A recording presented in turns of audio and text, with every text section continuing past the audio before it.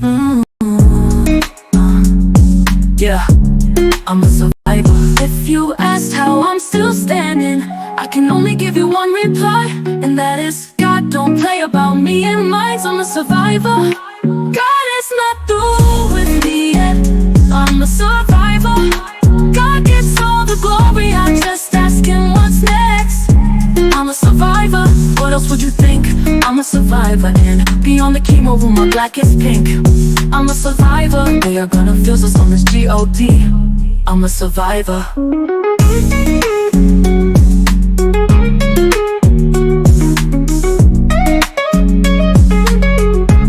I'm a survivor, what else would you think? I'm a survivor, and beyond the chemo room my black is pink.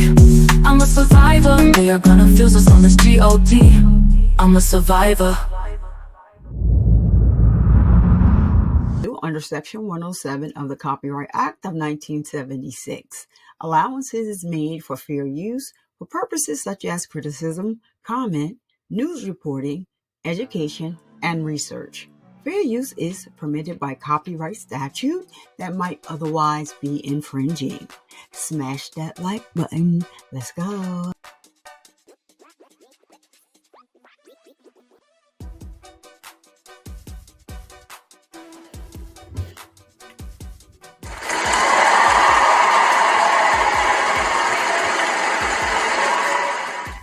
Hey, what's up? What's up? What's up, good people?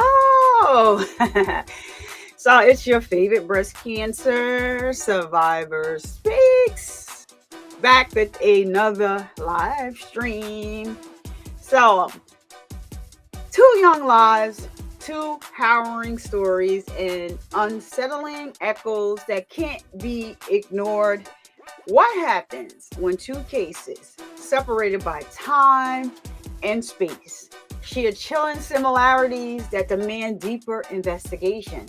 Welcome, everyone. Today we're continuing the parallels between 2 heartbreaking stories, Iyana Sawyer and Ziyah Harris. So these cases are more than just headlines. They're windows into systemic patterns, unanswered questions, and the search for justice. What do these cases tell us? Not just about their victims, but about the world that we live in. So stick with us, because this is a conversation that we all need to have. We are going to go over the Iyana Sawyer case. However, we are keeping in mind how eerily similar the case is to the Ziyah Harris case. So if you hear me reference the case, it's because we still have a focus on the Ziyah Harris case. So I want you to pay attention to the similarities of the 2 young ladies and the monsters that stole their innocence, and then dispose them like they meant nothing. So if you're joining us for the first time, don't forget to hit that subscribe button and turn on all notifications so you never miss our live streams or videos. And if you're watching live, jump into the chat. We want to hear your thoughts and questions throughout the show. We have a very interactive, respectful chat here. No bullying is allowed. And if we do have moderators in the chat, and they will, act accordingly. So hold on a minute. Shout out to No One for the music playing in the background. I appreciate you, No One. Check him out. If you're looking to get some beats, whatever song, that you might want to use on your channel, you have to reach out to him. His chat will be in the link shortly. So I'm going to get into saying that today is a new day, Wusa, and knowing that, as you elevate certain things, happen and ugly things start to rear their head. But over here, we try to keep it positive. So to the members that saw my video yesterday, it was just something that was just frustrated and built up. But if you are a member and you didn't see it, sorry, because I took it down. But it needed to be done. Um, so let's see who we have over here in the chat. It's the Crash Out crew here. FFS, he was the Crash Out crew. Child Diggy, what's up? What's up? What's up? Child Diggy is Child Diggy is like my right arm. Uh, keeps me going, keeps me level head with all of my mods. Though I love them all. Um, Jason Hodges, what's up? What's up, Jason? Thank you for being here. Love you, man. Just Lee. Good morning, ma'am. Jazzy T, what's going on? Jazzy T, hold on. Let me get over here. Yeah.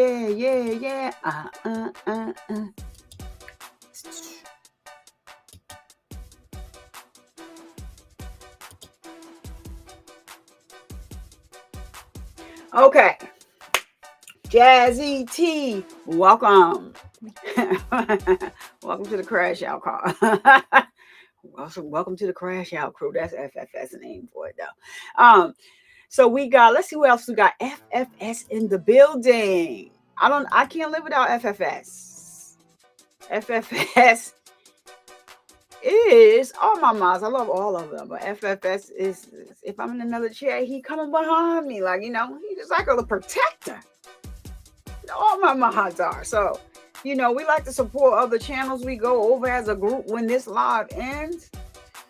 But we have to be careful who we support because they don't want to support. I'm confused, but it's okay. Don't worry about what I just said. It's true. Our Lower is in the building. Good morning. Lower, that's the song that I wrote it. And that's the song that I don't know what was wrong with the whole video, why the complete song didn't play. But yeah, I just played it yesterday, and somebody, a subscriber in the chat left a message and said she loved it. So I said I would play it again today. But I did that last year for during Breast Cancer Awareness Month. And so yeah, normally I just do my timer and throw in a disclaimer so we can get to the show. But thank you so much for liking the music. So I have it one with the whole song, and that is just a portion of it. So the other one, I don't know what it was doing, so I put that one on. But welcome, Loa. I hope you're feeling well. I hope you are well rested, and I hope that you're doing okay. Glad to see you though.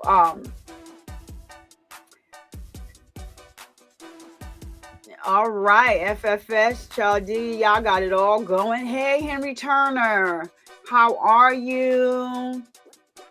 Let's go. There's nothing else to talk about. I don't know what that means, but okay. I don't know what that means. Okay.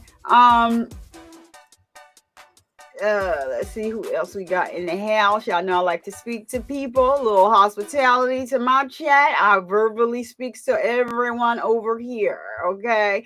My tech clouds, baby. Check out your emoji. Tell me what you think. All right. So that is everyone that we have here. And as you know, we're going to get right into it. We're on day 4. So we're going to get into that.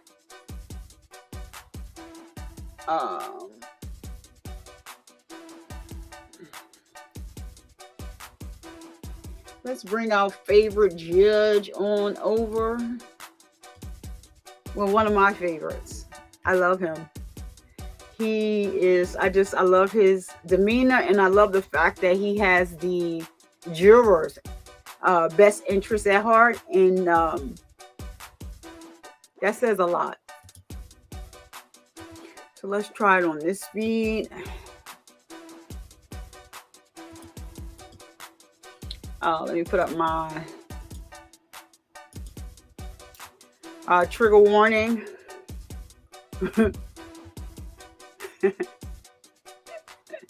Yeah, yeah, I understand. I'm just gonna laugh, just laugh it all, girl. Just laugh on through the day. Okay.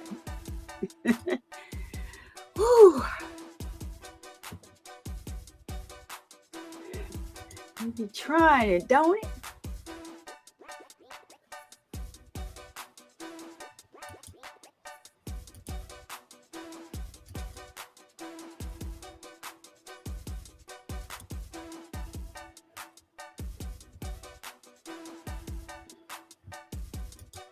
All right, there it is. Nobody asked him to jump right on the screen. If you want, and hello to the people over there. I almost forgot. Got a little sidetrack. Sorry about that.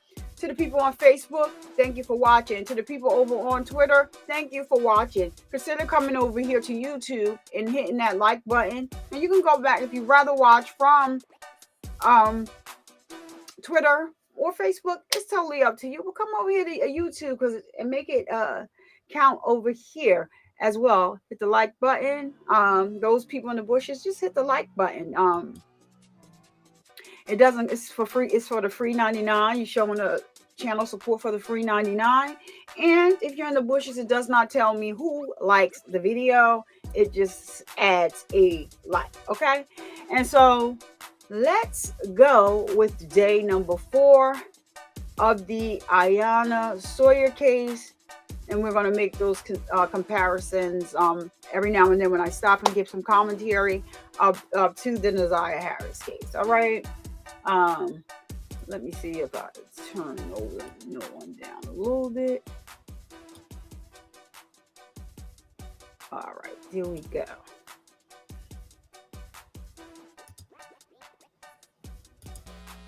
I was muted. Good morning, everybody. Welcome back. We're here for day 7 of our trial, day 4 of testimony. We do have counsel of the state defense and Mr. Quella's present. Before we bring the jury out, is there anything that we need to handle outside their presence first from the state?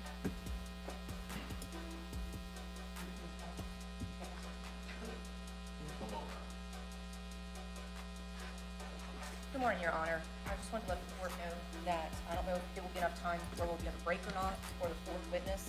I just wanted to let the court know that witnesses 4, and then it will either be 5 or 6 depending on the testimony 4. There will be the Williams rule witness where there will be the instruction, Your Honor. And secondly, based upon the testimony, the state will be requesting as well 918.16 paren 2, which is clearing of the courtroom involving sexual abuse testimony. However, there are exceptions within paren 2 who can stay in the courtroom, Your Honor. He's starting out with this noise.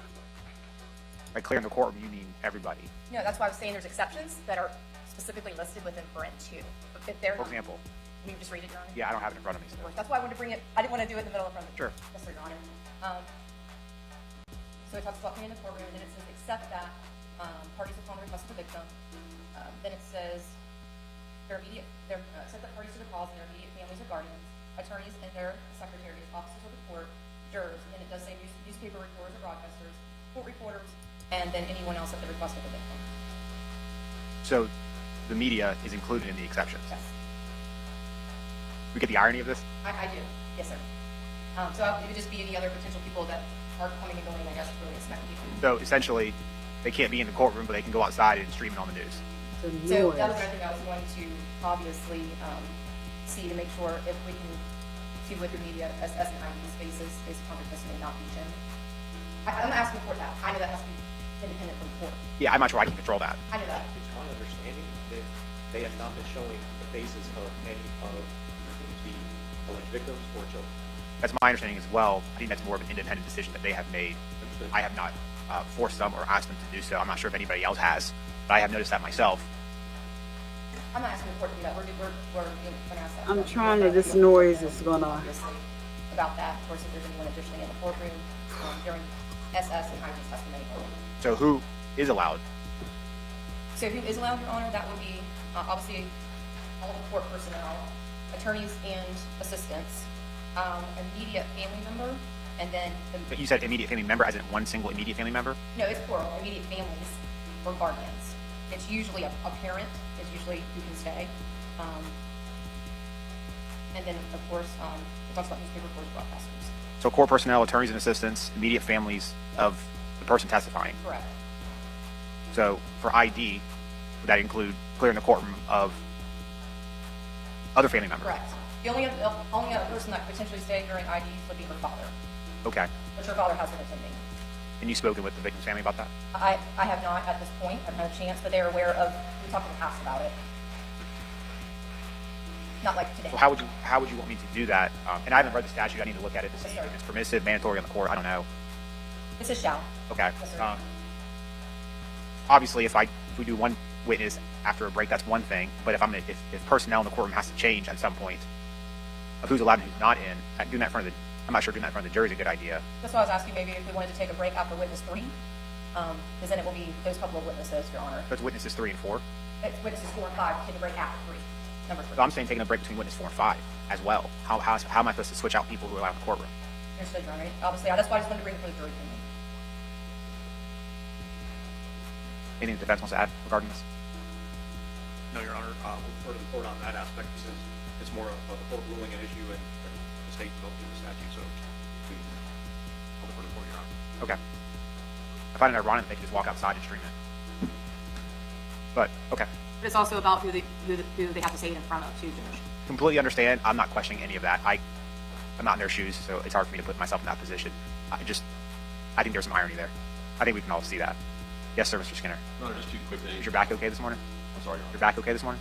Actually, it's not. It's actually on fire. That's all me trying to strip. But 2 things other than that. I would say, 1, we have disclosed to the defense this morning regarding this Damian Hatch. We intend on calling Damian Hatch, and the rule requires us, if he changes anything or anything differs from what he said in his deposition, we have to certainly tell the defense. In prepping him between... Yes, it was driving me nuts. I had to read through his deposition. There's one fact that he said either was misunderstood by the court reporter or he misspoke, so he wanted me to know that. I have told counsel, in essence, Judge, to make it quick, we anticipate him testifying if the defendant walked him through what happened between him and IS. It is a confession witness. He gives several details and facts that he believes that he knows that the defendant told him. In deposition, he said that he dumped a gun. He says, I meant to say he dumped the girl.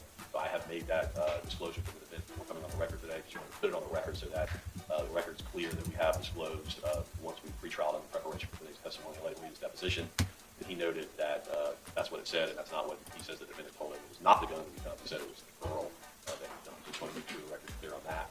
Second and last, with respect to Kamar Humphrey, this is more of an administrative matter. The state is going to announce today whether we intend on calling Kamar Humphrey. Hey, At this point, I was advised that we're going to kind of pull the defense as well. We are leaning towards not calling Kamar Humphrey.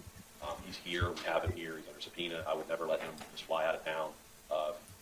Now that he's here under subpoena, I've told the defense we would hold him here. But just to put on the record, from the moment we announced that we're releasing him from our subpoena, we would ask the defense to incur this cost moving forward. If they would have to hold him here for a couple more days, just want to put that on the record for administrative purposes. Okay. Judge, we just learned of it. Obviously, this is an issue with JAC. Given I learned of it literally 5 minutes ago, if we have to stroke a check and reimburse the state, then so be it. We'll do whatever we got to do to finish this trial. Okay. Anything else from either side? No, Your Honor. No, Your Honor. Ms. French, you said after witness 3 is what becomes an issue? Yes, sir, Your Honor. Is knowing the lengths of these next 3 witnesses, is that about the mid-morning break anyways? I think so, Your Honor. Given that it's already 9:16, yes, sir, Your Honor. I think that will probably be about an hour and a half. Okay. You bring the jury in, please?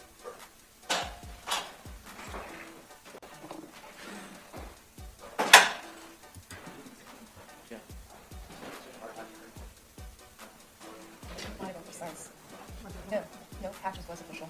Patches was official, right, because you won't break it down. I'll write it down.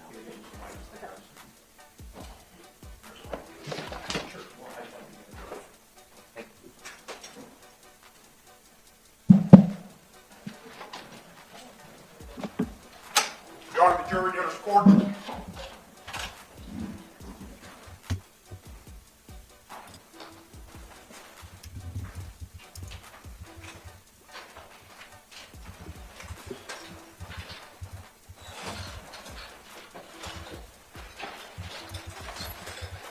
Members of the jury, welcome back. You guys may have a seat, of course. Welcome back for our trial. Let's make sure they have all the right notepads. Oh, they need more pads. Okay.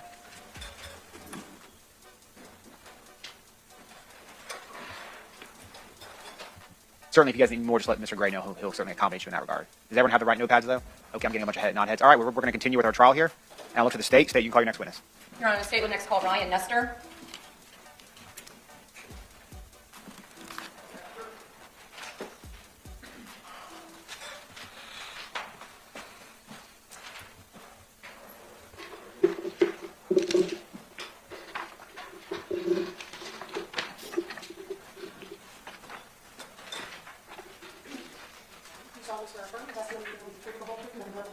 I do. Sir, good morning to you. Just watch your step. If you need a glass of water, let us know. We'll do our best to accommodate you. If there's an objection made, yeah, Mr. Gray will get you a glass of water. If there's an objection made during the course of your testimony, I just ask that you pause, let me rule on the objection, and then we'll go from there. Yes, sir. With that said, Ms. French, you may inquire. You're ready. Good morning. Good morning. Please introduce yourself to the jury. My name is Ryan Nestor. And can you spell your last name? It is Nestor. How long have you been employed with, are you employed with JSO? I am. And how long? 8 years. And what is your current title at JSO? I am a public safety analyst supervisor. And how long have you been a supervisor as a public safety analyst? 1 year. And what does that exactly mean? In my current role, I supervise the analyst, but as a sorry, I feel a little loud there. As a crime analyst, we support a multitude of units within our agency in two facets. One is the patrol facet, where we do crime analysis. Our analysts are tasked with analyzing patterns, series, and trends, so they can better direct patrol to crimes that are happening in their areas, so they can better police them. And then we have analysts that support the investigative units, and they will support units like homicide, robbery, special assault, and they'll assist with their investigations, finding people, identifying phone numbers, social media, mapping cell phone records. So prior to being a supervisor, were you considered a crime analyst? Yes, ma'am. And how long had you been a crime analyst prior to being a supervisor for the past year? 7 years. Is it fair to say then back in December of 2018, 2019, several other years through 2022 that you were a crime analyst? Yes. And during the time frame of December 2018 and then 2019, were you assigned to a specific investigative unit? In that time, I believe I was assigned to the gang unit, either the gang unit or the violent crimes unit. We bounce around every couple of years. Now, as part of being a crime analyst, specifically you were assigned to those divisions. Do you also have an on-call rotation? Yes. So in order to make sure that all the analysts get enough rest before we establish an on-call position, if an analyst was supporting homicide, they could get called at all hours for help. So we decided to establish an on-call system that put our analysts on call 1 week in for a rotation. So usually we're on call 3 to 4 weeks a year. And during a certain time frame, then in that December time frame, January time frame, were you asked to assist involving a missing persons case? I was. And have you been ultimately, though, contacted to assist by Detective Porter, who's now retired from missing persons, and then homicide detective Billy Abbott? Yes. And were you asked to look at phone records in regards to an IS and then a defendant by the name of Jonathan Quiles? I was asked to look at phone records for IS. And then in regards, just further going off of phone data, would that be from Google in regards to the defendant, Jonathan Quiles? Yes, I was asked to look at those as well. Now, I want to first talk about the records that you received in regards to the target of the defendant, Jonathan Quiles. I believe you stated you received some Google records. That's correct. And what does that mean, Google records? So Google, if you have a Google account, and this is easier for them to do if you have a Samsung or any device that's using Android, because Google owns Android, and just like iPhone that you need a iCloud account to use an iPhone, you need a Google account to use an Android device. So with that, Google is tracking your locations through your account using their apps, their programs on their phone. And so we have access to that information if we do a search warrant. Now, where does that data originate? Meaning, what does Google, you said it captures a location? Correct. And that is based upon, is the Google account have to be on, or does it always have to be on with a Samsung type phone? So the way they do it is that it's all tied to your account. So if you don't go into your account itself and delete the location history, they're going to continue to track your phone. So if you were to put your phone in airplane mode, your device is still storing locations, and then when you turn it off airplane mode and connect back to the network, they're going to upload all those past locations to their servers. They used to retain this information for forever, but within the last couple of years, they've made adjustments where they're only retaining the last 18 months of that data. And they use this data to build a profile about you, not just your locations, but your habits, what you buy, what you purchase, and they anonymize you and sell that information to advertisers so they can better target ads. What if, Mr. Nestor, a person turns off their phone? Would Google records then be able to locate your different locations? No, they would not. So Google has a process. They use 3 different types of ways to track your location. The first is with assisted GPS. So that differs from standard GPS, where if you're outside, your phone can connect to the satellites that are in the air, and they can triangulate your location. The issue with that is that there's only 32 or so of these satellites that are available for the general public to use, and it takes a lot of processing and battery power to find these things and connect to them. Plus, you also have to be outside. So they use assisted GPS to find that location using cell towers to connect to servers that know these locations, and it cuts down on the processing time, and they can track your phone indoors. They can better triangulate your phone indoors. And when you're using assisted GPS is when you've opened, like, say, your Google Maps, and you've plotted a location, and it's going to take you there. And it's very accurate, usually within 3 to 5 meters, so that they can tell you need to turn right in 800 feet. If they can't get a hold of GPS, they're going to use Wi-Fi data points. Now, they have patented some algorithms that are proprietary that we don't know exactly how they work, but they are using Wi-Fi points to triangulate a location of your device. If they can't get a hold of Wi-Fi, there's no Wi-Fi in the area, they will use cell phone towers. And if there's no cell phone towers in the area that they can use to triangulate the device. I'm sorry, what was the last thing that you stated? Cell towers. After cell towers. After cell towers, you won't get any records. So your phone is either in the middle of nowhere or it's off.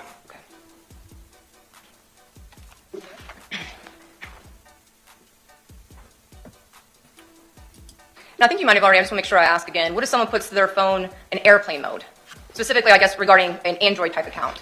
If your phone is in airplane mode, Google is still collecting those locations because you can still be connected to, like, Wi-Fi points and stuff like that. So they're still able to collect some location data, and it's just going to get stored in your phone. And when you reconnect to the network, they'll just upload those locations.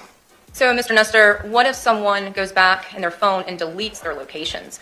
Would that be memorialized if someone then requested the Google records? It can be. For these records, there were no tombstones, as they're known, in the records of deletion. Just simply means that there was just no processing on the server at the time that they were requested. That's all. If they were deleted and they had a record of it, they would have been there. And you mean on the actual Google records? Yes, correct. So there could potentially be a difference between Google records and then what's on a person's cell phone? No, just a difference between if they've deleted something and whether or not Google has a record of that or not. Now, were you asked, I haven't brought this up yet, the Google records specifically for the numbers 904-568-1617? Is that for IS? For the Google records. The Google records aren't tied to a phone number. They're usually tied to a device ID and the Google account email. Okay, so is it tied to the email, not the number? Yeah, the device specifically. Okay. And then when we know a device number, we can subpoena or do a search warrant for Google to get all the subscriber information that goes along with that device number. And that's when we'll get back a Google account, which usually has a Gmail associated with it. Now, were you asked to create Google location maps for December 19th and December 20th of 2018? I was. When you received the records, are there specific things that you were looking for? When I usually receive Google records, yeah, I'm usually just looking to see where the device is at. If we get enough of them, just trying to understand kind of where the device goes, what locations it frequents, so that we can help the detectives build a better case, and then kind of understand if there's any areas of interest that they need to look at that we didn't know about before based on where the device had traveled to. And how do you map these? Do you use a specific program? We use several different programs.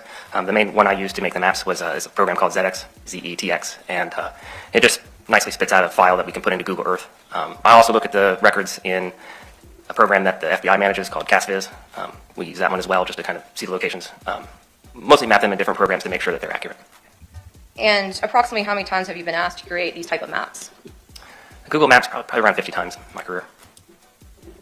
Now, in regards to the Google Maps, does that involve potentially any points of interest, or do you just map what's shown? Generally, when we first look at, I just generally map what's shown. If there are areas of interest that the detectives are interested in, I'll plot those on the map so that they can see. But usually if I'm just doing investigative work, I just kind of plot everything and we just kind of look at it. Now, do you use cell tower in order to map these Google records, or do you not need them at all? We don't need cell towers. So like cell phone records, we would need a cell tower list to help understand where the device was in relation to the records, depending on the records we get from a cell phone company. Google is giving us a point that they say the phone is, and they're giving us a display radius. Now, what information are on these lists to help pinpoint where a person is located? The longitude, latitude. All right. Okay, I'm going to draw your attention now to December 19th, 2018. Were you asked to map anything post 10:45 in the morning on the 19th of 2018 December? I believe I was just asked to map the whole day. Okay. And were you able to obtain any Google data from that particular day? Yes. All right. And did that time frame include 11:15 a.m. to approximately 11:40 a.m.? It did. Right. I'm going to be showing you now what is listed in evidence as number 35. Can you see your screen, sir? Yes, ma'am. All right.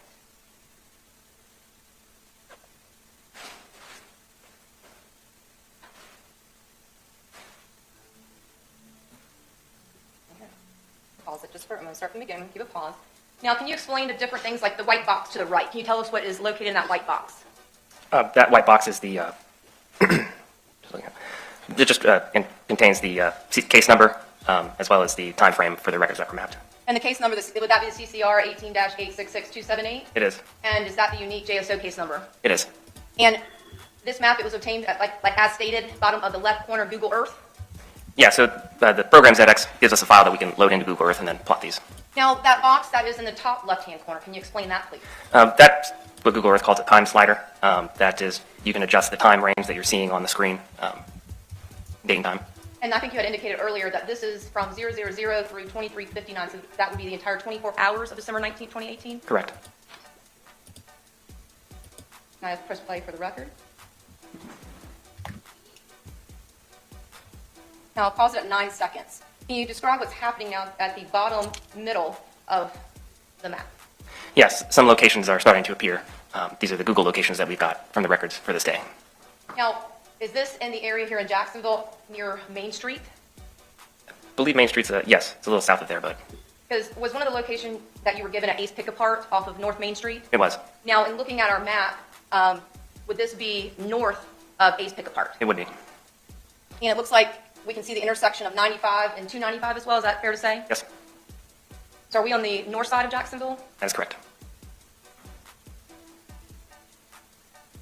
Now, when we're following, and I was pausing it for 13 seconds. When we see the time, let's just for example, 12/19/2018, 11/16/44, is that actual Eastern time? Yes, ma'am. And when we see a red pen, what does that mean? That indicates the location that Google has told us the device is. And I think you had stated earlier, Mr. Nestor, that this is an approximation of 3 to 5, was it meters? On average, 3. Sometimes they can be a little bit larger than 3 to 5, but usually GPS records are within 3 to 5 meters of a display radius. Now, the current information that we are finding, I know that you had mentioned earlier there's different data that can be on Google records. Were you able to determine which data this was from the Google records? These are GPS records.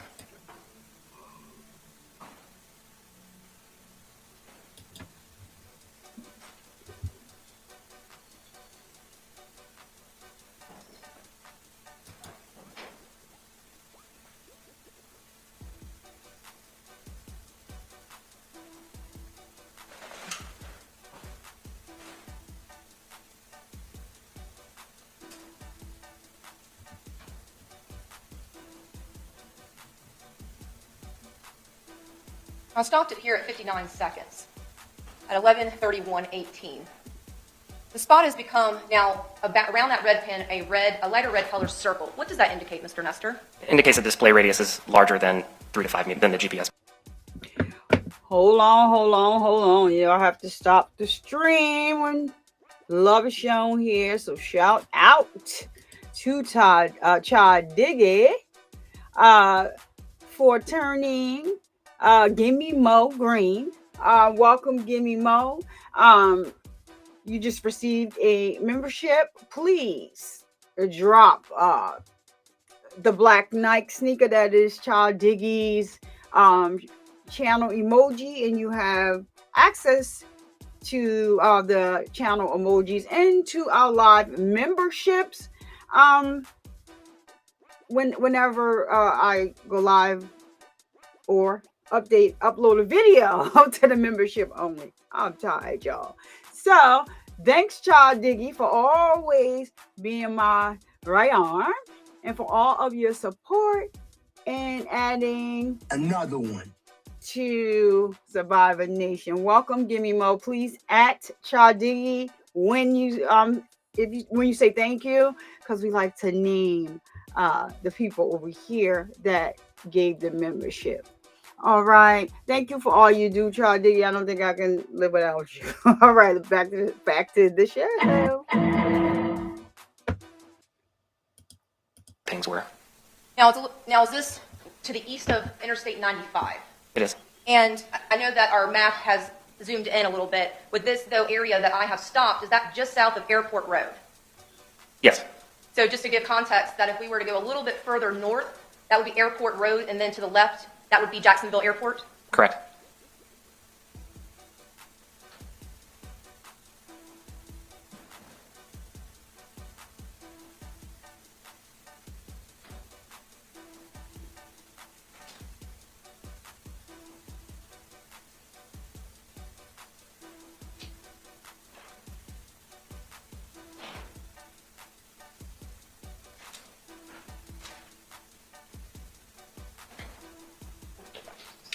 Gimme Mo had already did it. She already. You So already I did it. paused it now at 1:32. Is it fair to say that the last entry point would be 12/19/2018, 11:39:29? Yes, ma'am. At that time, does the GPS then go off? Yes, there's no more records for the rest of the day from Google. And again, what are the factors that could indicate why there, after 11:39:29 a.m., there's no further Google location information for 12/19/18? The phone is either in the middle of nowhere, or the device was turned off, or the locations were deleted. So you said either the device was turned off or it was deleted. Correct. Now, did you also create a map for December the 20th of 2018? I did.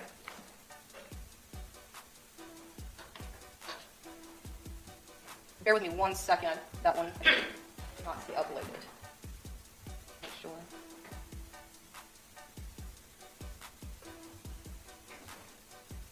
Bear with me 1 second, and I need to upload the second one.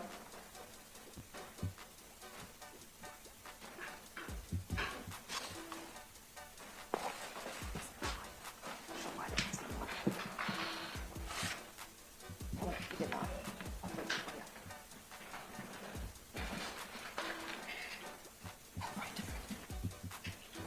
Yes, please. You should be here. And I will take off from the viewing.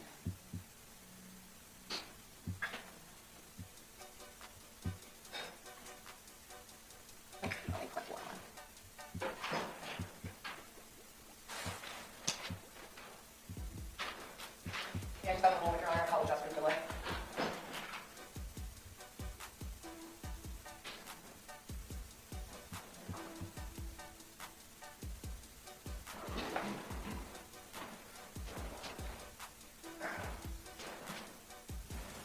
Give me one moment. I apologize, Your Honor. Come on.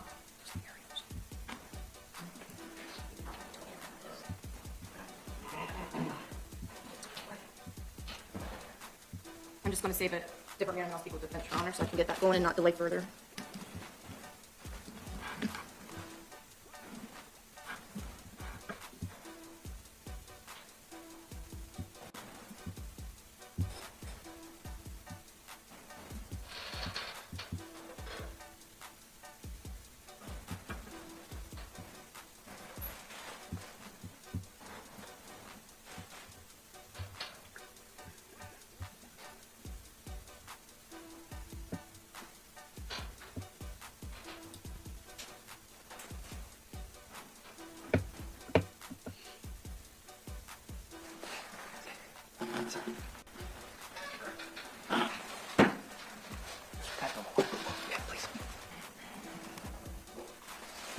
Is the volume good for everybody, or do you guys want me to turn it up a little bit? Just let me know in the chat if you want me to turn it up. It had got loud when she started talking, so I turned it down. So just let me know if you need me to turn it back up.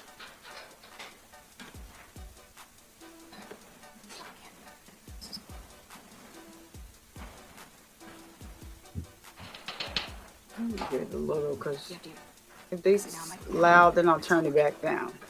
Does the council know a bit report on the difficulty we're having? I can assume. Yes, sir. I think, just have a second. Sure. As I think both defense and the state would like to give the jury 5 minutes just to see if we can get this up. We apologize. No, it's fine. Technology gets the best of us. All right, members of the jury, it's 9:45. Rather than have you sit there in silence, I'll let you go back in the jury room and talk about everything but this case. If you remember, don't discuss the case among yourselves. Don't do any independent research, and we'll call you back out here in a few moments. My link is expired.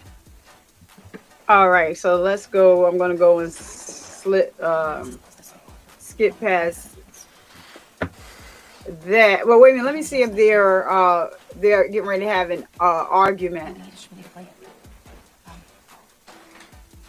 me see that.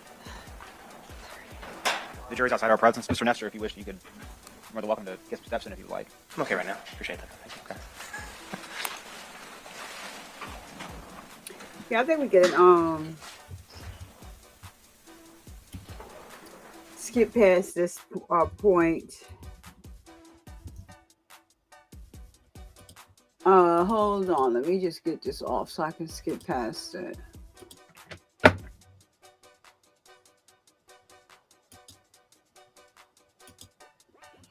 All right, what's up? What's up to all the new people in the building? I like to speak to people and add their name. So while I am fast forwarding past this, what's up, PD Broker? Welcome. Thank you for coming, Chloe. Thank you for being here, fam. Electro Jed, I didn't see you. Thank you for being here, Electro Jed. I do miss you and wish to see you more. But thank you for coming. If you're still here, I saw you afterwards, and there was someone who had just Petrina Gilbert. Welcome, and how are you doing? So while we're on the break, Just Lee decided that she was going to go ahead and grow the family, and we definitely appreciate you, Just Lee, for helping to grow the Survivor Nation family. Thank you so much. So Michelle Guidry, please say thank you to Just Lee for turning you green, and drop some slime umbrellas in the chat. And also you get to take advantage of the special channel emojis for 30 days. Go ahead and take advantage of those. Thank you so much, Just Lee, for turning another one green, girl. Thank you. And so then Miss LJ, you were just gifted a membership by Just Lee. Please say thank you. Please add her. When you say thank you, please say her name. You drop some slime umbrellas down in the comments for Just Lee, adding another one. All right. So then we have breaking it down with B. I like your profile pic. Anything pink. So you received a membership from Just Lee. Please thank her and add her when you do. You have access to the membership channel emojis for 30 days, and anything that is done over here for the members only, you'll be a part of that. Thank you, Just Lee, for turning another one green. Simply Sherry, what's up, girl? How are you doing? Look at your profile pic. You received a membership from Just Lee. Please say thank you in the comments. Add her name. We like to add the name to the people that give memberships. And take advantage of the member channel emojis that are in the chat, and drop some in the chat. You can drop some slime umbrellas. They are in the regular emoji, so you don't need to look for those in the membership only emoji. So thank you once again to Just Lee for turning another one green. Jennifer Devine is no stranger to the show. What's up, Jennifer Devine? Jennifer Devine was already family, but now you're green again because you were green. And you already know about the channel emojis, but just at Just Lee. And tell her thank you for the gifted membership. And because we like to name and make sure that we are, just, real, Lord, y'all, our girl is tired. I was up late yesterday. We got to name the people that are gifting these memberships. And it's a special thing when it comes from the person who received. So over here, we like to do that. We're all about, positivity over here. And that's just that. And that's the way we're going to keep it. And so in the back of my mind, knowing that, things happen. I'm tired today, y'all. I'm tired, but we're going to watch this thing. Let's see. So thank you once again, Just Lee. I'll go ahead and update the banner and add you as a channel sponsor for today. Also, Jazzy T is in the banner as a channel member. Sponsor for today. Also, I need to add Chaw Diggy in there as a sponsor, and also FFS is a sponsor in the show for today from yesterday, because that's just what it is. Okay. So thank you. So let's get right back into the trial here. Thank you, Just Lee. I appreciate you so much, girl. Always supporting. Thank you.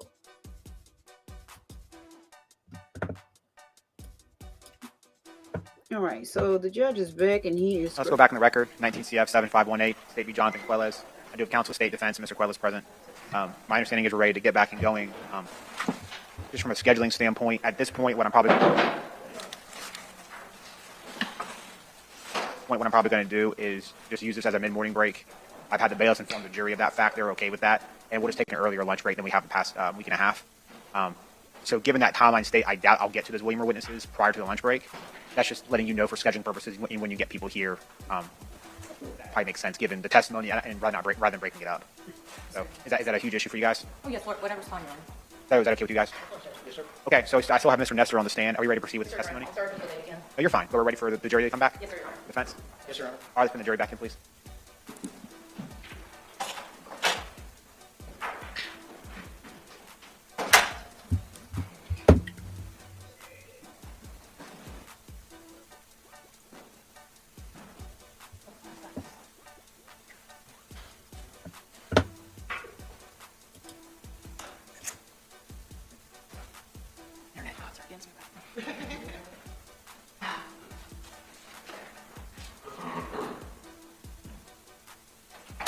Your Honor, the jury reenters the court.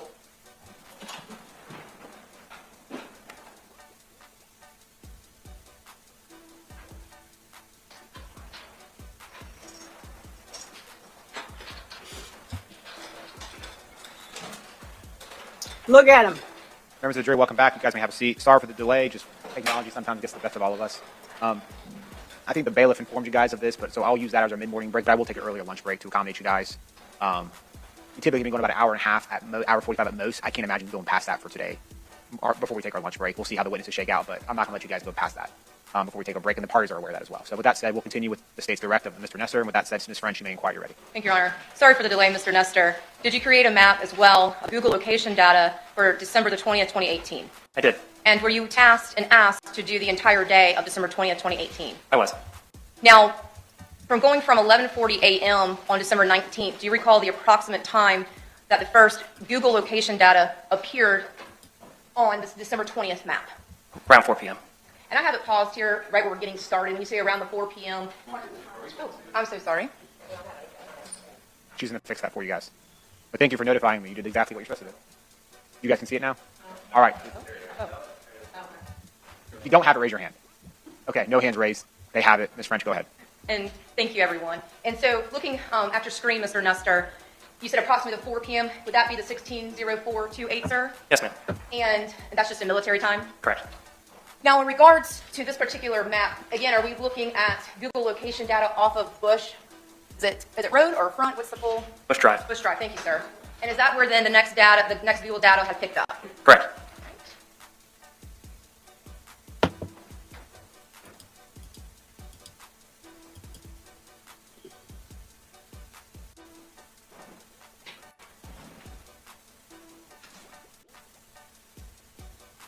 Now, what bridge would we be going over at the 16:24:37 time frame? And I've paused it at 20 seconds within the video. I do not know, actually, what bridge that would be. All right, I'll discuss that later with Detective Abbott.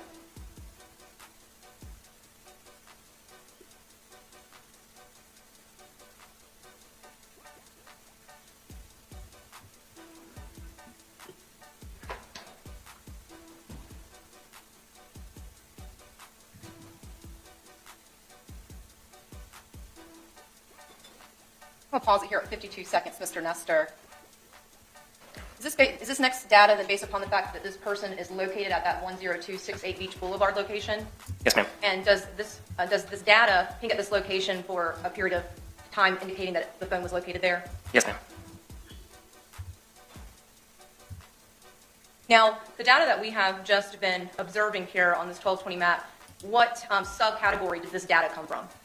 I believe it was a mix between the Wi-Fi and GPS. Currently, we're looking, I believe, still at the GPS. Thank you, Mr. Nestor.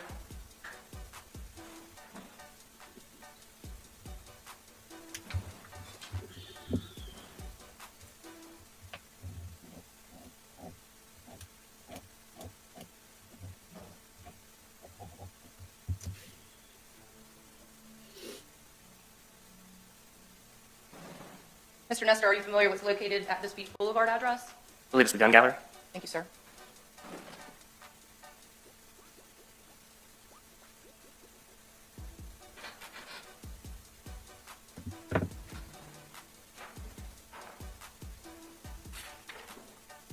Now, Mr. Nestor, when we get into this larger, lighter color red, what does it indicate, sir? And I paused at 1 minute and 54 seconds. Just indicates that the record at that time, Google had a larger display radius than the other display radiuses they had. So as that circle enlarges, does that mean then that the radius of the location is a little bit wider? Correct. Wider beyond that 3 to 5 millimeters? Correct.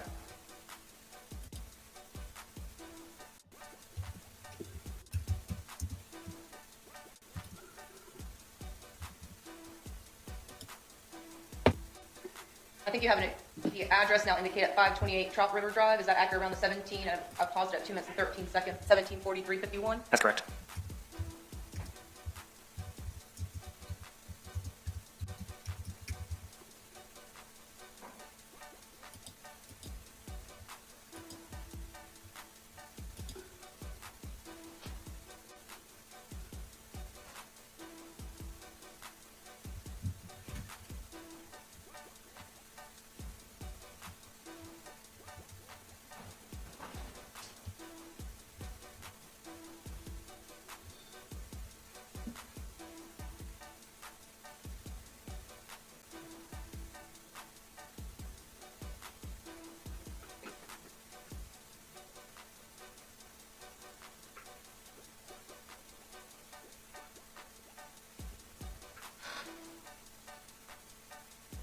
Now, Mr. Nestor, I just want to go back 1 second to the white box.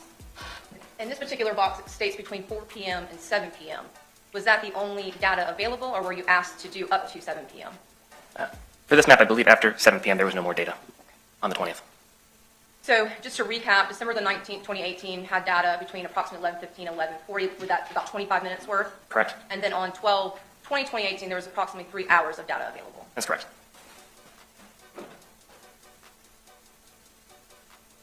Now, Mr. Nestor, were you also then provided the Google records associated with an Iyana Sawyer? I was. And I know that you had mentioned earlier that it's not related to a number, it's related to an email.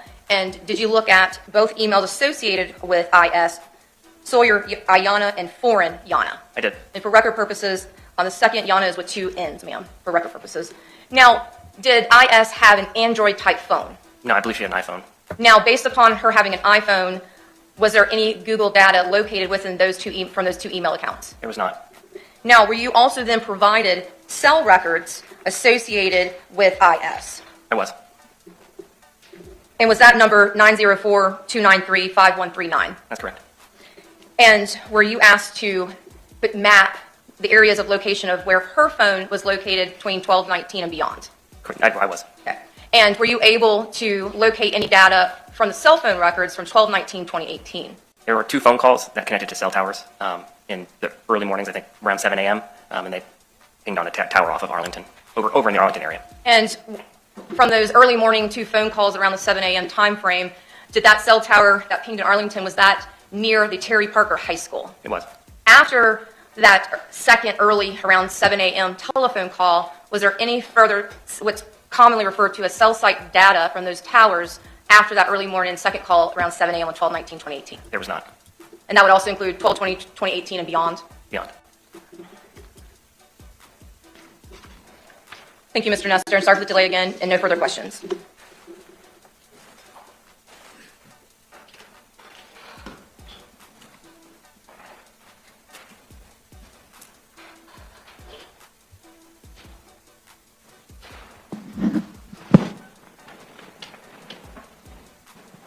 Morning, sir. Good morning. All right. So you were asked to go through these phone records associated with Mr. Query, correct? Correct. All right. And to be clear, you said Google tracks your phone, whether it's by habits, location, buying habits, and that's all done through either assisted GPS, Wi-Fi, or cell towers. Do I have that correct? Correct.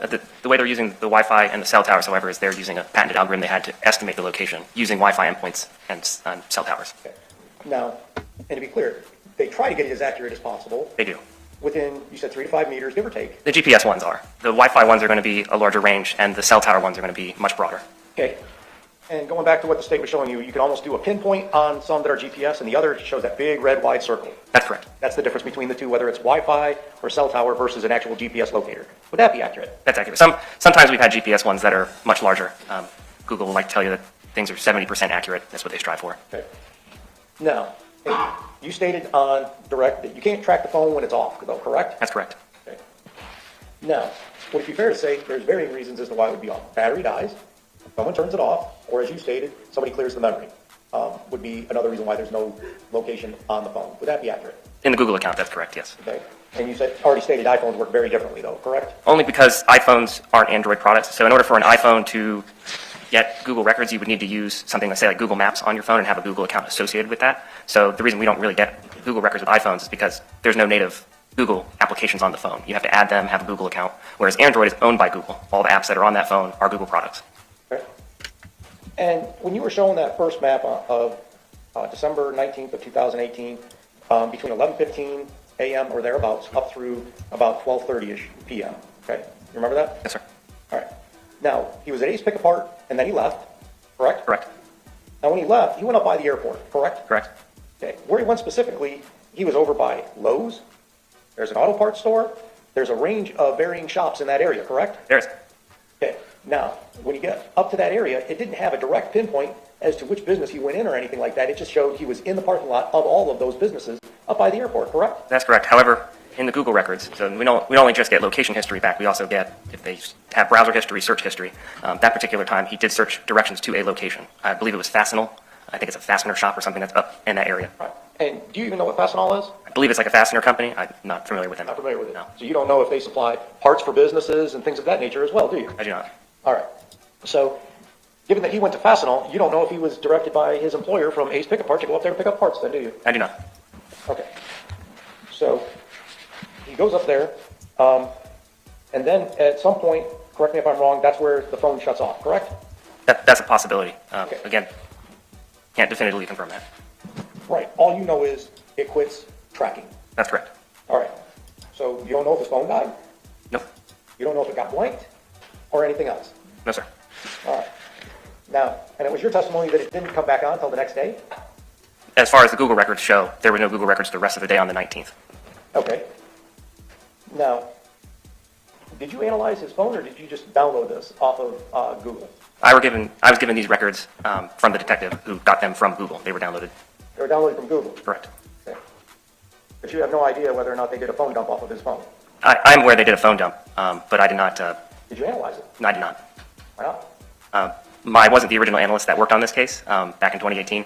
I assisted with the missing persons part of the investigation, but the other analyst that did work that investigation, she's no longer with the agency. So I was asked to come in and look at the Google records specifically. Okay. And then, after reviewing those records, create this map that you provided for the court? That's correct. All right. So then the next day, he pops up on Bush Drive, correct? Correct. Okay. That's also on the north side as well, correct? That is, All right. Up in the area of the Budweiser plant, if I'm not mistaken. Is that accurate? that is accurate. I believe that's where it's around. Okay. And then you track him from up there off of Bush Drive, and he goes down to Beach Boulevard, correct? That's correct. To the gun range? That's correct. And then he ends up over in the area of Trout River and then Terry Parker, right? Yeah, I believe it was more towards like Girvan Road, or I'm sorry? I think it was more towards Girvan Road originally, and then maybe towards Arlington after that. Okay. And this is a full day after IS is supposed to have been missing, right? Correct. All right. So you don't know if he was over there meeting with family or coordinating anything or what? You just tracking where he went? That's correct. All right. Now, the calls that you said were made on 12/19 of 2018 at 7 a.m. from IS's phone, that being the 904-293-5139, correct? Yes, sir. All right. Did you search who those calls were made to? I did not. Okay. Are you aware they were made to her grandmother? I was not. Okay. You just know that 2 calls were made on the morning of 12/19 of 2018. Yes, sir. Were you aware they were made to the same person who owns the account for that phone? I was not. Okay. Would it be fair to say you're limited just by the information that you're given then? That's correct. Okay. And you're only given enough information that the lead detective has given you then? That's correct. All right. So it's hard to do a complete analysis if you aren't given the full information then, isn't it? That depends on the case. I think, the detective gives me enough information that I need to know to plot the locations on the map. My job is to accurately display those locations without I don't have any bias as to where he goes or what locations they show. My analysis is just to show that the records that we got from Google are accurately mapped as we receive them. Okay. But you don't know how the phone was used and in what context or who he was calling, who he was texting, or anything else? No, sir. You also don't know what Google searches he did or where he went, do you? I know Google searches that he made that are in his Google account records for the time frame that we were given. And based on that, you know he did a Google search to go to the gun range, right? I do. Okay. And that was done before he went to the gun range, obviously, right? Correct. He needed directions. Right. So all that was displayed in there. Accurate. Is that correct? That's correct. All right. May I have a second with counsel, Your Honor? Nothing further, Your Honor? No further from the state, Your Honor. Mr. Nestor, good to see you, sir. Have a good rest of your day. Very much. You can call your next witness. Yes, sir, Your Honor. The state would next call Nicholas Kutu.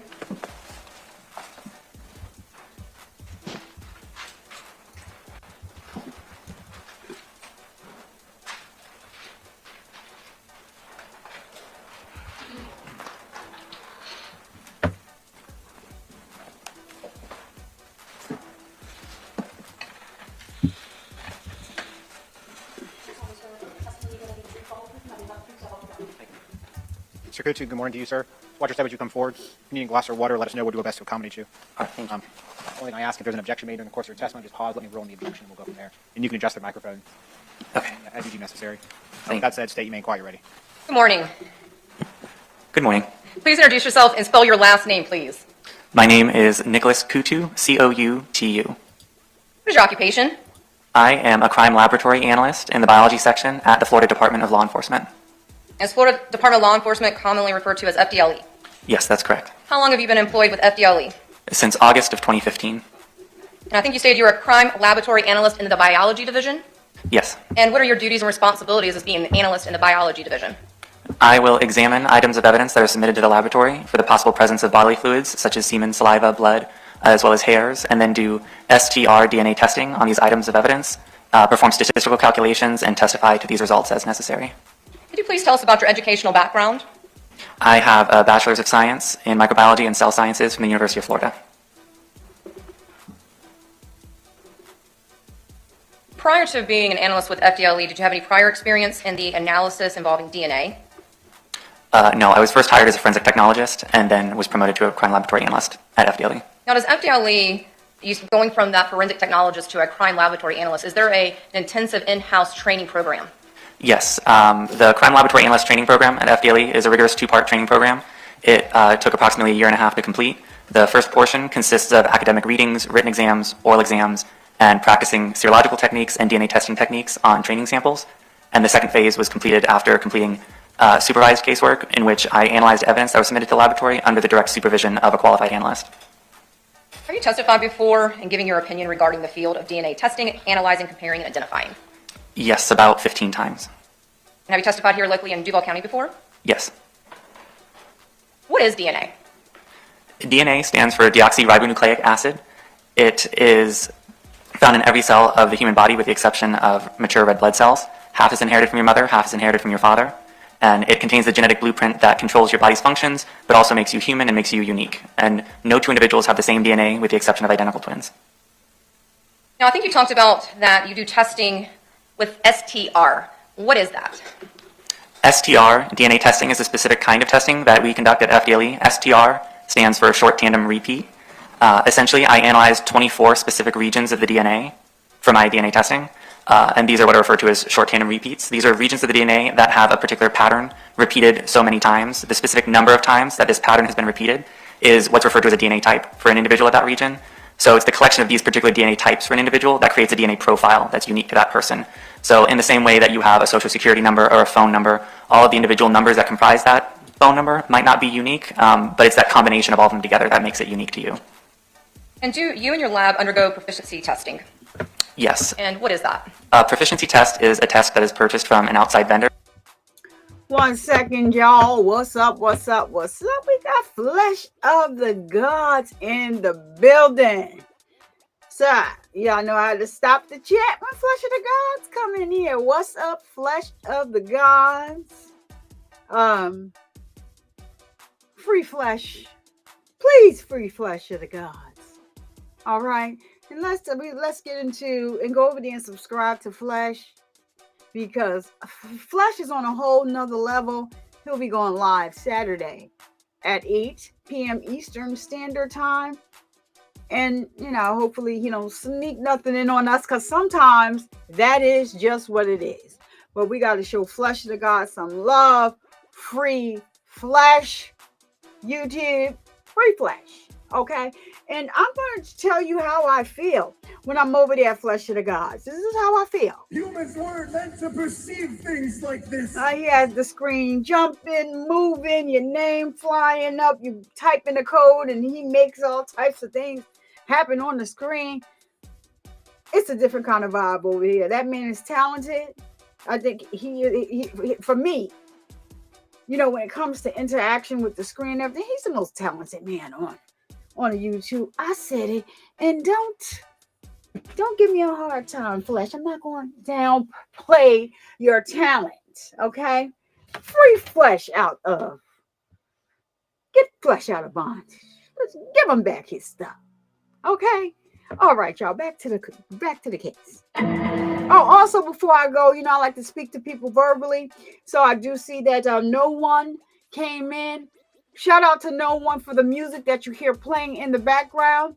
If you want, are interested in getting some music done by No One for your channel, instrumental, whatever it is, there goes link right there. Tap on the link. You can work that out with No One. Okay.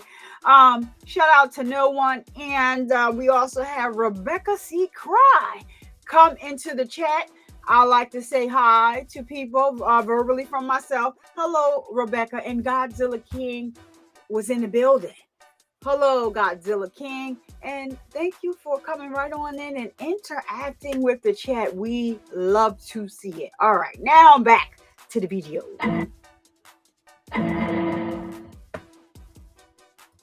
To test and assess my knowledge and my skills in terms of doing DNA testing or serological testing. I complete this twice a year per FBI accreditation requirements. And does also FDLE, what do they do for quality assurances within the lab? For quality assurance, there's a number of measures that we'll take with items of evidence. I'll only work one item of evidence at a time. I have a variety of personal protective equipment, such as gloves that I change frequently, a face mask, hairnet, lab coat. I'll thoroughly clean my area prior to working an item, and as well as after working that item before moving on to something else, only having one tube open at a time. We also have controls so that we can track the possibility of any sort of contamination that might occur, that we're getting expected results from the reactions and the testing that we're performing, and then a whole entire review process as well throughout the testing. Is FDLE accredited?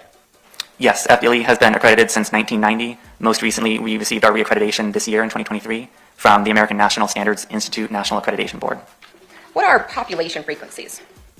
Population frequencies would refer to the frequency of those DNA types, or they're also called alleles, for particular individuals within a population. So how common or how uncommon those particular DNA types are that you've inherited from your mother or father. What are the types of items that can be tested generally for DNA? A couple categories. Generally, most things can be submitted to DNA testing at FDLE. We work a variety of swabs from surfaces or items. We will take in items of evidence that are submitted, and then we'll swab them ourselves or do visual examinations for any possible staining and test those.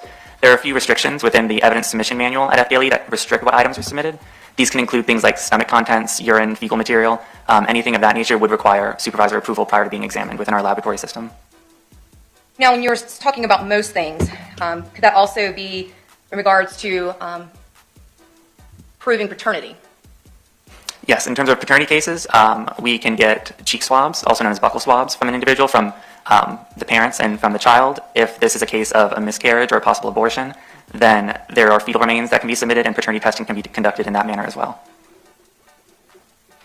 Now, are there a variety of results that can be obtained from DNA testing? Yes. Tell us about some of those. So the types of results that I can obtain from my DNA testing, I can either obtain no results, I can obtain limited results to where I have some DNA types present, but not in a sufficient amount that I can make any sort of determination as to the number of contributors in those results, so I can't make comparisons. Essentially, they're uninterpretable if it's limited. DNA results can be single source or having originated from one person. I can either obtain DNA types at each of the 24 regions I've tested for that individual, which would be a complete profile.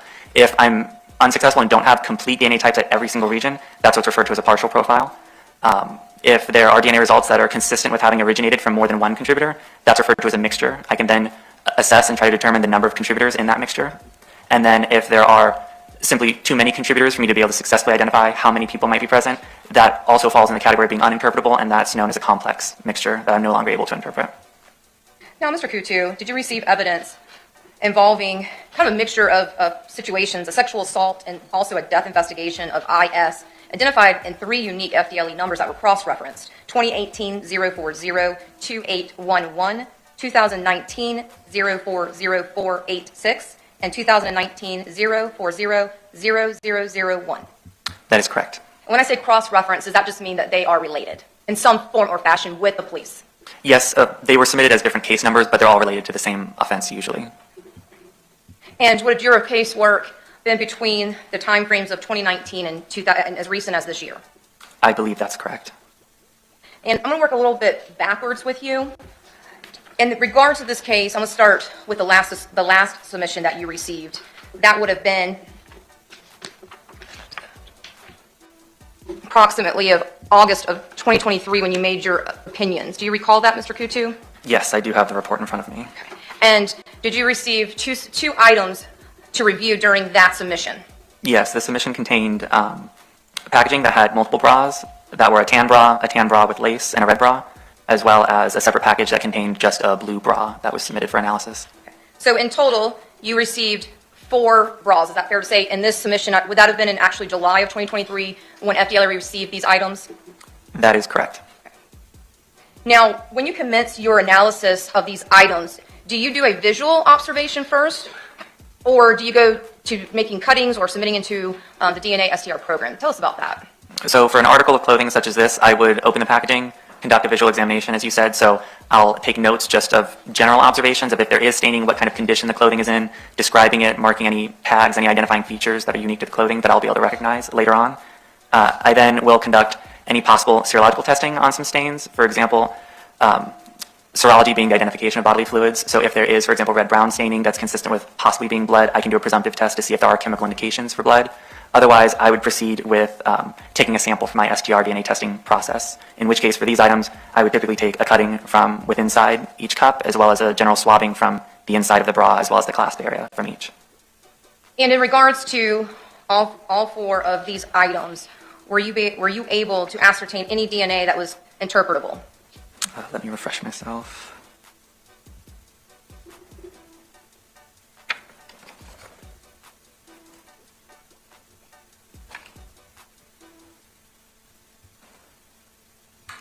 No.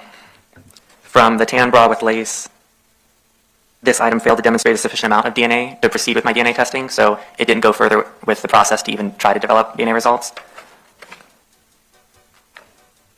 For the red bra, no DNA results were obtained. For the tan bra, there were limited DNA results. However, due to the limited nature of the DNA results, this data was not interpretable. And for the blue bra, this item failed to demonstrate a sufficient amount of DNA for the STR DNA testing process. Now, Mr. Kutu, if items were found in a landfill, how could that affect the ability for DNA to potentially be available on an item to meet that sufficiency requirement for testing? There are a variety of factors that affect the persistence of DNA. Some of these could include whether or not there are environmental factors, such as being exposed to rain that could potentially wash something away. If there was exposure to sunlight that has UV radiation, which can damage and degrade the DNA, there could be the possibility of being exposed to components such as humic acid in soil, which can affect our DNA testing, as well as any sort of bacterial growth or chemical components of other things that might degrade the DNA or inhibit our testing process later down the road.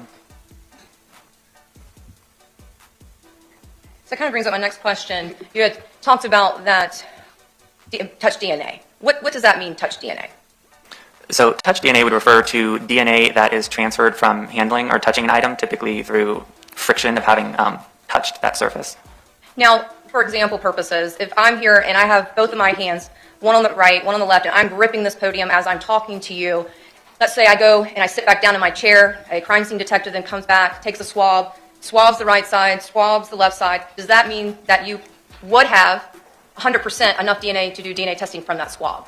No, it's possible that there would be DNA left behind in appreciable amounts that I would get results. It's also possible that there would not be enough DNA left behind for me to get interpretable results from that. There's a number of factors that come into play. For example, how long you've been in contact with that item, how much friction was involved in the contact of either a brief touch or more vigorous handling of an item, if it's porous versus non-porous, and if you had just recently washed your hands prior to touching it. All of those things can affect how much DNA is eventually transferred and left behind. And of course, I've given that example with me just standing here under a roof inside of a building, and I think that you had then explained that something out in the elements, there's a lot more factors that goes into whether the DNA is degraded or not degraded. Is that fair to say? Correct. Now, could also that include if someone came back behind me and took some cleaning material with a paper towel and wiped down these areas, is the likelihood then of getting my DNA on this podium, has it drastically decreased?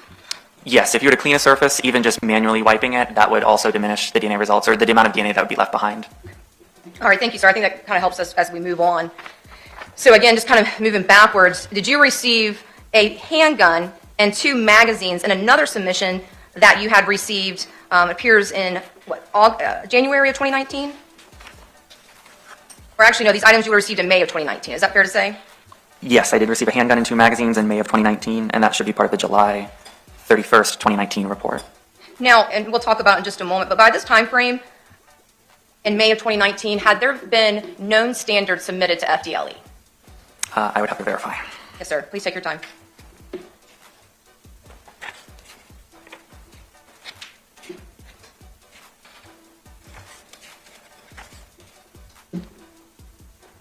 I'm sorry, that would have been from April of 2023. Is that when you received some known standards as well? Yes, so for this particular case, in terms of submissions, the 2019-040-0486, at that time, when I was reporting results for the handgun and 2 magazines, there were no buccal swabs or cheek swabs that were submitted in this case. There were buccal swabs from cross-reference cases available, and then the first set of buccal swabs or cheek swabs that were submitted in this case were April of 2023, as you said. Because I think overall, and tell me if I'm wrong, if you need to refer to your record to help refresh your recollection, overall, did you obtain, just overall, the dependency of the casework that you did, did you receive a known standard from a Stevie Griffin? Yes. Did you receive a known standard from a Kim Mobley? Yes. Did you receive a known standard from a Samaya Mobley? Yes. Did you receive a known standard from a Kyrie Mobley? Yes. And then, again, we'll talk about it last. Back in 2018, did you receive a known standard part of a sex kit of an Iyana Sawyer?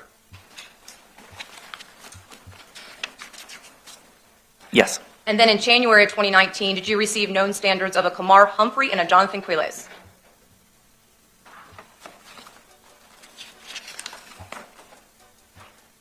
The buccal swabs from Jonathan Quiles were submitted in January of 2019, and the buccal swabs from Kamar Humphrey were submitted in November of 2018. Thank you, Mr. Coutu. So, and we'll get back to that April submission in just a moment. Let's talk about the handgun from July of 2019. What were you asked to do with the handgun and the 2 magazines, sir? To assess it, again, for any possible staining, as well as any DNA profiles that could be generated from swabbing that item. Now, did you do a visual inspection as well on the handgun and the 2 magazines? Yes. And in regards to the handgun, did you notice anything abnormal in your visual inspection? Let me refer to my case notes.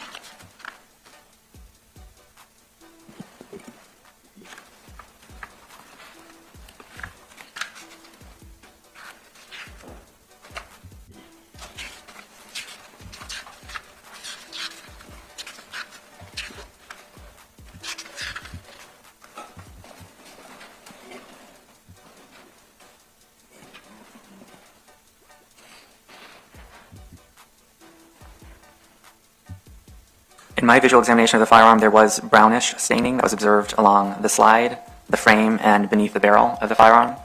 I was then able to conduct a presumptive test to try and identify the chemical indications of blood, and these were negative, so there were no chemical indications for the possible presence of blood. This was completed by doing a chemical color change test. I took a small rubbing of each area of staining, and then through the application of 3 different chemicals, waited to see if there was a color change to a pink coloration, and if there was, that would be chemical indications. However, that was not the case here, so there were no chemical indications for the possible presence of blood, and there were no apparent stains noted on either of the magazines that were submitted in the same item. Okay, thank you for that. And then in regards to the actual DNA testing of the handgun, can you tell us about those results, please, sir? For the swabbing from the handgun, this sample failed to demonstrate a sufficient amount of DNA for the STR DNA testing process. From the first magazine, which I had labeled magazine A, a complete profile consistent with a male individual was obtained from item 14, magazine A. I was then able to make comparisons to the buccal swabs I had at the time, which were from Iyana Sawyer, Kamar Humphrey, and Jonathan Quiles, each of whom were excluded as the source of the DNA profile on this firearm magazine. And for the second magazine, which I labeled magazine B, a sample was taken, and this sample failed to demonstrate a sufficient amount of DNA for the STR DNA testing process. Now, when you received those additional known standards in 2023, did you then go back and compare them to this male standard?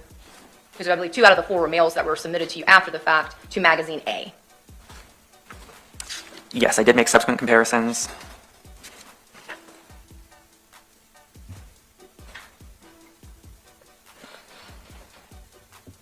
My later comparisons show that Stevie Griffin, Kim Mobley, Samaya Mobley, and Kyrie Mobley are all excluded as contributors to the DNA profile obtained from magazine A.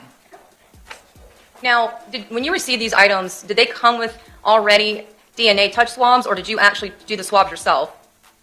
I swabbed the firearm myself. And what areas would you have swabbed the firearm?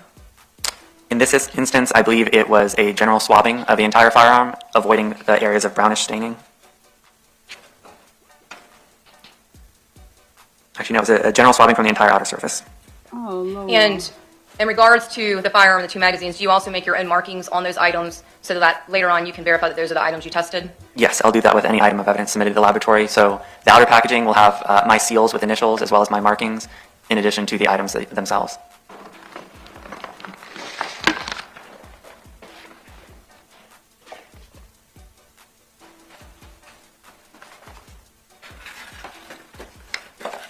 I'm showing you State's Evidence 37. Do you recognize it? You can take a moment and look at it.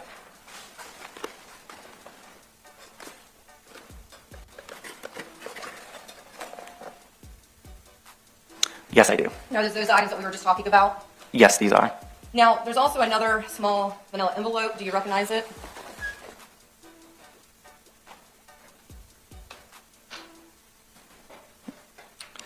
I do not recognize Okay, so this. that's not associated with anything you did. No, the case number is the same, but it does not bear my markings. So that would be associated with Laura Draga, who also did some testing on the gun. Yes, that must have been from the firearms section, from subsequent analysis. Oh.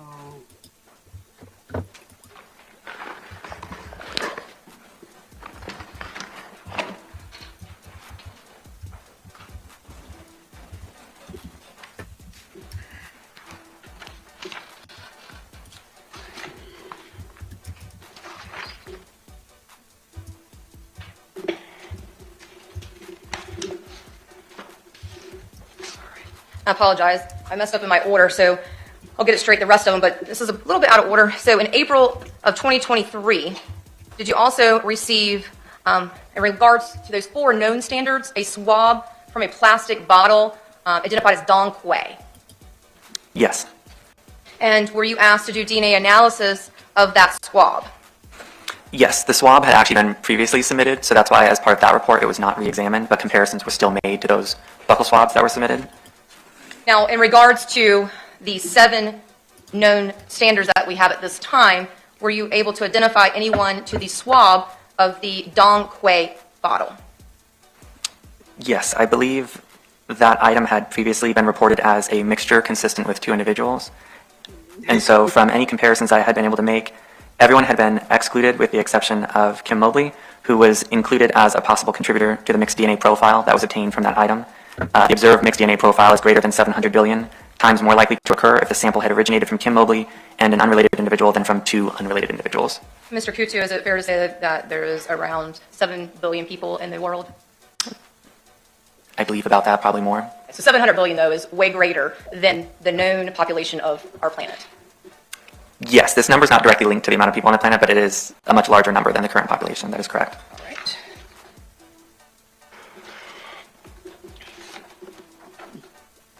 Next, sir, drawing your attention to the time frame of February 2019, March 2019, and April 2019, did you receive another series of items in this particular 3 cases that you did work on? Yes. I believe there were 9 item numbers associated with this submission overall. Yes, that's correct. And could you tell us what each item is, and then just go ahead and tell us your findings for each one, please, sir?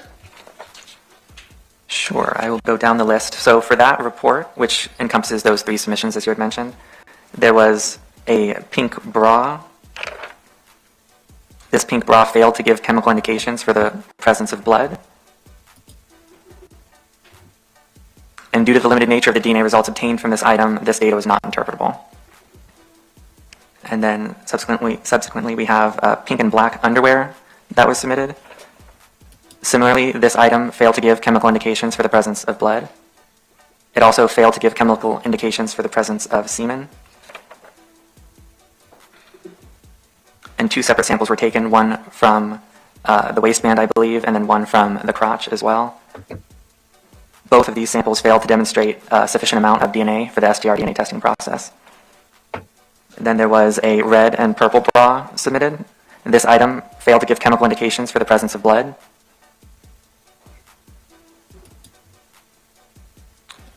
And the DNA results obtained from this item demonstrated the presence of a mixture. However, due to the limited nature of the mixture that was obtained, this data is not interpretable. And then there was another pink bra, which was FDLE item 8. And just to also, in regards to the first pink bra, was that then agency number 8-1 for the first pink bra? No, that would have been agency number 9-2. Oh, I'm sorry, under FDLE item number 5, thank you. Yes. So then this pink bra, for the results I'm about to give, was FDLE item 8 or agency exhibit number 8-1. So for this item, it also failed to give chemical indications for the presence of blood, and no DNA results were obtained from this item. For the pink bra, that is FDLE item 9 or the agency exhibit number 8-2. This item failed to give chemical indications for the presence of blood.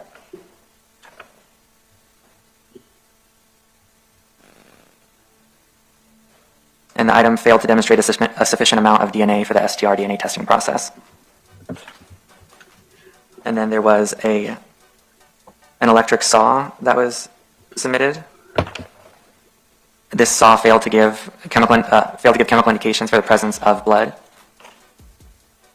For the rain suit, which was a pair of jacket and pants, this item failed to give chemical indications for the presence of blood.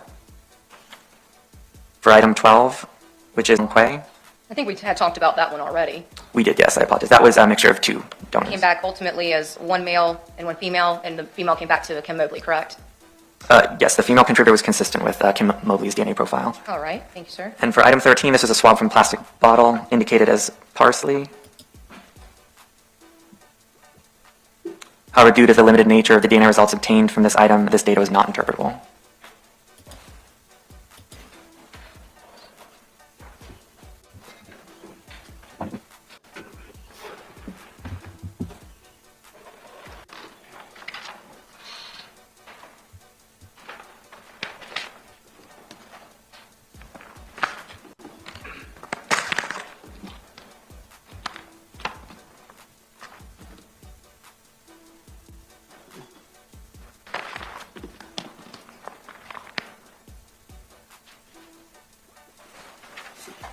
Mr. Cucci, I'm going to go ahead and just show you a couple of items. You can please look at States 44 for a moment.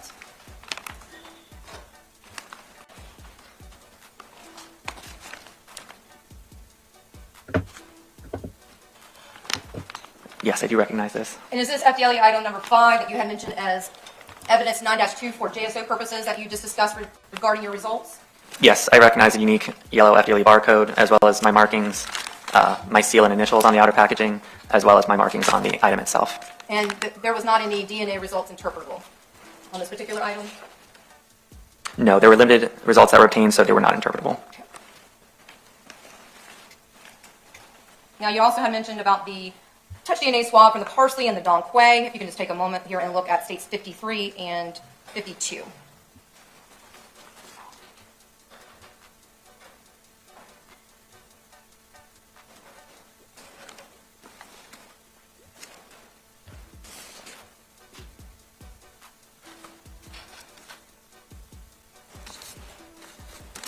Yes, I recognize these as well for the same reasons. I can see my markings on the outer packaging, the unique FDLE case number and item number, as well as on the internal packaging, my markings as well for that case. And are those 52 and 53, in fact, the swabs of the Donquay and the parsley bottles? Yes.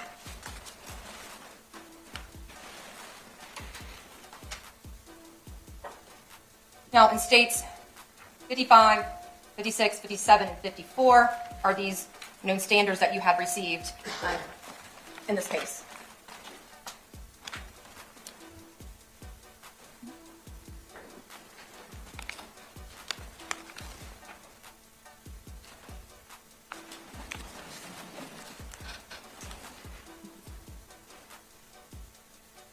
We'll start with states 54. Do you recognize it? Yes, I do. And is it a known standard? Yes, these are buckle swabs from Samaya Mobley. All right. And then in states 55, is it a known standard? Yes, I do recognize these, and they are buckle swabs that were submitted for Kim Mobley. And then if you could please look at states 56.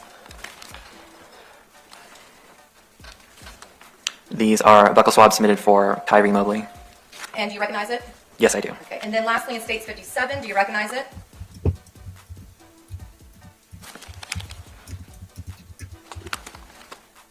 Yes, I do. And are they as well a known standard of an individual? Yes, these are buckle swabs that were submitted for Stevie Griffin. And next I'm showing you states 61. Do you recognize it? I know you have to just orient yourself with it.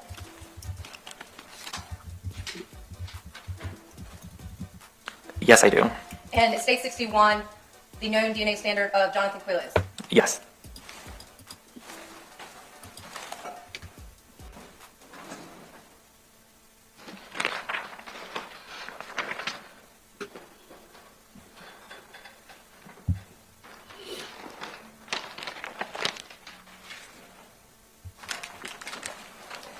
Karen, may the witness stand up to look at the items? Sure.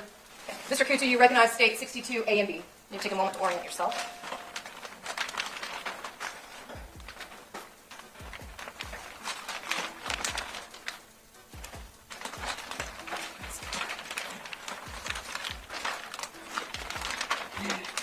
This mofo.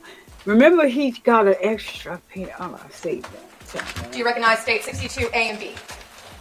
Yes, I do. And is this the rain suit that you had mentioned earlier in regards to the submission? Yes, it is. And I believe you stated that the rain suit did not test positive for blood, a presumptive test. Is that accurate? That is correct. And after you did that, did you do any further DNA testing on these items? I don't believe there was any additional testing on those items. Your Honor, I have a couple more questions, Mr. Q2, based upon the items. May we step down in front of the jury? Sure.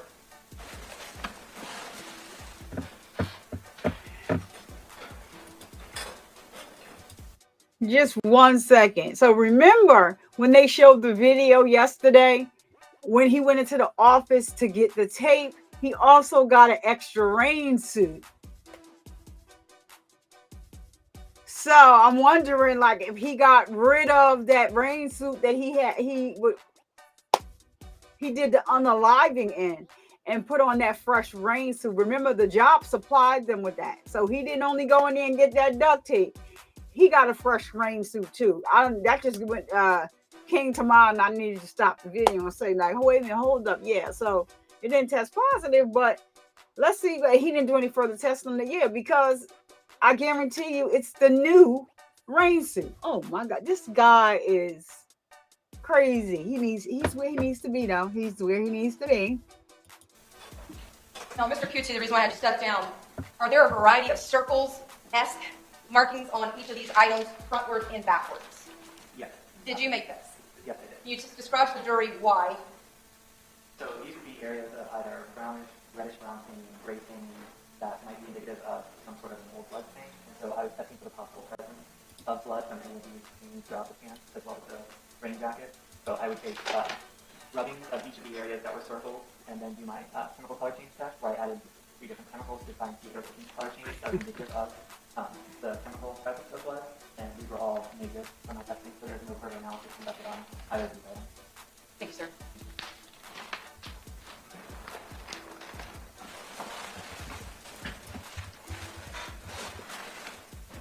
Now, Mr. Kutu, if the fact that that's a rain suit, and if someone wore that while it was raining, could that affect the ability for the blood, the DNA, to be degraded? The rain could potentially wash away some of the chemical indications. However, usually when there's a negative result, it could either be due to a low concentration of the chemicals that we're looking for, or because simply there was no blood that was present to begin with in the stain. So there's a possibility of reasons why something may or may not have blood on them. Correct. It might either not be blood, or if it was blood, it was diluted or somehow degraded to the point that it was under our sensitivity thresholds for detection with our testing. Oh.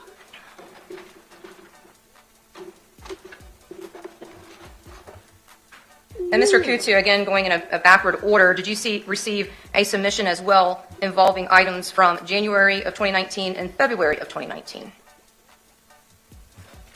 Yes. And I believe in total, did you receive 9 items?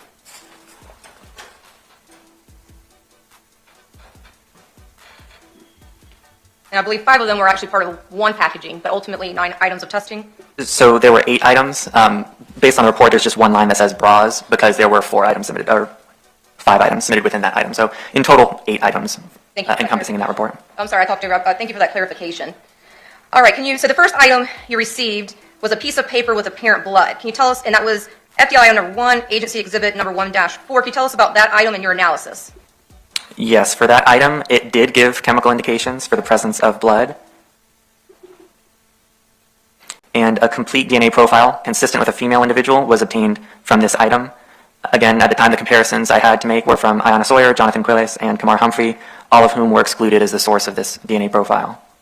And Mr. Kutu, later after receiving additional known standards, did you compare them as well? Yes, I did. And what were your findings, sir? These individuals were also excluded, which would be Stevie Griffin, Kim Mobley, Samaya Mobley, and Kyrie Mobley, as being the source of this DNA profile. So all of the known standards that you have received up to now have excluded that female profile? Yes, I did not receive any buccal swabs that matched the female profile from that apparent blood stain. And next, did you receive an FDI item number 2, agency exhibit -6-1, a pair of underwear? Yes, I did. And what were your findings? This item failed to give chemical indications for the presence of blood.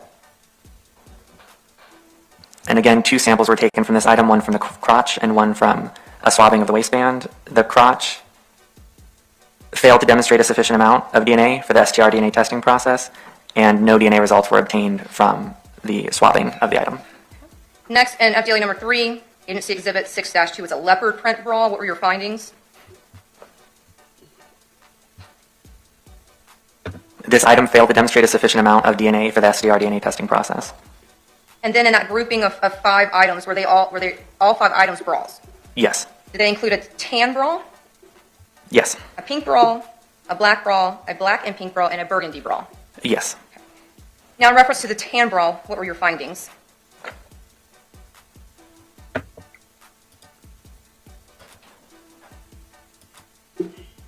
The DNA results obtained from the tan bra demonstrated the presence of a mixture. However, due to the limited nature of the mixture, this data was not interpretable.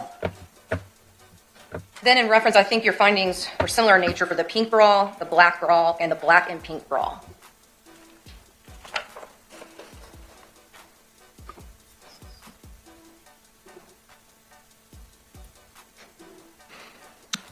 Yes, for these items, limited DNA results were obtained. Therefore, the data was not interpretable. And in particular for items, the pink bra and the black bra, which would be FDLE items 4.2 and 4.3, they also failed to give chemical indications for the presence of blood. And then lastly in the submission, 4.5, 6-3, the burgundy bra, what were your findings? This item failed to demonstrate a sufficient amount of DNA for the STR DNA testing process.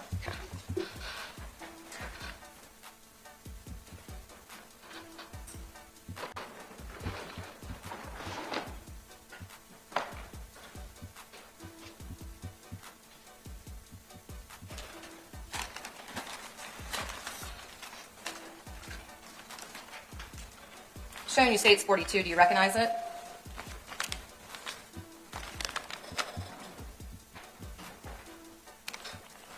Yes. And is that one of the items that we just discussed? Is it FDLE number 3? It's FDLE number 2. It Number was 2, I apologize. the underwear that was submitted. And then agency 6-1? Yes. And I believe you stated that there were not enough DNA for testing?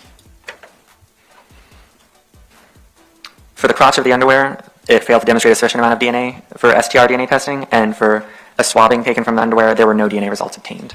And looking at States 42, do we also see the circles of area, just like you did with the rain suit in State 62A and B? Yes, there are a variety of areas that I have circled of staining that were tested and all proved to be negative or failed to give chemical indications for the possible presence of blood.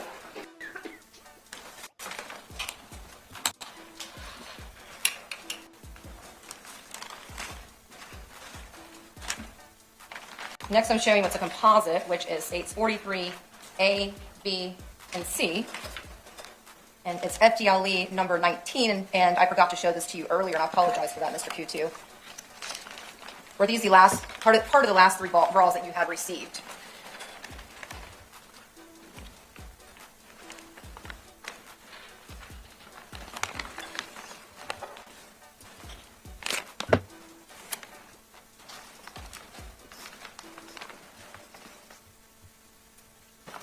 Yes.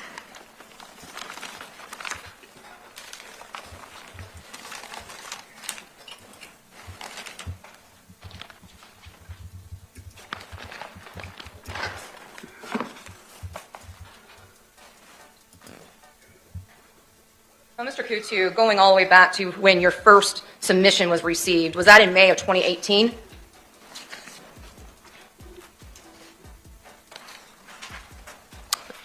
Specifically for which case? That would have been 2018-0402-811. Yes, the first submission in that case was May 24th of 2018. And did you receive in that submission an item labeled sexual assault evidence kit from Iyana Sawyer? Yes. And were there items contained within that package? Yes, the sexual assault evidence kit contained buccal swabs from Iyana Sawyer, as well as vaginal swabs, labial swabs, swabs from the left neck, and underwear.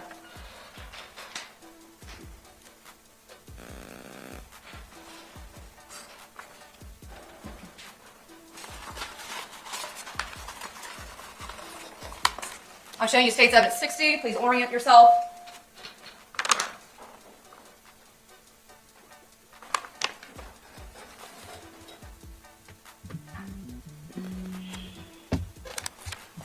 And is that the sexual assault kit that you received back in May of 2018? Yes, this is. Okay, I'm going to leave it up here for the next line of questioning. Hold on.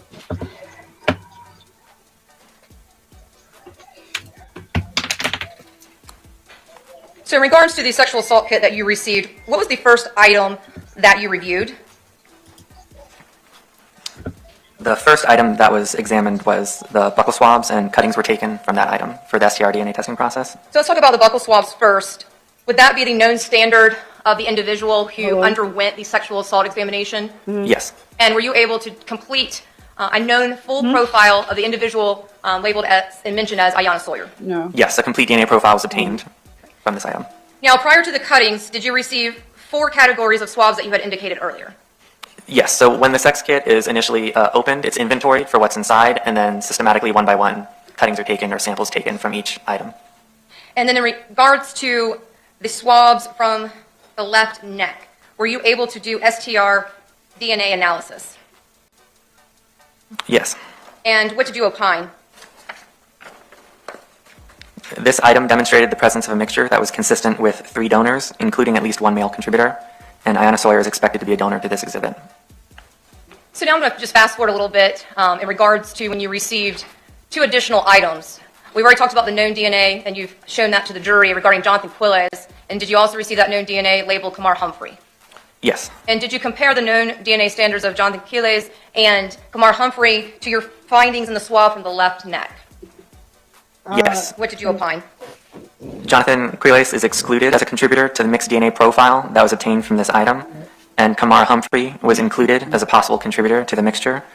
The observed mixed DNA profile was greater than 700 billion times more likely to occur if the sample had originated from Iyana Sawyer, Kamar Humphrey, and an unrelated individual, than from Iyana Sawyer and 2 unrelated individuals.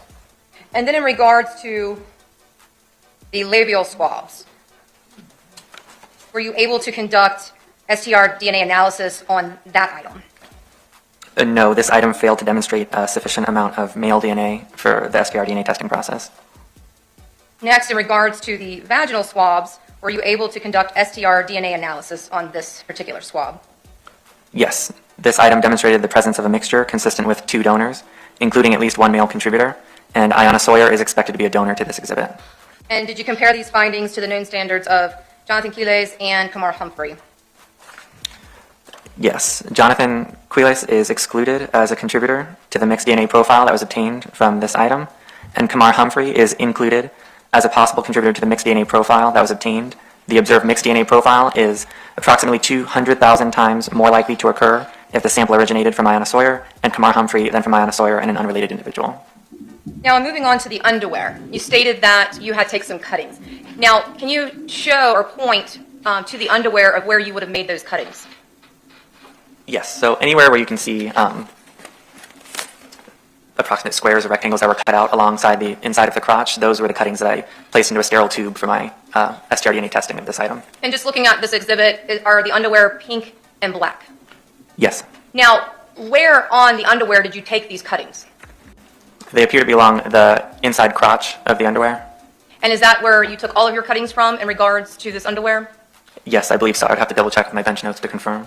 Would you just take a moment to refresh your recollection to see if there's any additional places besides the inside of the crotch area?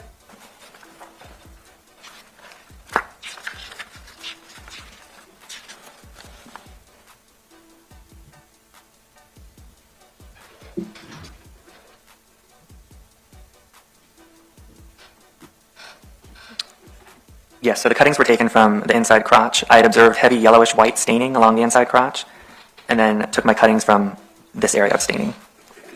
So is it fair to say then all of the areas that were tested from this item was the inside crotch area? That's correct. Okay. Now, first, were you able, before we get to known standards, were you able to submit that area that you obtained from the inside crotch area for STR DNA analysis? Yes. And what were your findings at this time? At the time, the DNA results obtained from this item demonstrated the presence of a mixture that was consistent with 2 donors, including at least 1 contributor, and Iyana Sawyer was expected to be a donor to this exhibit. Now, after you received the 2 known standards, again, of Kamar Humphrey and Jonathan Quiles, did your findings change in regards to the donor aspect? Yes, the item was reassessed in terms of the number of contributors that were consistent with the mixture, because upon visual examination and statistical analysis, non-intuitive results were obtained from my initial comparison. So then the item was reported as possibly having originated from 2 or 3 individuals. So after you received the known standard, based upon looking at the statistical data and looking at the known standard, that then had you opine that it was 2 or 3 donors. That's fair to say? Correct, because originally the data presented itself as 2 donors from what it looked like. But when I had additional information I was presented and was conducting my analyses, the statistical analysis and the visual comparison didn't make sense. They were not intuitive in that sense. So then I needed to increase the number of contributors to account for that, to make it consistent with 3 donors. But there were results reported still for either an assumption of 2 or an assumption of 3 subsequent to that. Okay, well, first I will ask you about the comparison then to the known standard of Kamar Humphrey. What did you opine? So assuming 2 donors to this mixture, Kamar Humphrey is excluded as a contributor to the mixed DNA profile that was obtained. And assuming 3 donors to the mixture, comparison of the profile from Kamar Humphrey failed to demonstrate statistical support for inclusion or exclusion. Therefore, no determination can be made regarding the contribution of Kamar Humphrey to this item. Now, if looking at the item as in regards to 3 donors, is that because if there was a 3rd donor, would that be too low then to include or exclude someone? Or actually include, because you weren't able to include or exclude, right? Correct. For Kamar Humphrey, I was unable to include or exclude. They fell into an inconclusive area. And is that based upon how much data was available if a 3rd donor existed? Yes, the contribution amount from that 3rd donor was quite low, so it would be common for someone to be inconclusive potentially. We say inconclusive because you don't want the possibility of falsely including or falsely excluding someone, so there simply wasn't a sufficient statistical support for me to say one way or another whether they were outright excluded or included as a possible contributor. And that's in regards to Kamar Humphrey with the interior crotch area of that underwear. Correct. Now, lastly, in the comparison regarding the known standard of Jonathan Quiles, can you please tell us what you opined? Yes, so assuming 2 donors to the mixture, Jonathan Quiles is excluded as a contributor to the mixed DNA profile. And assuming 3 donors to the mixture, Jonathan Quiles is included as a possible contributor to the mixed DNA profile. The observed mixed DNA profile is greater than 700 billion times more likely to occur if the sample had originated from Iyana Sawyer Jonathan Quiles and an unrelated individual, then from Iyana Sawyer and 2 unrelated individuals. So based upon that, regarding the possibility of a third donor, the defendant, Jonathan Quiles' DNA was associated then with the cutouts that you did from the interior crotch area of that underwear from Iyana Sawyer's sexual assault kit? Yes, assuming 3 donors at the time, then he was included as a possible contributor because his DNA profile was consistent with contributing to the DNA types that were present in that sample. No further questions. I gotta take a break. I told the jury 11:45. I'm gonna stick to that. Members of the jury, it's 11:45. It's 11:40. We're gonna take a lunch break. Let's come back at 12:35. I'll give you 55 minutes. We'll try to get through the afternoon. Please remember, do not discuss the case among yourselves or each other. Do not do any independent research, and we'll hook up at 12:35. All right, so they're going on break. Let me fast forward past that. No one. We will be in full support if you go over to Club Classy. When you go in the chat, you just need to choose what you want him to play. Have those, have it ready, the link or whatever. Just let him know it's your first time there. Your first time there, he normally allowed you to. He normally plays, give you a play for your first time there, but you just have to make sure you let him know that. And he starts at 8 or 8:30. PD Broker, and just make sure like you're early. You're there on time, on time, and drop it in the chat that you're new. And that you make music and you would like to get your music played on there. He normally for the first time he'll play it. And then there's other ways, to get your music played. Some people donate to support other people. Sometimes he might do like a giveaway. So yeah, it's also it's a vibe, but we'll be in full support. So just let us know if you're gonna go. It's Friday. I think PD Broker, it's at 8 or 8:30. I believe this one is 8 or 8:30. I forgot, or if the time has changed, I don't know. All right. So you can stay tuned for that. All right, so we're going to get right back into the video. I don't think anyone else has joined it. I didn't say anything to verbally. Godzilla King, I thank you for your feedback and thank you for your kind words, sir.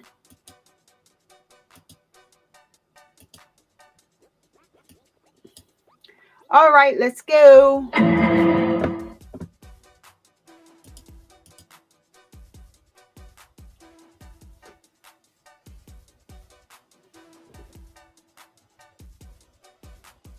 Whose pants are those? Yeah, let's just take a look at him. Yeah, they got the camera on him, so let's just look at this jerk. Him and his, yeah, trying to make it into the gate. His attorney, Miss Michelle, I don't like her. I mean, don't like Miss Michelle. She do too much. She do too much, Miss Michelle. Pipe down. Understand, you're asking questions of his victims. Sheesh. Oh, what happened? I thought. Hold on, y'all. So we got to see him walk in and all his stupidness. Hold on, let me I thought that where's the judge? Judge Salem, where are you? Oh, there he is.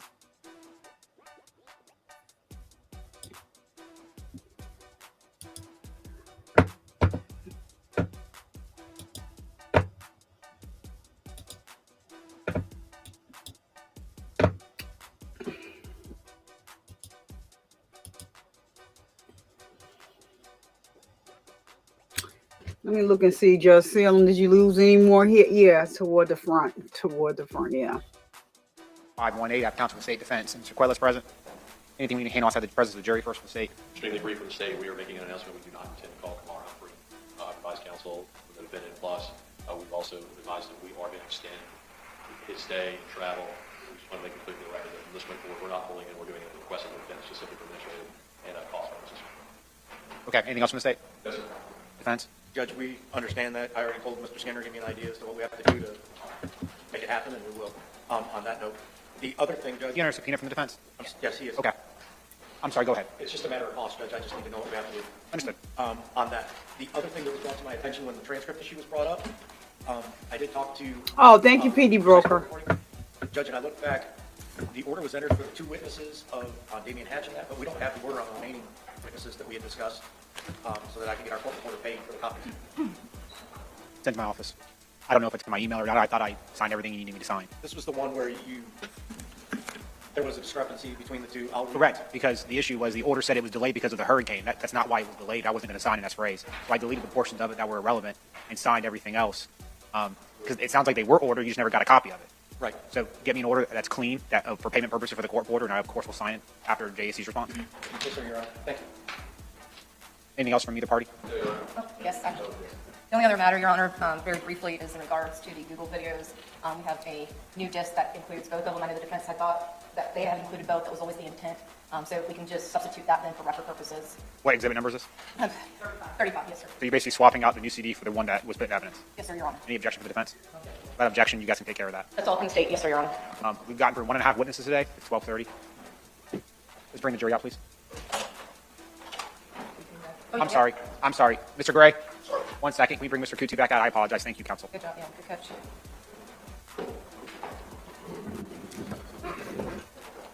Okay, while he's coming up, Mr. Kutu will go ahead and get the jury out. It'll take you a minute, and it will mesh up.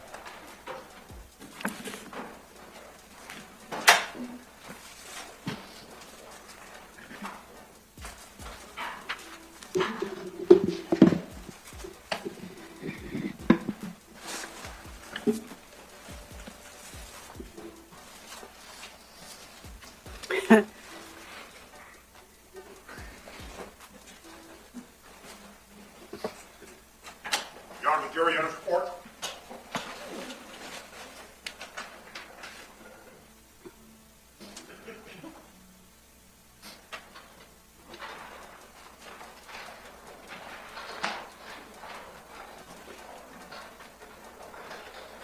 right, members of the jury, welcome back. Everyone may have a seat. We're going to hope you guys had a nice lunch.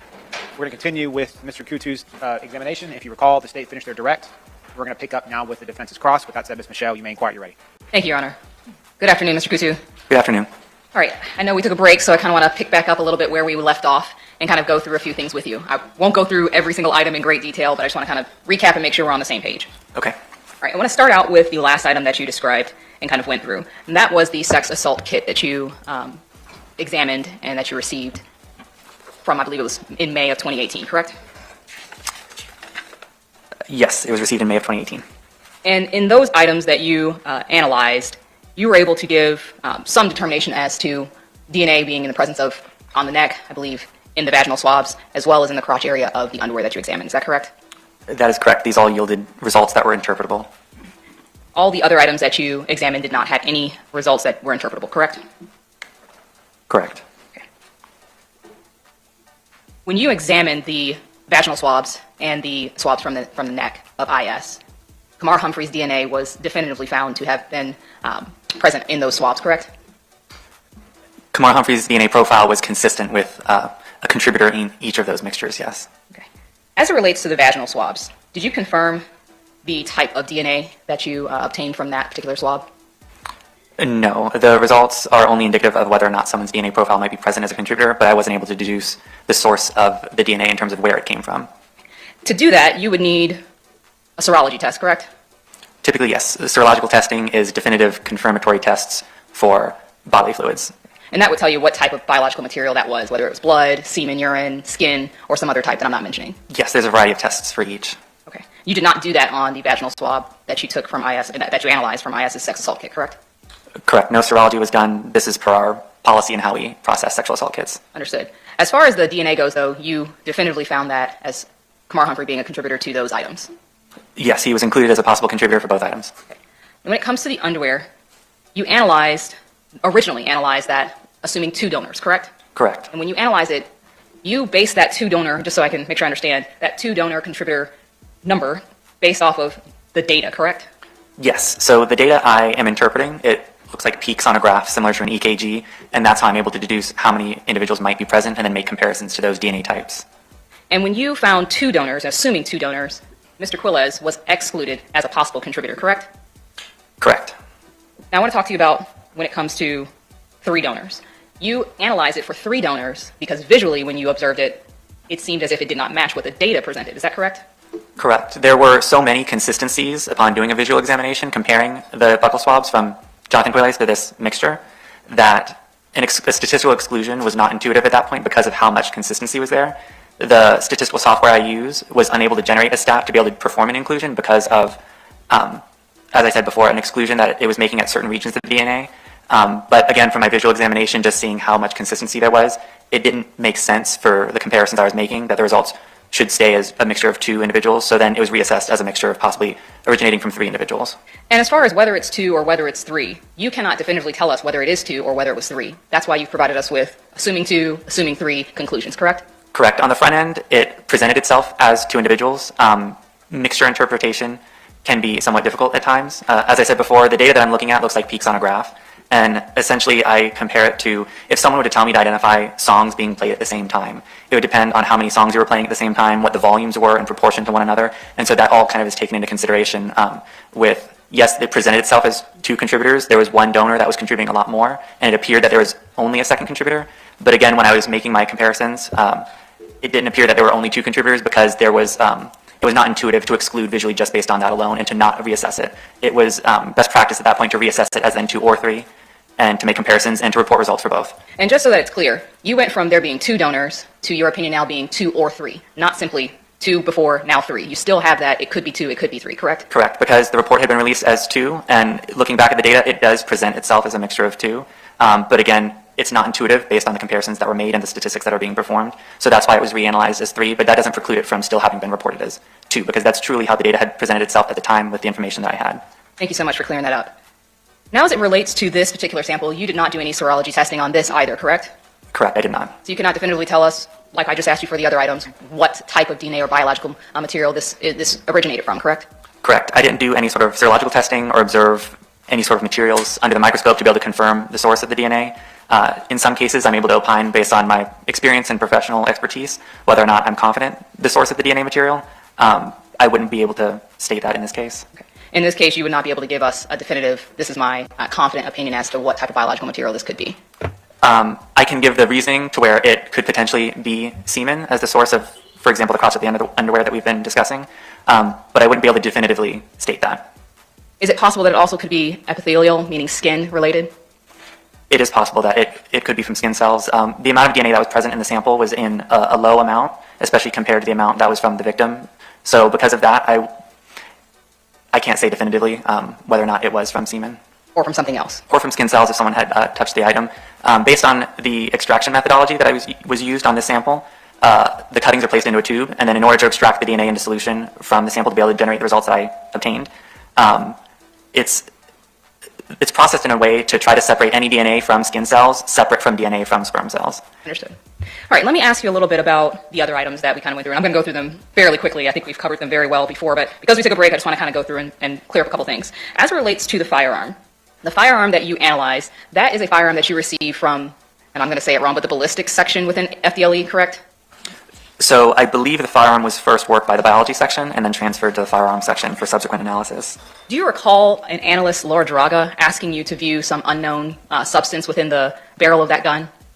I do not recall that offhand, no. All right, no problem, and that's fine. You did, in fact, look at what this unknown substance was within that barrel of the gun, even if you can't remember why you looked at it. Okay. Correct, you did, in fact, look at the material. I think you described it as brownish in nature. Yes, I know there was brownish staining on the firearm, and if she had documented that we had a discussion regarding additional staining that was consistent, then I probably would have looked at that as well. And you did, in fact, do some testing on that, and that did not come back to be blood? Correct. I failed to give chemical indications for the possible presence of blood. Okay. And let me just run through all the other things really quickly.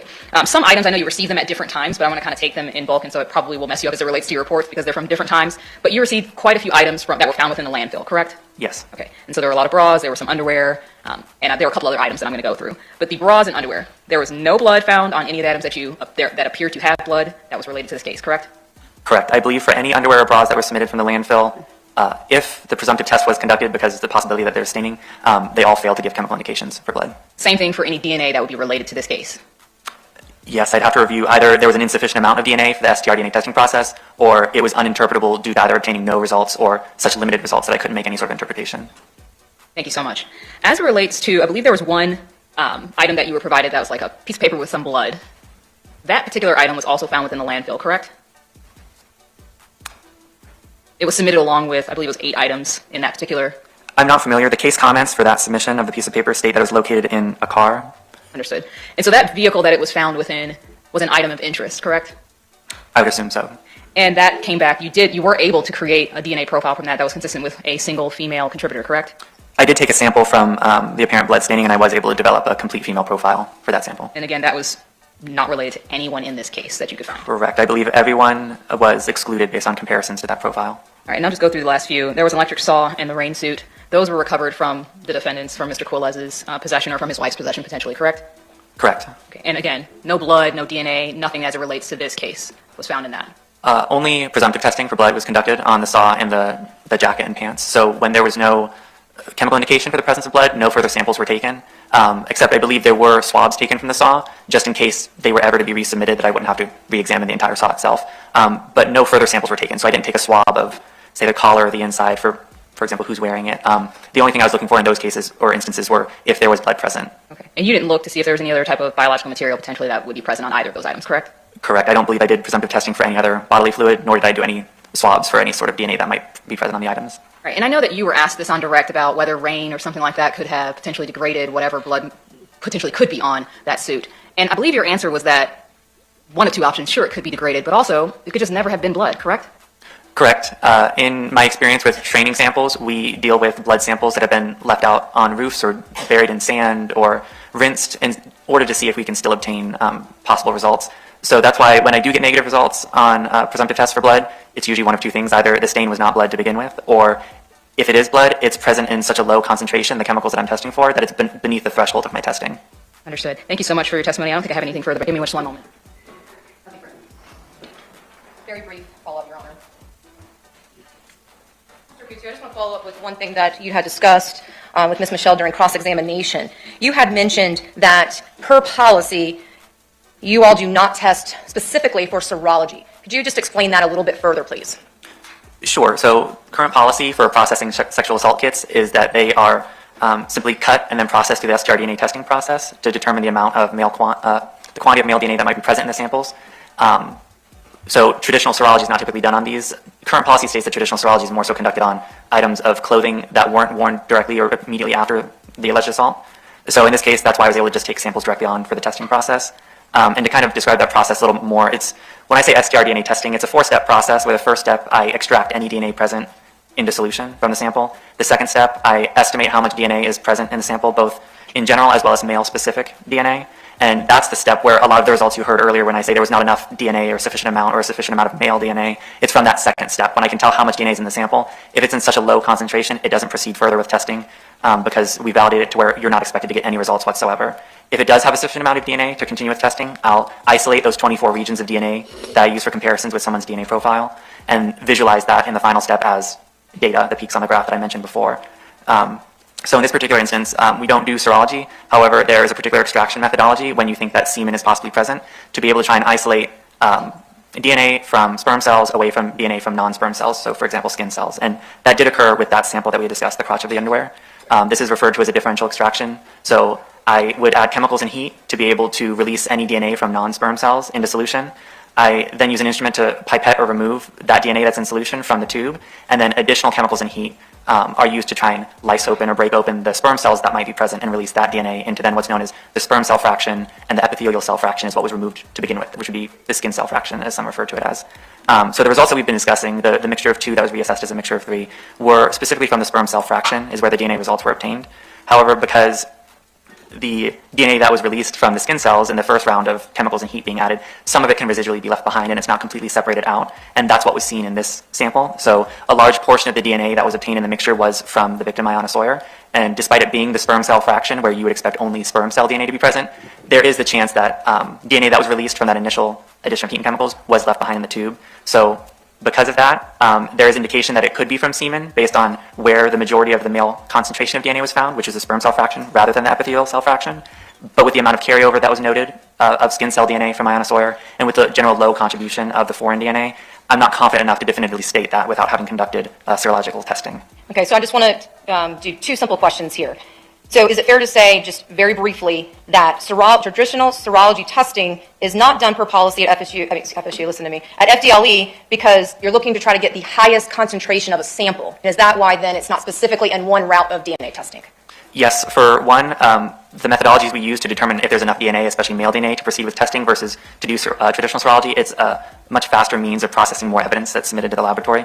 But also, we do try and attempt to preserve as much sample as possible to get the best DNA yield as possible. So that's also a policy to where even an item of clothing separate from being worn at the time of assault that traditionally would undergo serology, if the staining is so small that I would have to consume it to do my serological testing, we forego the serological testing in order to try and generate as much DNA results as I can for that sample. And then lastly, Mr. Q2 for this afternoon, just so your ultimate opinion regarding the DNA from that crotch area of that underwear is that that it came from a sperm cell fraction that had opened, and that it's likely from sperm, but you cannot definitively state that it's sperm. Is that fair to say? It's possibly from sperm, given the extraction methodology used that I described, and the fact that the majority of the DNA concentration for a male was in that fraction versus the skin cell fraction. But again, with the low contribution amount and the amount of carryover from skin cell DNA, especially from the victim that was noted in that fraction, I can't definitively state whether or not it was from semen. Right, you just can't definitively state. Correct. All right, nothing further, Your Honor. Sir, good to see you. Have a good rest of your day. Thank you. Here you go. Hey, you can call your next witness. Susan Johnson.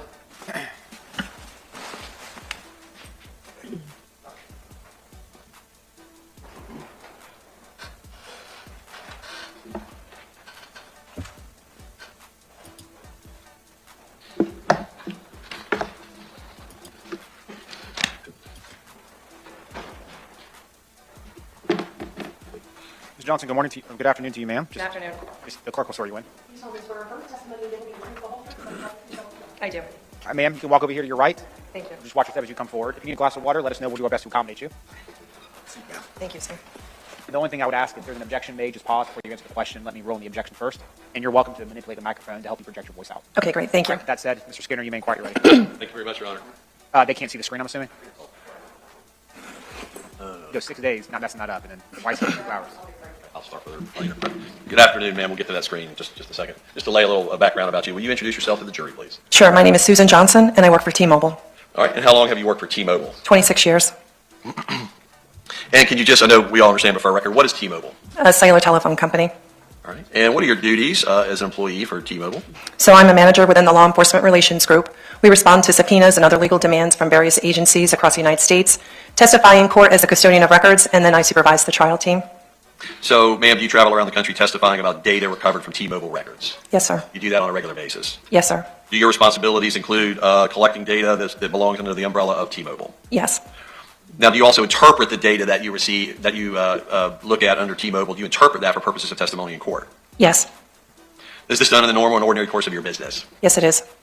Is this data that you review on a regular basis compiled into documents such as the one that we're about to talk about in this particular case? Yes. Right. Now, ma'am, as you testify here today, generally speaking, how long does T-Mobile keep the data? Generally 2 years. Right. Did you receive and or your company, T-Mobile, receive a subpoena that was dated January 8th, 2019? Yes. Have you had access to this data and had a chance to review it prior to coming to court today? Yes. Are you defined as a custodian of records for T-Mobile? Yes. Ma'am, I now show you what's been marked as State's Exhibit 36. It should be on the screen in front of you and the jury. Seeing no objections, I believe it's up on everybody's screen at this time. What are we looking at, ma'am, in State's 36? This is the call detail records. All right. And can you just give us an idea of how these records are either kept and stored first under the T-Mobile umbrella? They're kept electronically. Are they made and or compiled at or approximately the same time, in other words, in real time that these calls are being made? Yes. Are they stored from that point forward, if it was happening today, moving forward for 2 years? Correct. Is that storage requirement of 2 years by T-Mobile in effect in December of 2018? Yes. All right. Did your company receive a subpoena issued, as we see in State's 36 at the top, by a requester, Detective Samantha Dishman of the Jacksonville Sheriff's Office? Yes. The data that was compiled, is it for the telephone number of 904-568-1617? Yes. Is there subscriber information attributed to that number under T-Mobile, and if so, who, please? Yes. I don't recall the name. I'd have to see the document. All right. Now, man, we can connect that dot later on telephone. My next question for you is this. When these records are compiled into the way we see them now, can you tell us how it goes from y'all's computer system into the way we see it today, if you know? Sure. So when the request is compiled, we email the information just as you see it to the requesting agency. All right. And the document that we're looking at, is this all call records under the telephone number 904-568-1617?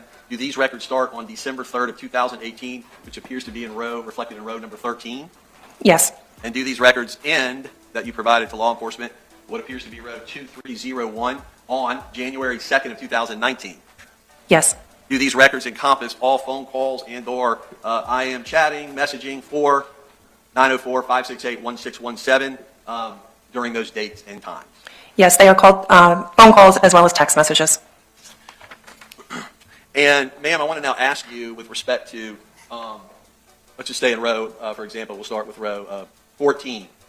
Is the date reflected in row 14? I see it's a bit askew, but would that be this particular either phone call or message occurred on 12/3 of 2018? Correct. Now, under time, is that military time, ma'am? Yes. Right. At the top, sort of first sentence or two, under sort of looks like row 10, it says, quote, all times below are reflected in coordinates. You know, we stop the show and everybody, whenever somebody shows support or love, shout out to Chloe Alberts for the $4.99 super sticker. I appreciate you. She lied already. What is T-Mobile? A freaking pain in the fanny. That's the right answer. Oh my goodness. Play on words. In the fanny or in the fawny. All right. If you're familiar with the YSL trial, then you know exactly what Chloe is talking about. So, Chloe, I do appreciate you and all the interaction and the wittiness in the chat and funniness. So, if you see Chloe in the chat saying funny things, that's just her personality. She means no harm against anyone, but she wants you to hit the like button because she says some things is gonna happen if you don't. Thank you for all your support, Chloe. We appreciate you.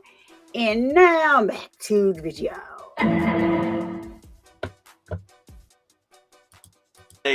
Universal time, parentheses UTC. Will you explain that for our jury? So depending on what time of the year it is, being that these records are from December, you would have to subtract 5 hours from the time that you see reflected in order to arrive at East Coast time. So for example purposes, if the UTC time reflected on these records was 12 noon, would the accurate time be 12 minus the 5 hours, making it actually 7 a.m.? Correct. Is the time reflected on these, for example, in row 14, where it says this call was made December 3, 2018, at 00:17:51 and or 12:17 a.m. Has that time already been calculated by the UTC, or do you have to do it from that time and go back 5 hours? You have to do it from that time and go back 5 hours. Right. And then moving across under the fourth column, under call type. For example, what is RCS-IMCHAT? So those are like read receipts or delivered receipts with regards to a text message. All right, and dropping down in that same column, let's say on row 16, what does MTC mean? MTC stands for mobile terminating call, which is an incoming phone call. All right. In the next column, it says direction, and the word incoming, does that indicate that this telephone device was receiving an incoming phone call? Incoming or outgoing phone call or text message. All right. So under the direction column, if I scroll down a little further, it'll either say incoming and outgoing as it reflects that particular phone call or text. Correct. All right. However, the SMSCs that are listed, which is a text message, does not have the word incoming or outgoing. The way to determine if it was incoming or outgoing is by looking in column F, which is calling number. So if the subscriber's phone number is listed there, that means that they generated an outgoing text. All right. So can you see my cursor, ma'am? Is that circling the SMSC you just described? Correct. This column F now, what I'm circling as the calling number, is that what you're referring to? Correct. And I'm going to scroll up where my cursor is going. Is that column F? Correct. All right. What's column G? What's the dialed number? So dialed number, called number, and destination number work hand in hand. So for example, I can have programmed in my phone 555-1212. However, the network is going to translate that and put a 1 in the area code in front of it. All right. So for example, just so we're clear, could you start, let's say, with row 18 and explain what that row means? It looks like it was December 3rd of 2018. Let's stay with row 18. Time 14:39 and 17 seconds. What does that translate into, for example, with UTC time? So that would be 9:39:17 a.m. East Coast time. All right, and then under duration, in that column, there's the number 10. Is that in seconds or minutes? That's in seconds. Thank you. And it's in seconds throughout that row, column, which is column number, letter C. Correct. Thank you. And then moving across row 18, we see, for example, calling number is 908-612-6545. Correct. What is that, ma'am? So that's the phone number that's calling into the records of this individual's. Right. So does that mean in row, column G, where it says 904-568-1617, that is the number being called, which is this particular device records we're looking at? Correct. And then row H would match that, it's the same telephone number, correct? Correct. And row I, column I would match that because it's also the same telephone number, correct? Correct. That's the destination number. Yes, sir. And then what's the IMSI column, column J? What is that? So IMSI stands for International Mobile Subscriber Identity Number, which is the serial number that's associated with the SIM card found in the back of the phone. All right, and how about column K, IMEI? What is that? IMEI stands for International Mobile Equipment Identifier, which is the serial number that's attached to the actual phone itself. All right, and the last column I want to ask you about is column L. Like, for example, in row 18, it says completed successfully. What does that indicate? So that indicates that the call went through the network successfully. Ma'am, have you had a chance to go through these records for this month, dated December 3rd, 2018 to January 2nd of 2019, and review these records? Yes. Did you determine if there were calls either made to or made from the following phone number, area code 347-652-3294? Yes. And could you give us an idea of the exact number for that month of calls to and or from this device to 347-652-3294? So it was actually phone calls and text messages together 228 times. Thank you. And were those made throughout this particular month? Yes.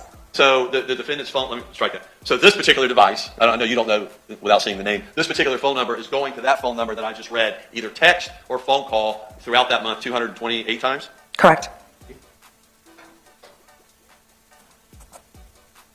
Now I want to direct your attention to basically 4 specific calls and direct your attention, and or calls or texts, and direct your attention to December 20 of 2018. And I would like to direct your attention to row 1368. Do I have that highlighted correctly, ma'am, on stage 36? Yes. First and foremost, are we talking about the date of 12/20/2018? Yes. In column B, it's the military time with accompanying UTC time of 13:20. What was the actual time of this either incoming or outgoing call? 8:20:49 a.m. East Coast time. Thank you. And was this an incoming or outgoing call? This was outgoing. And was this call made to or from the number we see in column F? It was made from the phone number ending in 1617. All right. Does that mean a telephone number that ends in 1617 called the number in column G?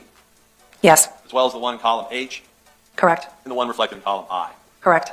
And lastly, was the duration of this phone call on the morning of December 20th 71 seconds reflected in column C? Yes. Ma'am. Now directing your attention to the next, I think there's 4 on that day, but I just want to take them one by one. I want to direct your attention to row 1382. You see that, ma'am? Yes. Do I have it highlighted appropriately? Yes. Now, was this phone call made either to or from? We'll get to that on December 20, 2018. Yes. And again, referencing UTC time and military time in column B, what time was this call actually made East Coast time? 11:18:20 a.m. Was this phone call 4,892 seconds? Yes. And what does MTC mean again, ma'am? Incoming phone call.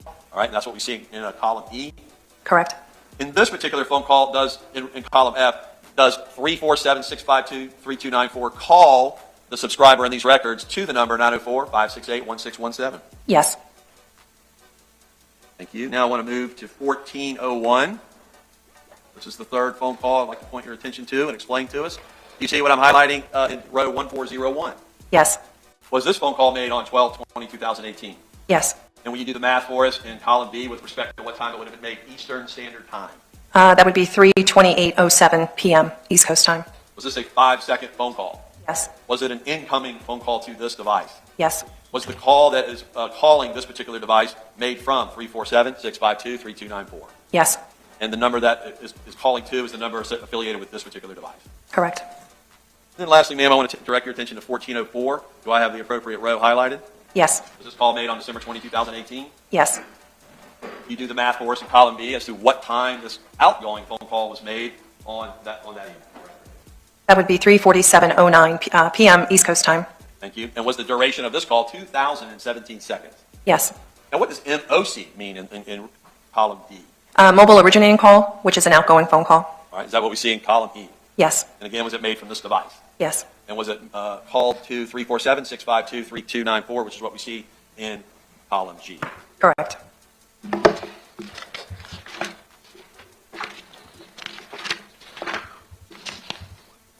Now, ma'am, the last thing I want to ask you about is, can you kind of give us a general explanation or summary about connectivity of this device? For example, if somebody was either in airplane mode or they were using some kind of third-party app, could you tell us or explain to us whether that would be reflected in these records, and if so, explain? It would not be reflected in the records. It's a third-party app, which would be a data session, which is not reflected in these calls. All right. Nowhere in these calls? No. One moment, Your Honor.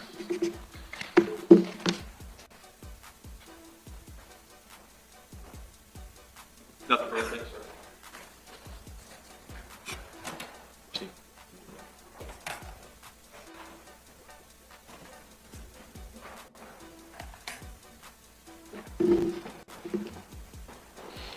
Good afternoon, ma'am. Good afternoon. I just have a couple of follow-up. I'm not going to take long at all. I wanted to point your direction to a couple of other dates, if possible, with those same numbers that you've been identifying throughout this entire direct examination. If we go down a little further to 1738. Give me 1 minute. Get there. Do you see those same two phone numbers interacting on December 23rd, 2018? Yes.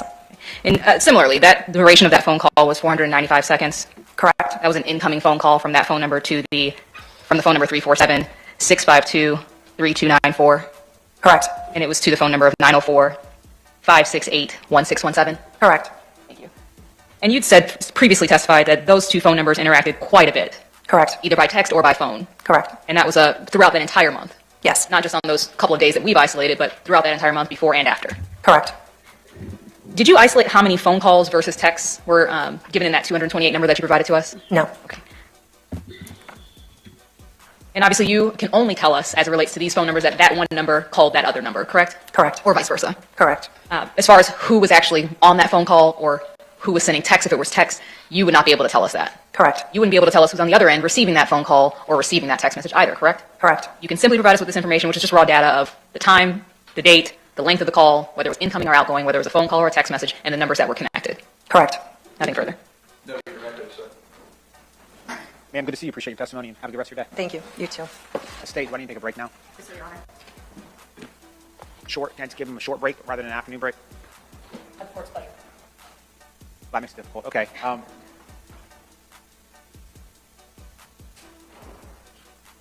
Members of the jury, I do something with the attorneys outside your presence. It's not going to take long, so I want to give you a full break right now. Again, we just got back from lunch, and I want to get a lot done this afternoon. Let's take a break, go into the jury room, give me maybe 5 to 10 minutes. I'll take care of it, and then we'll start back up. I will, of course, give you a break at some point this afternoon, and we'll go from there. Please remember, don't discuss the case among yourselves or each other, and we'll see you soon.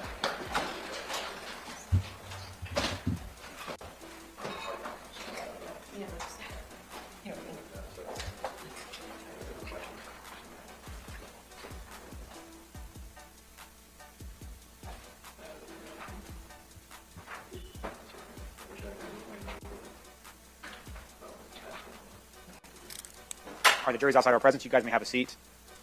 So, since it became an issue earlier, given the state's request, I'm assuming, who you're calling SS or ID next? SS, Your Honor. Well, I did look up the statute, 916.18. So sub 2, and I'm just going to read it just that way it's in the transcript. 916 point, Order statute 918.16, subsection 2 states that the victim of a sex offense is testifying concerning that offense in any civil or criminal trial. The court shall clear the courtroom of all persons upon the request of the victim, regardless of the victim's age or mental capacity, except that the parties to the cause and their immediate families or guardians, attorneys and their secretaries, officers of the court, jurors, newspaper reporters or broadcasters, court reporters, and at the request of the victim, a victim or witness advocate designated by the state attorney may remain in the courtroom. So I'm assuming SS is requesting invocation of that statute. Yes, sir, Your Honor. And ID is as well. Yes, sir, Your Honor.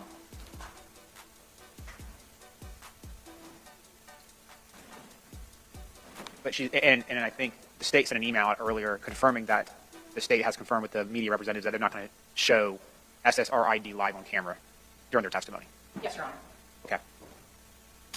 It's kind of weird because, So, like, SS already give anyone an add-on to testified, this but Your Honor? let Okay, so what I would me- ask then at this point, you don't meet the criteria of the exception under subsection 2, meaning that if you're not parties of this case, which is just the state of Florida versus Jonathan Quillez, or Quillez.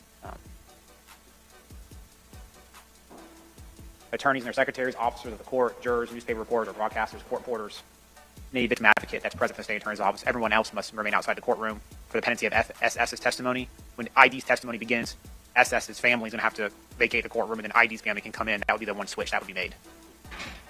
Did I say that correctly? Yes, sir, Your Honor. Defense, anyone add? No, Your Honor. Okay, so other than that, we're ready to bring in SS Yes, sir, Your when the jury's back in. Yes, sir, Your Honor. Okay. Can I Yes. take a second break there, Honor? Yes, ma'am, that's fine. Just really brief. So we know SS already testified. That's Iyana's sister. But she, so this is where I was like, wait a minute, she was off camera. So in this, the testimony that they're eliciting from her right now is of a essay nature, because he essayed her as well. So even though they showed her when she testified the first time, they're not going to show her this time because of the nature of the questioning and what testimony and what they're trying to get out of her. So they're not going to show her, but we were able to hear the questioning. So I just wanted to put that out here for the people that have been here and, have been following this case. So SS is the sister of Iyana Sawyer, but this time they're not going to show her. And just a warning, when a defense attorney gets up there to cross-examine her, if you ever see a thumbs down in the little box where I am, that is for the defense attorney. I do understand that Mr. Quillez deserved, because the cases are, and this is where we talk about Ziyah Harris. The similarities are, he's the uncle married to Iyana Sawyer's Aunt Naomi. In the Ziyah Harris's case, Jarvis Butts was just the lady's man, but he had children, 5 by her aunt. There's some other information that has came up about the Aunt Shannon. And it's just not looking good for her. Like, she was out here windmilling in these streets, prior to this. And after Ziyah was missing, she also was out here in these streets. So this is not something where you're just going off of theories or pulling it out of thin air. These are people that are aware and know what happened. One of Iyana's friends from school, thank you, Tat, for sending me that the clip this morning. So they're actually talking to people that are related to Shannon and are related to are related to Ziyah, or the friend of Ziyah spoke about Shannon bringing Ziyah to fight somebody in November of 2023. We know that Ziyah Harris went missing on January 9th of 2024. However, Miss Shannon filed assault charges against the young girl that she brought Ziyah to fight on, listen to the date, January 11th of 2024. The young lady is said to still be incarcerated. She's incarcerated because of the assault charges and probably because of this case that happened. So 2 things that Miss Shannon Harris did after Ziyah went missing. You filed for child support from Jarvis on January 10th. And on the 11th, you go and you file these charges against this young girl that you brought Ziyah to fight, that happened in November of 2023. Why are you just bringing them now? Nobody is saying that. Let's take the focus off of Jarvis and close our eyes, and let's look at Shannon. No, we are saying, in addition to Jarvis, Shannon and her mother need to be arrested. That's what we're saying. We're not giving them a pass. We understand this case.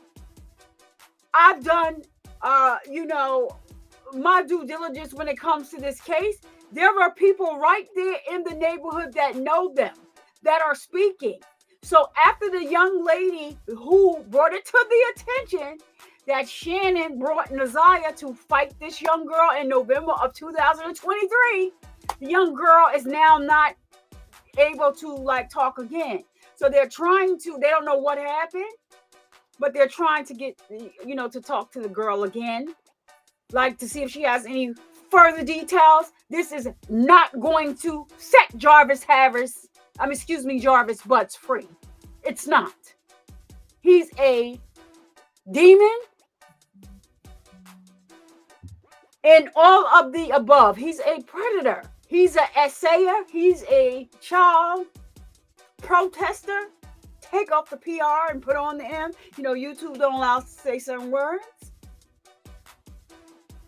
But that's what he is. They need the investigators need to be able to investigate these claims when they are being made. Ultimately, we saw how professional these detectives were in the Ziyah Harris case. We see how professional that the state is in Iyana Sawyer's case. There is no way Jarvis Butts is walking out of that jail. No way. He's done too much. And the 4-year-old or younger, because they said 4 years old or younger child that he essayed and gave them the medium, for that alone, he was already on the registry since 2005. So it wasn't since 2019. On January 8th, 2025, Jarvis Butts was listed on the SA offender registry list as being compliant.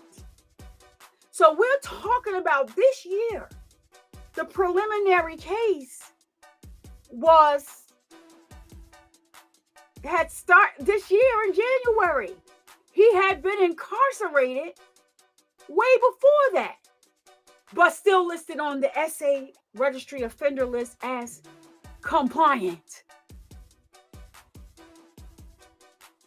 I haven't looked at it since then, but as of January 8th of 2025, he was listed on there as compliant while in court. So they're not doing their homework. So if people are coming forward because they're looking at Shannon like, wait a minute, what are you up here with these dark glasses on outside, like you feeling some type of way when you out here arguing with these other women in these virtual streets and stuff like that? Nobody's taking the focus off of Jarvis. He is where he needs to be. But in addition, this is the courts. They can still lock their behinds up and get the testimony that they need. Because they didn't get the testimony that they needed from them in the preliminary hearing. Come on, somebody. They got on the stand and lied. So what difference does it make? Jarvis still has to go to trial. Still has to go to trial. Regardless of whether, because the mother and Shannon, from what we saw here, we watched a preliminary hearing on here. They got up there and they lied.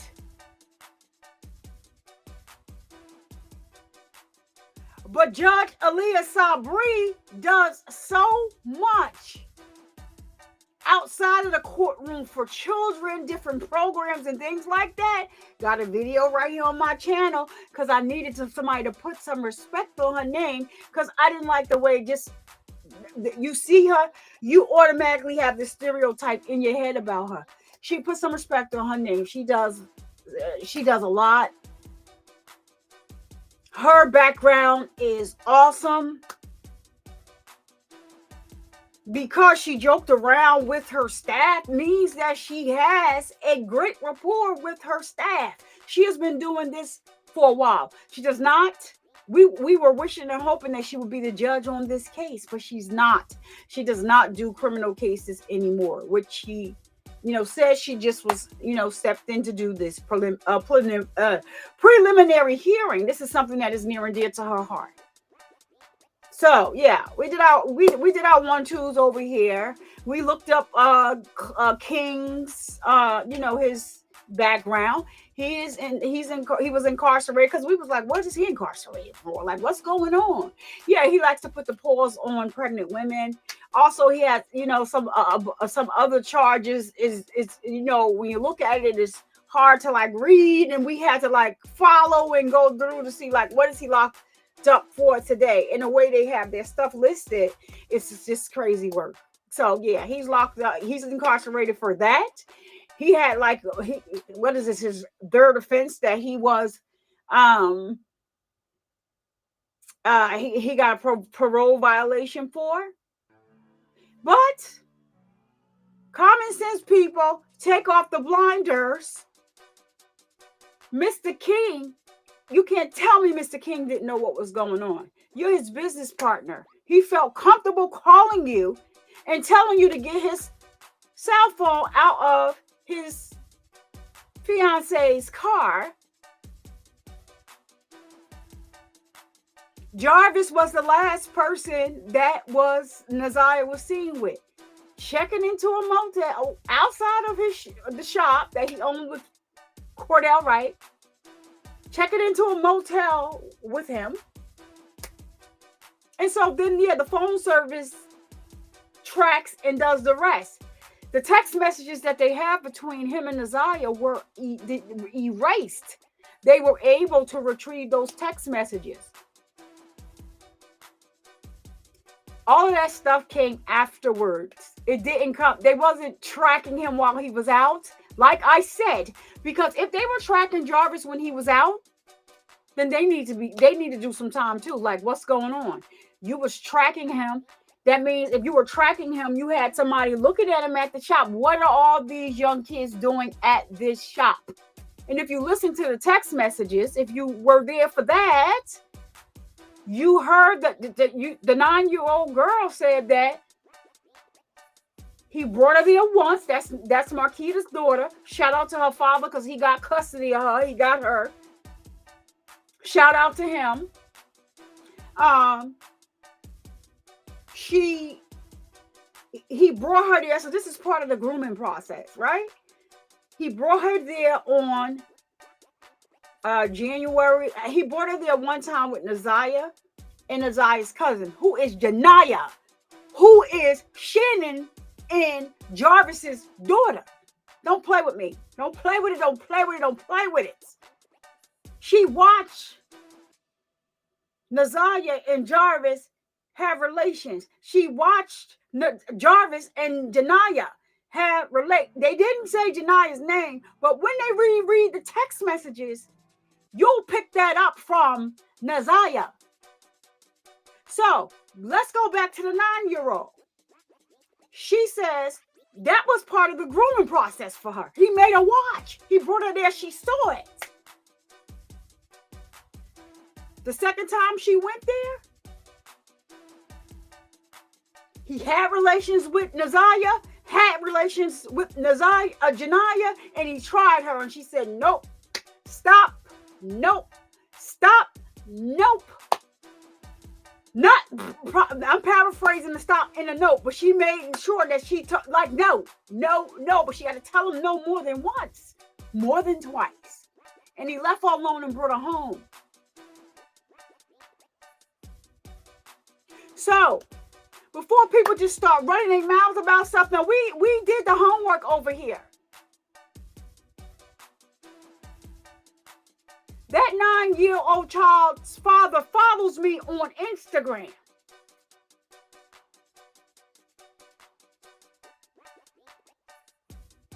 And I sent a message to him to tell his daughter how brave she was to get on the stand and speak her truth.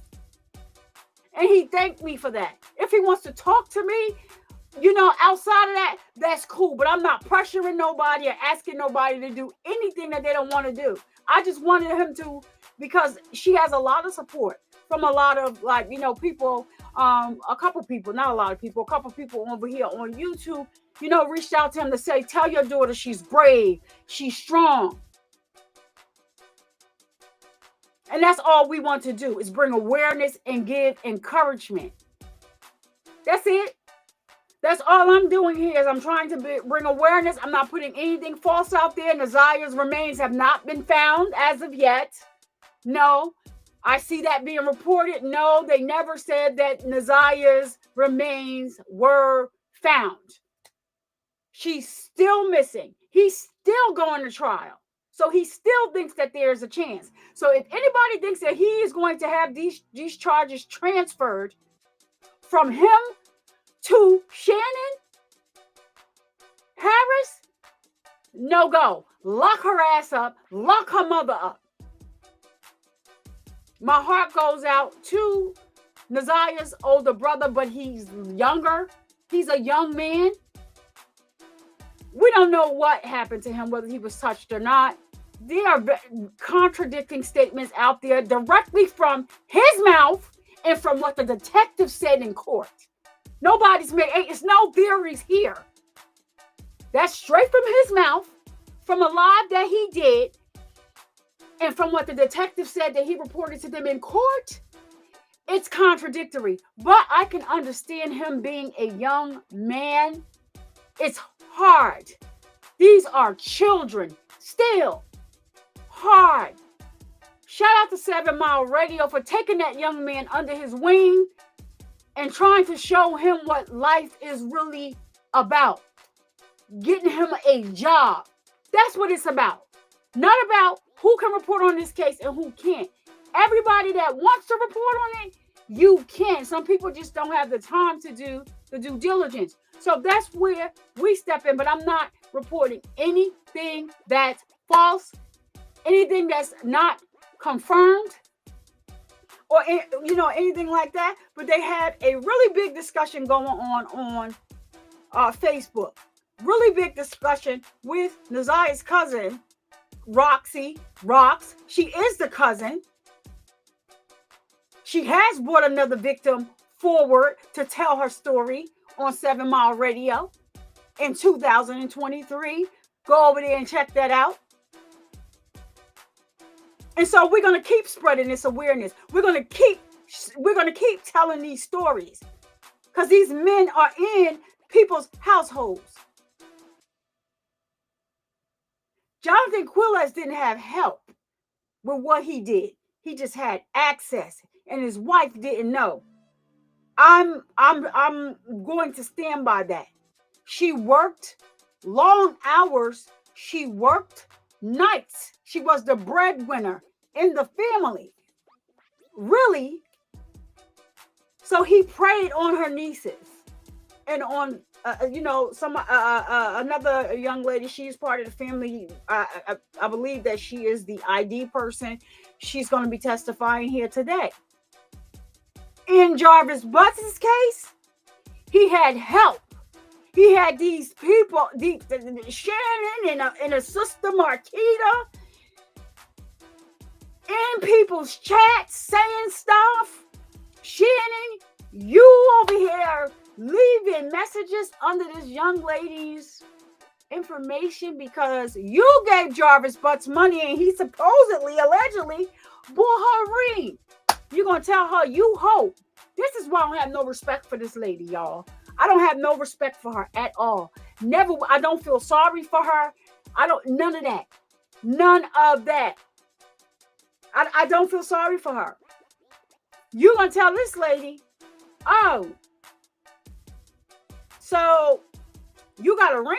I hope you're ready for everything that comes with being with Jarvis, Miss Butts.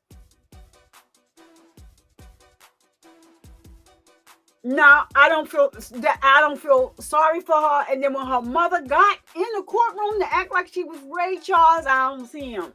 I need my glasses. Because I don't, me and you was never part. I don't see him. Like, yeah, oh yeah, I'm Ray Charles to the book. He was the only one sitting there at the table, at the defense table with a green uniform on, while he was sitting behind them cowering with the mask on and his head down. Come on now. You're the same lady that told her biological father that you didn't know Jarvis.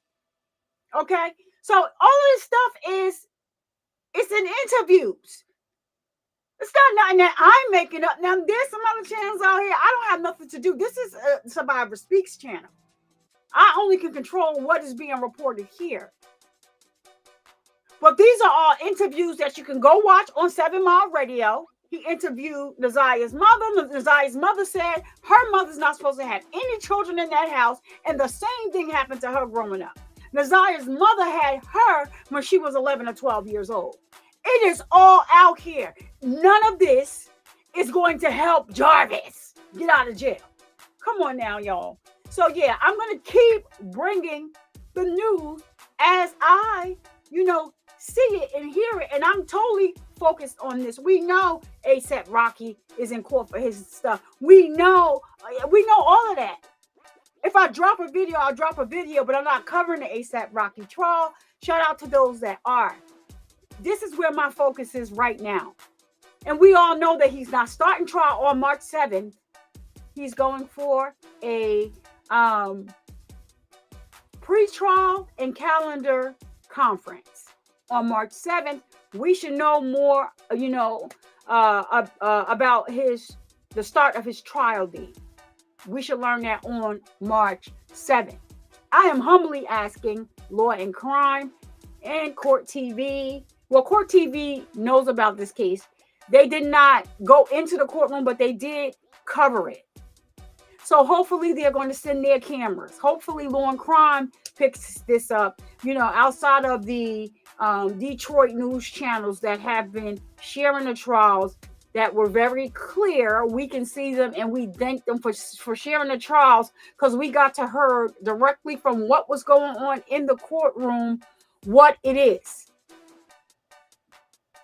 So that's just it. On March 7th. Yes, he should be back in court. I am going to reach out to somebody that I know that knows somebody at Law and Crime. I follow her too, but I know somebody that knows her, that talks to her all the time. And I'm going to ask her, are they covering this trial? If not, because she put it on their radar at Law and Crime to please cover this trial, because it is a big one that has the world in the chokehold. All right, y'all, I'm done with my rant. I just had to come out and say that. And then, also bringing you the similarities between Ziyah's and Iyana's case. So many, it's eerie. It's disturbing. It's like, when I was watching the prelim, I'm like, this is deja vu all over again. All over again. So, yeah. So that's why I'm covering it. And a lot of people that have stopped by here, they're like, oh my goodness, I'm glad that you're covering it. Like, yeah, it is something it's crazy. But I don't know what's in the water. We know that Jonathan Quill is at least. Now I'm not gonna say at least, because it don't matter. They were children. His victims were a little older. Jarvis Butts likes them from 1 to 80, crippling crazy. Oh shit! And he got to deal with he got to deal with his maker when he go. But he's nasty. He's nasty. And he better hope that they're able to hold back the 9-year-old that testified on the stand. You better hope they can hold her father back, because she got to go back to court. That was just a preliminary hearing. So yeah, they're gonna go. The aunt, Shannon, your mother. I hope y'all don't think that was it. Y'all got to get on the stand, because now it's trial.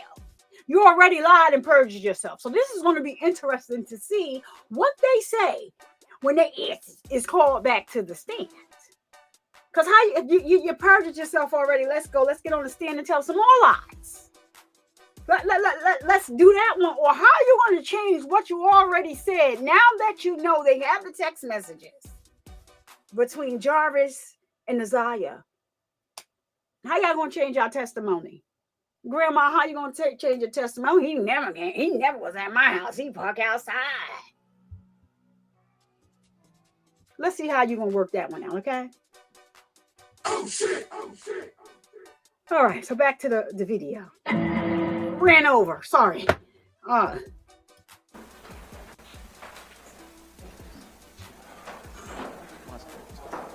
right, I'll take a quick 2-minute break for the staff. Come on, Joe. Can I see a counsel from each side at sidebar real quick? We're on scheduling. Yeah, he's gonna do a sidebar. Judge Seal, I could have had to move right on past this while during my rant.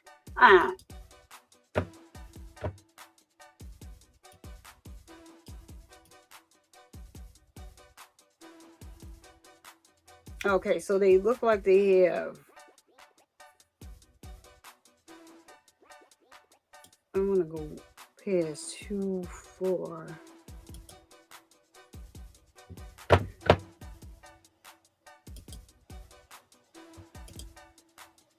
All right.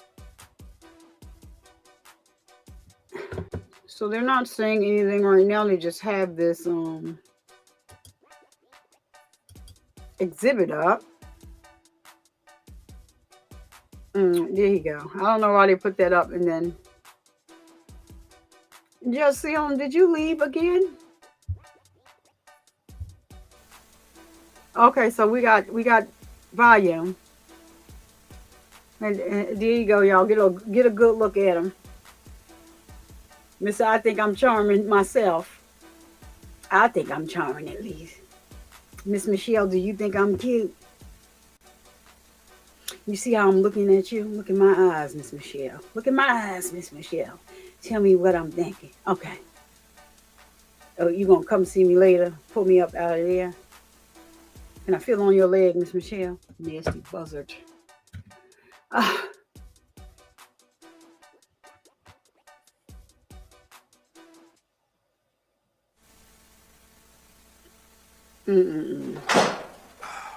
Just a waste of a man. Just a waste. Let's go back on the record. I do have counsel of state defense, Mr. Quella's present. So 918.16 was invoked by the next testifying witness, SS. It appears people in the courtroom and the gallery have complied with that statute. Any reason why we can't bring a jury out in the state? Call the next witness first from the state. Yes, sir, Your Honor. State's ready. Defense. Bring the jury in, please.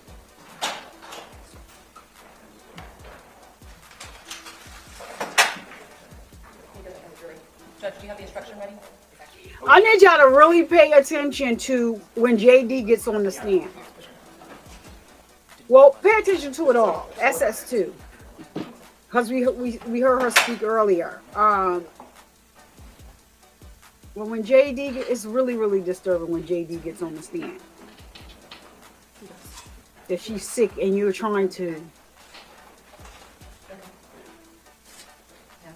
bring her. Judge, just for clarification, you have the, Have her father bring her back to Florida so you could take care of her. no, I'm sorry, I didn't. Oh, he had a question for us. No. I swear to you, yeah. I agree. No worries. Yeah, thank you.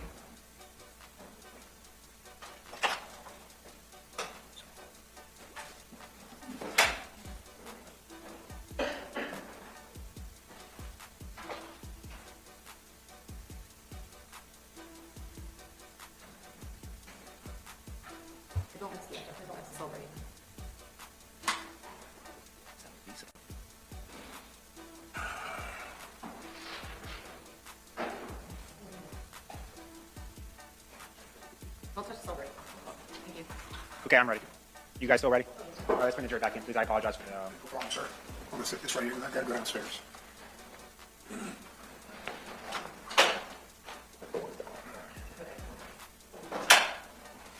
Oh, thank you. Okay.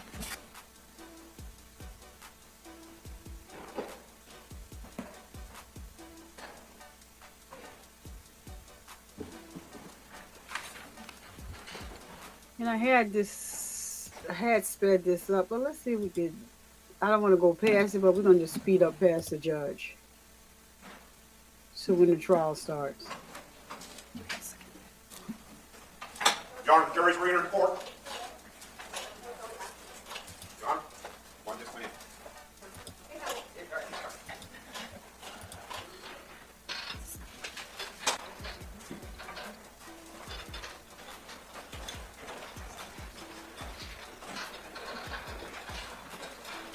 All right, members of the jury, welcome back. I'm sorry for the delay. Just one of those things that happens in the course of a trial that if you watch TV, legal shows, doesn't really show you how it works. But nonetheless, we're ready to proceed. Everyone else may have a seat. And the state, you may call your next witness. Your Honor, David, next, recall SS.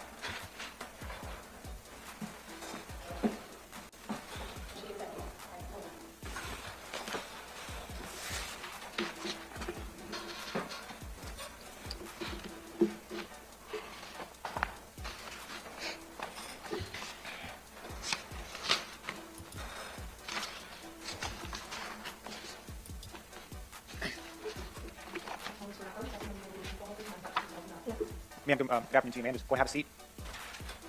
I think Mr. Gray very pleased with water there for you. So if you need something else, just let us know. Okay. You can adjust the microphone to help your voice project a little bit.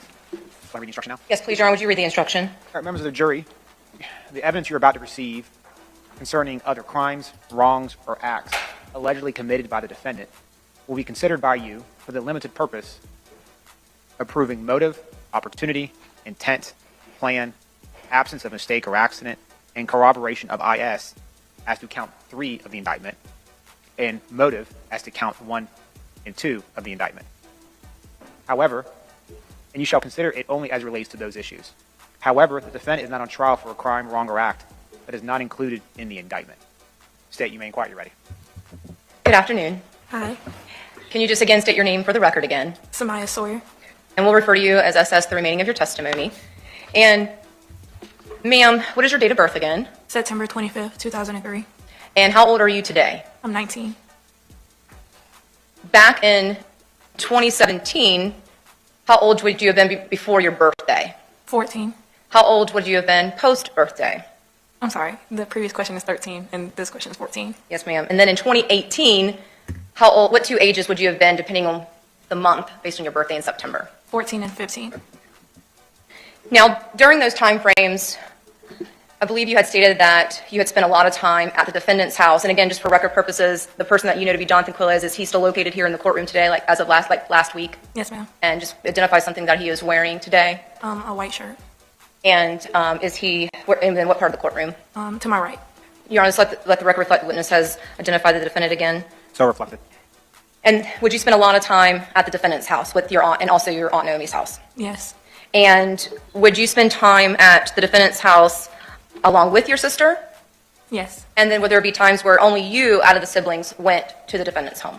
Yes. Now, during the time frame when you were between the ages of 13 and 15, were they living at that 1503 16th Street house? Yes. And just so that we know that we're talking about the same house, I'm just going to show you one picture very briefly. It states Composite 19.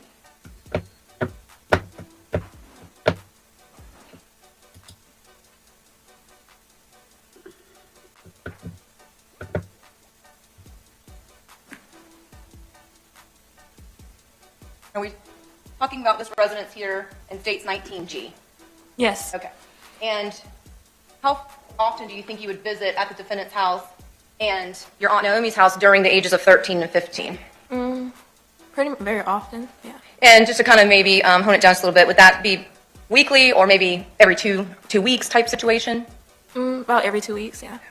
And was your mom a single mother during that time? Yes. And would you go over to the defendant's house and your Aunt Naomi's house because the defendant would be there and be an adult over you? Yes. Is that fair to say because your aunt would be at work most of the time? Yes. Okay. Now, during this time frame, SS, did something happen between you and the defendant that was also inappropriate? Yes. Were you first the age of 13 when something happened? Yes.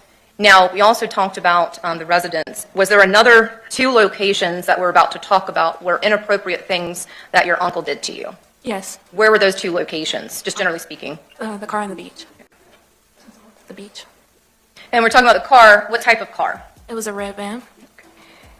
I'm going to be showing you again just one picture from States Composite 21.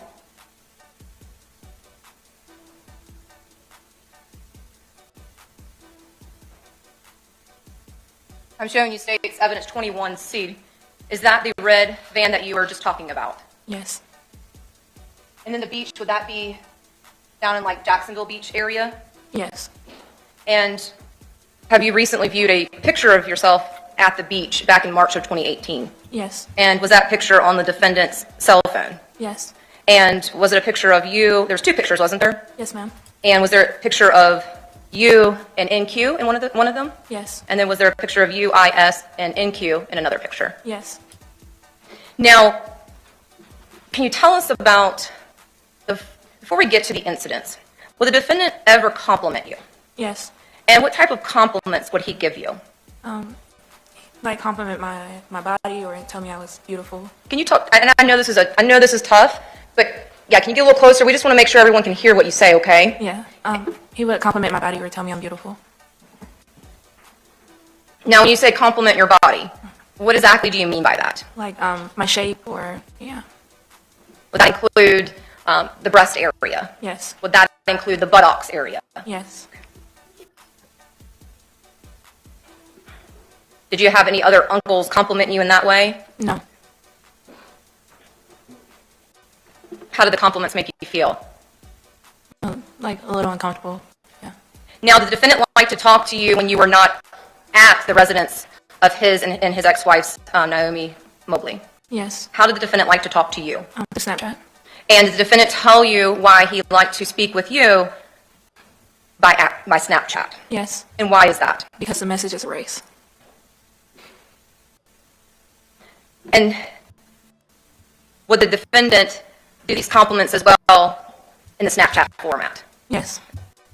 Now, did the compliments turn into a more sexual nature? Yes. Can you tell us about that? He would say things that he would want to do to me or send pictures of himself.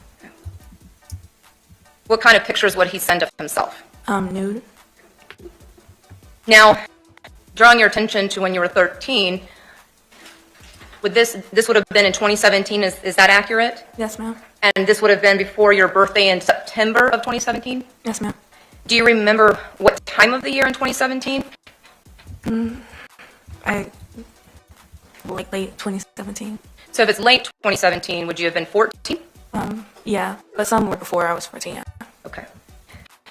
So first I want to talk about when you're 13, when something first happened.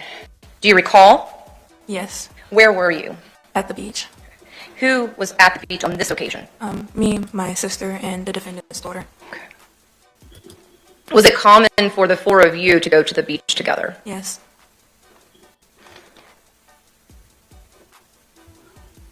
Where were you specifically at on the beach? And what I mean, had you gone to a restroom? Were you on the sand, the water?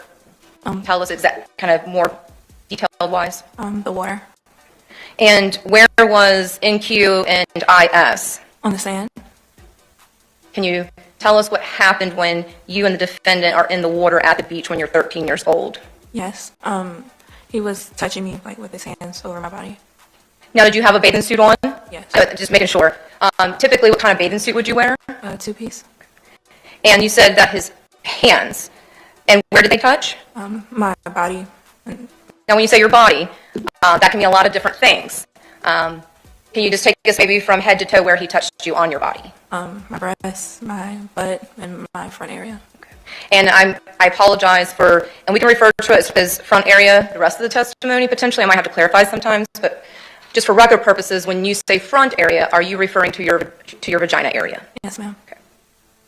Now, when he used his hands, defendant, to touch you, and I think you said your breast, your buttocks, and the front area, which we know that what that means here, would he touch you over your bathing suit or under your bathing suit on this time? Both. Okay.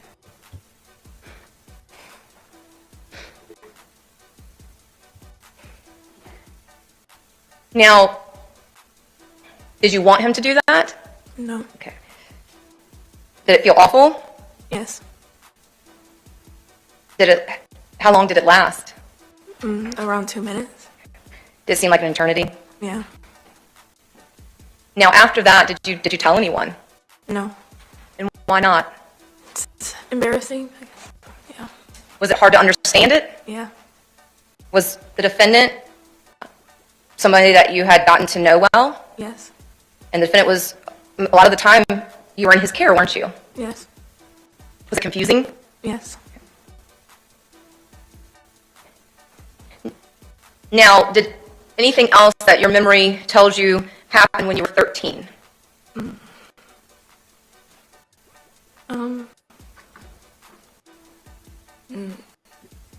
I'm not really good with dates. Well, let me ask you this.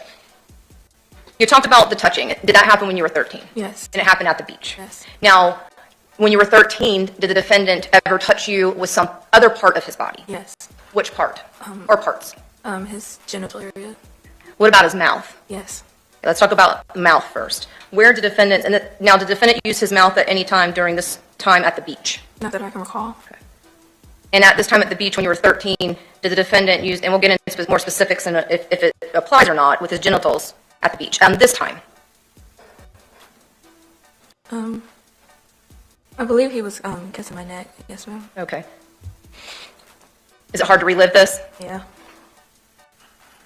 So the defendant kissed your neck when you were at the beach when the first time you were 13? Yes, ma'am. Okay. Now, when you were 13, did the defendant kiss you on the lips? Yes. Would that have been at the beach or somewhere else? At the beach. Okay. Now, did anything else happen at the beach on this occasion besides the touching? And I say besides, I'm not trying to obviously minimize, but that we've already discussed regards the kissing and the touching. He rubbed himself against me. Okay. Now, when you say rubbed himself, does that mean that his body touched your body where it was rubbing up against each other? Yes, ma'am. Could you feel his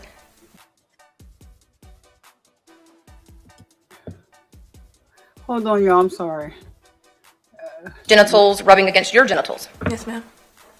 Did you have your bathing suit on at this time? Yes, ma'am. Did the defendant have a bathing suit on? It was like shorts. Okay. And did he have a shirt on or off? Off. Okay.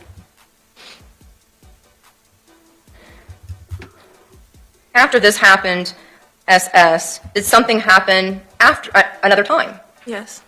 And where were you located? At his house. I'm sorry. At his house. And is that the house that we just looked at in States 19, the yellow house? Yes, ma'am. And do you recall approximately how old you were at this time? Around 13, 14. And do you recall who was at the house during this time? Yes. Who? My Aunt Naomi, me. I'm not sure if his daughter was there at the time, and him. And with any other your siblings present? No. So just to be, so it was in total 4 of you, or 3 of you? Maybe 4, but you know for sure 3 of you. Yes. Where did something happen at in the house or outside the house? In the living room. And do you recall what time of day or night this was? It was late at night. Where were you located at late at night? On the couch. Where was your Aunt Naomi located? In her room. Were you asleep? Yes. Did something happen that awoke you? Yes. What happened where you woke up? The defendant was touching me. And did the defendant come onto the couch with you? Yes. And did the defendant say anything to you? Not that I remember. And what did the defendant do to you while you were on the couch? He was touching me. I know it's hard, I know, but we've got to have you speak up because we just all need to make sure we know what you're saying, okay? I know it's hard. He was touching me. Okay. When you say touching me, I know I have to ask the difficult questions. I apologize again. Do you need some water or anything? You okay? Okay. All right. When you say touching me, what is the defendant touching you with? His genitals. Do you have clothes on at this time? Not the bottom portion. Did you have your bottom portion on prior to the defendant waking you up? Yes. Did you have like a 1-piece pajama set or a 2-piece pajama set? It was 2. So are you saying that the defendant pulled down were you wearing pants or shorts? It was shorts. Did the defendant pull your shorts down? Yes. Now, you're on the couch sleeping. Did you have a blanket or pillow or anything with you on the couch? It was a blanket and the couch pillows. Okay, so you were sleeping with the couch pillows and then you did have a blanket for the evening? Yes. Now, were you on top of the blanket or underneath the blanket? It was just like on me. I was underneath it. You were underneath the blanket? Is that a yes for the record? Yes. Now, did the defendant come underneath the blanket with you? No. The defendant was on top of the blanket? Yes, ma'am. Okay. What did the defendant do with the blanket, if he did anything at all? Just like moved it to the side. Did you want the defendant to pull your shorts down? No. Did you say anything? No. Were you in shock? Yes. Did your panties get pulled down? Yes. You tell us what happened from there. He. It's intercourse. You need a second? I'm okay. Okay. It was intercourse. I can't hear you. I'm sorry. I know. It was intercourse, and he was just touching me all over. Okay. I have to ask you a hard question to make sure I have it right on the record. And you can just say yes or no, okay? When you say intercourse, does that mean that the defendant inserted his penis inside of your vagina? Yes. And you did not want this to happen, did you? No. And you said that you were either 13 or 14 at the time? Yes, ma'am. And then you said the defendant was touching you all over. Is that with his hands? Yes. Did your shirt ever come off during this time? No. Did your Aunt Naomi ever come out the bedroom during this time? No. Did the defendant use his mouth for anything during this time? Not that I can remember. After this happened to you, after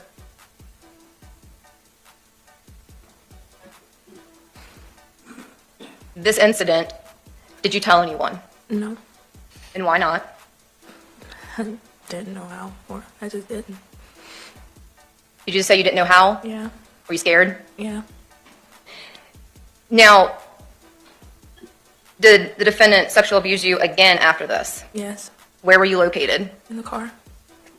And that's the red minivan in States 21 that you had identified for us? Yes, ma'am. Now, were you and the defendant going anywhere? Yes. Where were you guys? Where were the two? Was it just the two of you, or was there more people in the car? Just the two. And where were the two of you going? To the store. And do you recall what store it was? Winn-Dixie, I believe. Okay. And do you recall if it was in the daytime, the nighttime? It was the daytime. Do you recall approximately how old you were? 14, 15-ish. Did something happen beyond just going to Winn-Dixie? Yes. Did the defendant take you to Winn-Dixie with the car? No. Where did the defendant take you? Like an isolated area. And was it here, though, still in Jacksonville? Yes. And what happened in the van? I got in the back seat and he bent me over. Did you want to go in the back seat? No. And, obviously we've looked at the pictures. Are we talking about the two center seats, or are we talking about the third row? Third row. Did the defendant ask you to go to the back seat or tell you to go to the back seat? How did that happen? More like tell me to go to the back seat. And what happened in the back seat? He bent me over and we had penetrational intercourse. And when you say bent you over, did he take off any of your clothing? My pants. And would that include your panties? Yeah. And again, I apologize for saying these harsh terms with you. I know you're still only 19. The defendant also, at this time, in the red van that we talked about in States 21, insert his penis into your vagina. Yes. Now, did the defendant do anything with his hands during this horrible time? Not that I can recall. What about, did the defendant do anything with his mouth to you? I believe he was kissing my neck. The defendant was kissing your neck? Yes. Did the defendant say anything to you? No. Now, after this, did you go back to the defendant's house? Yes. Did you tell anyone? No. And was it based upon the same reasons that you've already told us about being scared, confused, not knowing what to do? Yes.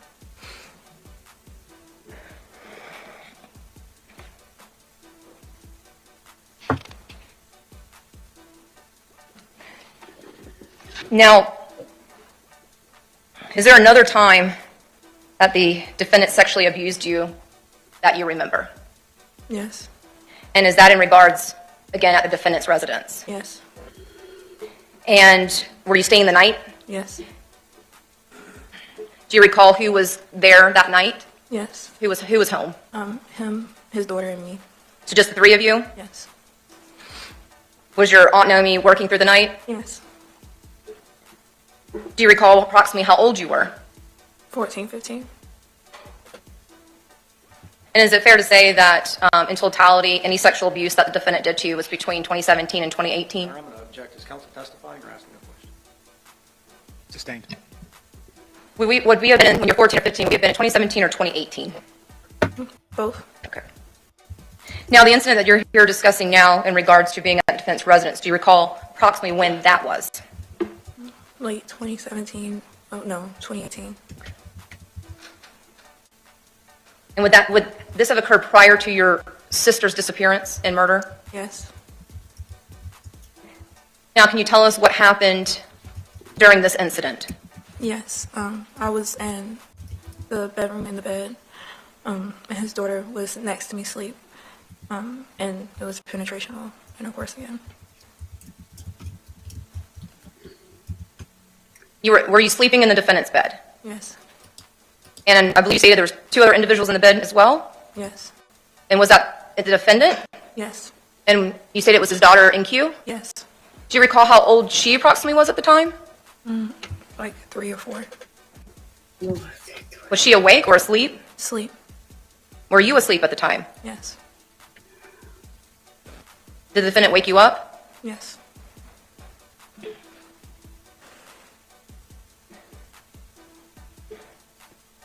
Did the defendant do anything to your clothing? The bottoms were off. When you say the bottoms, what does that include? Underwear and shorts. And did the defendant do anything with his genitalia? Yes. And what did he do? It was penetrational intercourse. And did the defendant insert his penis inside of your vagina? Yes. The defendant, did he use his hands at all during this sexual abuse? Besides groping me, I don't think so. And again, just to be clear, when you say groping, does that mean the defendant's hands would touch your chest area, your private area, and your buttocks area? Yes. Did the defendant do anything with his mouth during this time? Not that I can recall. Now, after this sexual abuse occurred, did you tell anyone? No. Was it based on the same reasons that you've already stated? Yes. Now, the last time you testified, we had talked about Don Quay. Well, before I get to that, are there any other incidents of sexual abuse that you remember? Not that I can recall right now. Okay. So, when you testified last week, you had talked about Don Quay and parsley. Did the defendant ever ask you to take Don Quay and parsley? Yes. And did you ever receive Don Quay and parsley pills? Yes. And who did you receive these pills from? The defendant. And did you take the pills? Yes. Did you have any effects physically from taking Don Quay and parsley, and did you take them together? Together, it makes you drowsy. And did you notice any other physical conditions? Not that I can recall.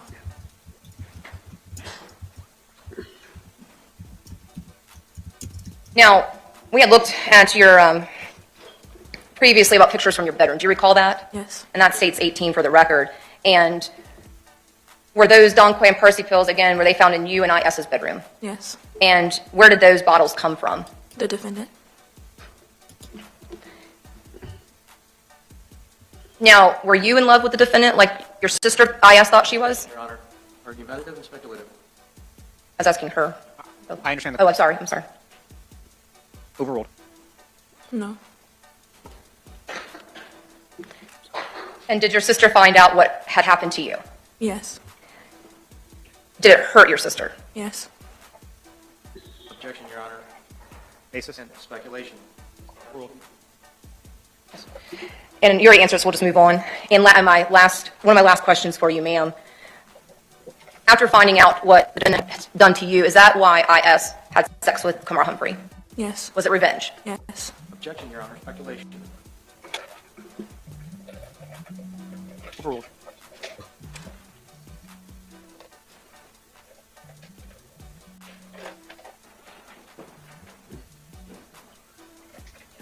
No further questions, Your Honor. Counsel, from now on, whoever asks questions, who makes objections. I thought that was pretty clear. Just from now on.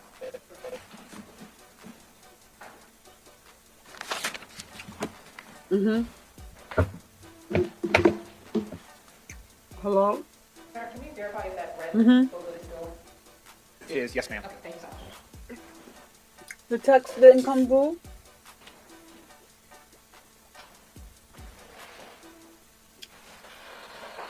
Until what time?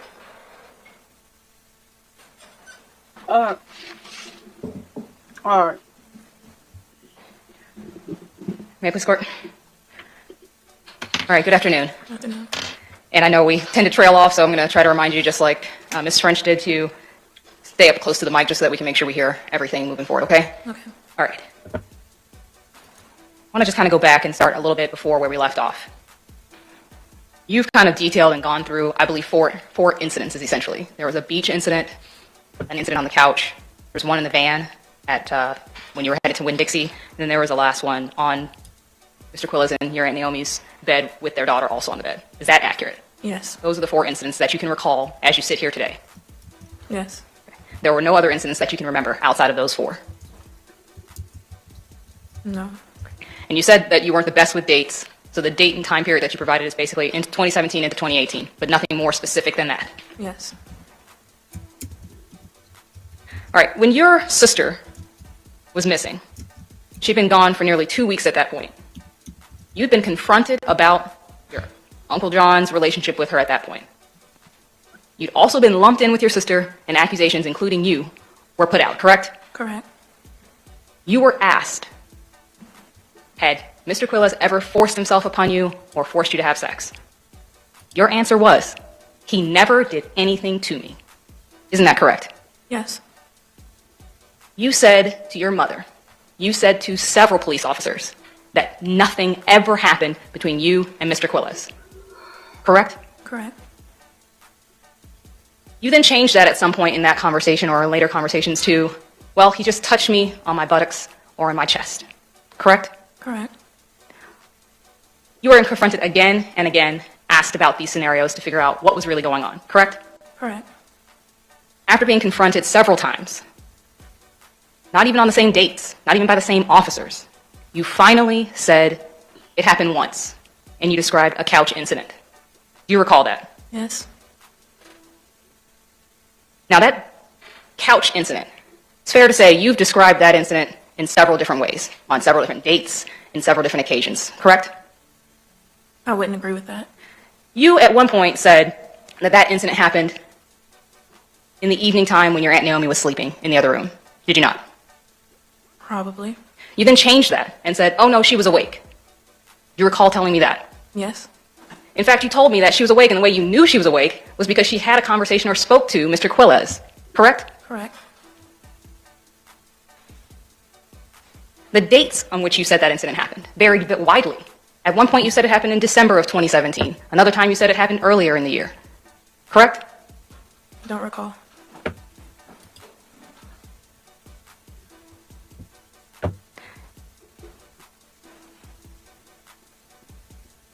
Now, I want to ask you a quick question.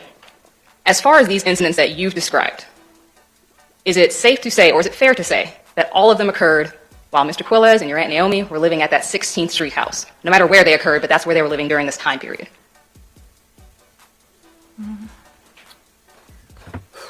Maybe. I'm not good with dates. All right. Do you recall telling police that all of these incidents happened while Mr. Quilla's and your Aunt Naomi were living on the 16th Street house? I don't recall. Are you alleging then today that there were sexual encounters or interactions with Mr. Quilla's that happened after he moved to the Trout River Drive home?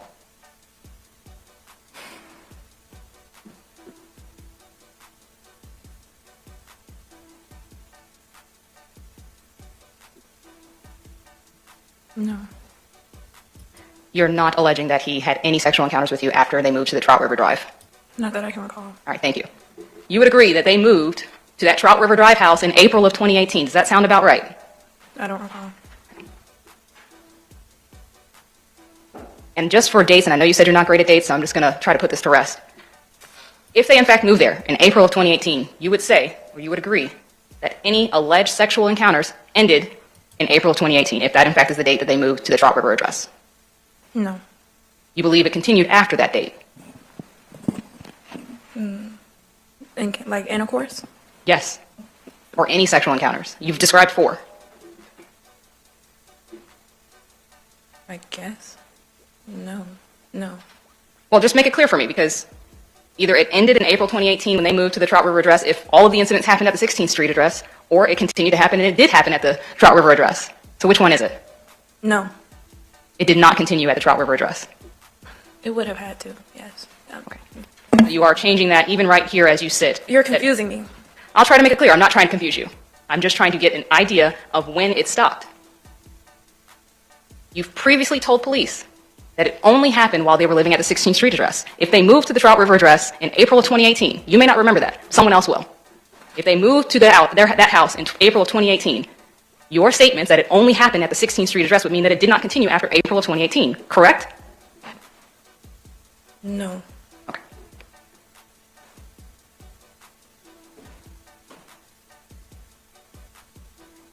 After you told police that the sexual encounters with Mr. Quiles only happened one time on the couch, you never detailed any sort of beach incident where you were touched inappropriately or anything like that at that time, correct?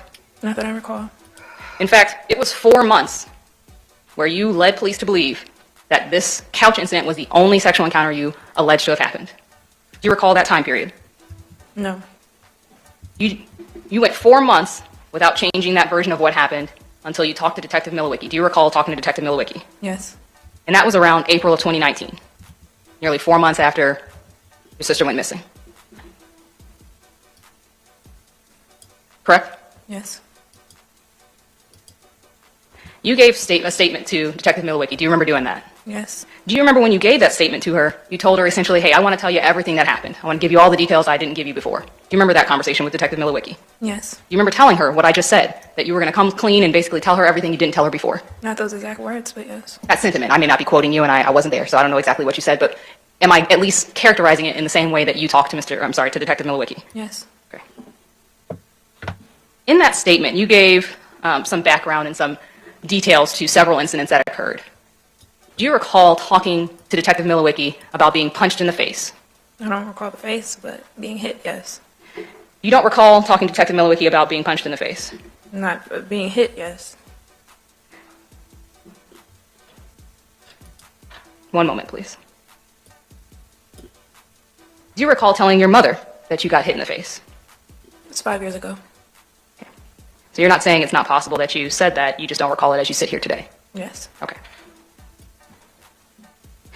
Do you recall telling Detective Milowicki that it was Mr. Quiles who punched you in the face because you told him, and I quote, he had a small dick?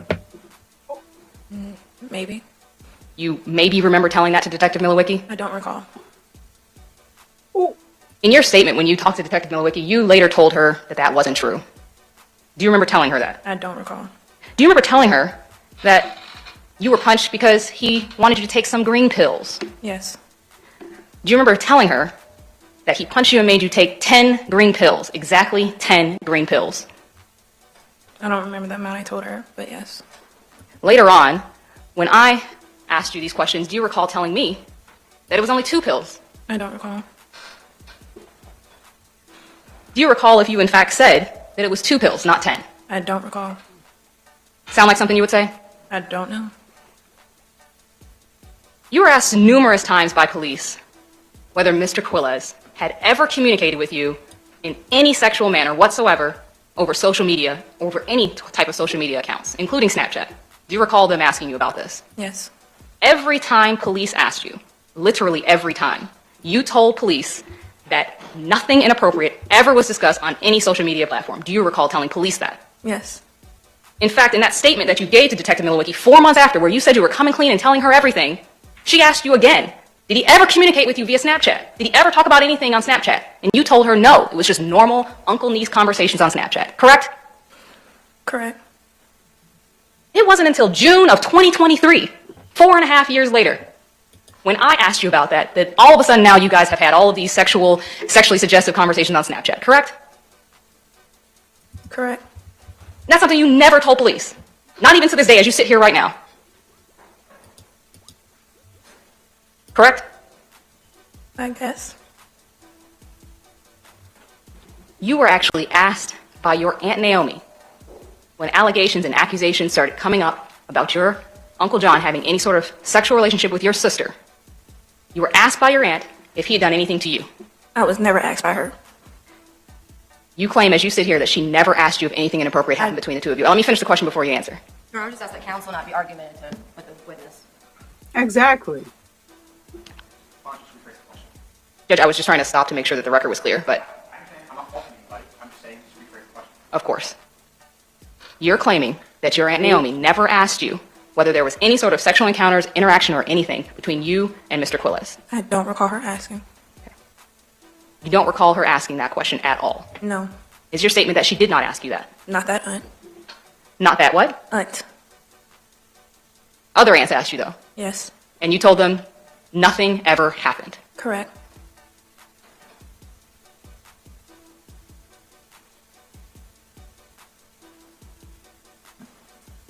All right, let me talk about the first encounter that you described.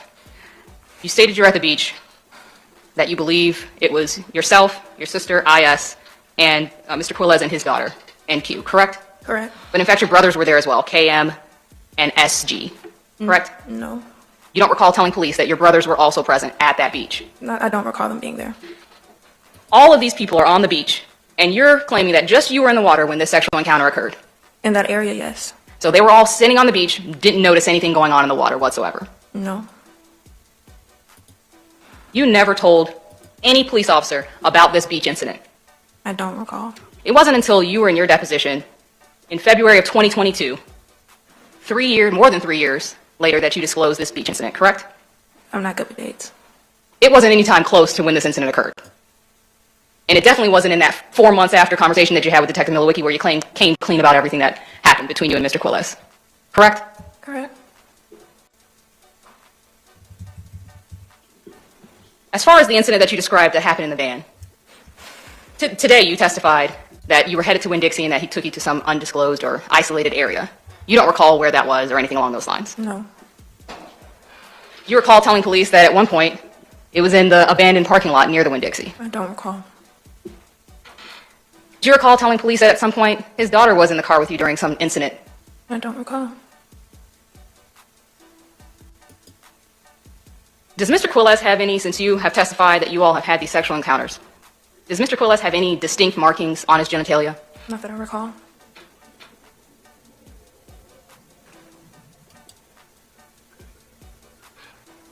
You've stated this throughout your testimony on direct, but I'm going to ask it to you again.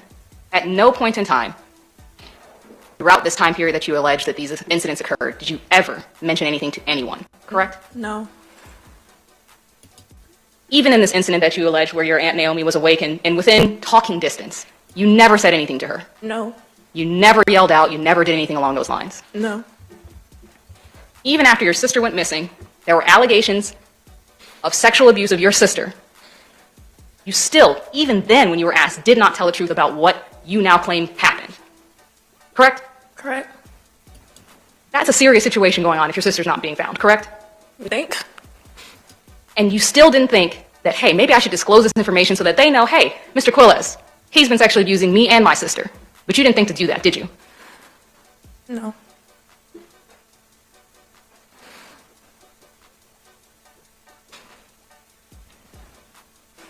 You would agree that there has been little to no consistency in what you allege to have happened between you and Mr. Quilles. no, You started off saying he never did anything to you, correct? correct. You changed, though, to what happened, when it happened, how many times it happened, who was there when these things happened. So many details of these incidents that you laid out vary depending on the day that you're asked. Got to be a lot to keep a track of, correct? Correct. Nothing further. Stupid bitch. Excuse me, y'all. SS, do you go about your life wanting to think about the defendant sexually abusing you? No, Is it in fact something that you don't even want to think about? correct. Do you want to forget about it? Yes. And did you ever tell anyone what the defendant did to you? No, Did you ever go to your mom and tell her? no, Were you in fact the one that got confronted about it? yes, And was that because your mom had found something? yes, And based upon that, did your mom then confront you? yes, Had your mom not found something and had not confronted you, would you have told? no, Were you afraid to tell anything? yes, So you did not freely tell this information, did you? No, I didn't. Were you also protecting your sister? Yes. And why? I thought she was going with my grandma, and I know it's hard. Take a moment, breathe. I just want to make sure we all hear you, okay? I thought she was going with my grandma, and I wanted to keep our friendship. Did you think if you told about the sexual abuse that your sister would be mad at you? Yeah. And did you want to keep her secret from the world? Yeah. If you could. Yeah. But you couldn't, could you? No. Your mom found out. Yeah.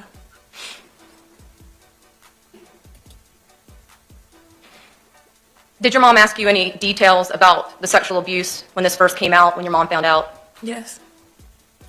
Did you want to tell her much? No. And did your mom respect that? Yes. And this was your mom finding out about the defendant sexually abusing you. That happened while your sister is missing. Is that fair to say? Yes. Why in April were you ready to tell more about the sexual abuse? She wasn't coming back. Do you need a moment? Okay. I'm almost done, I promise. Is that when you knew you could break the promise to your sister? Yeah. And is that why you're willing to tell all about the defendant sexually abusing you? Yeah. Nothing further. Ma'am, thank you for your testimony. Thank you.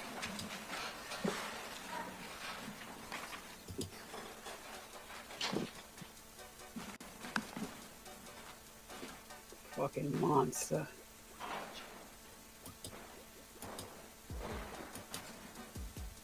State, you can call your next witness and just take care of the gallery issues that we discussed the last break. Yes, sir,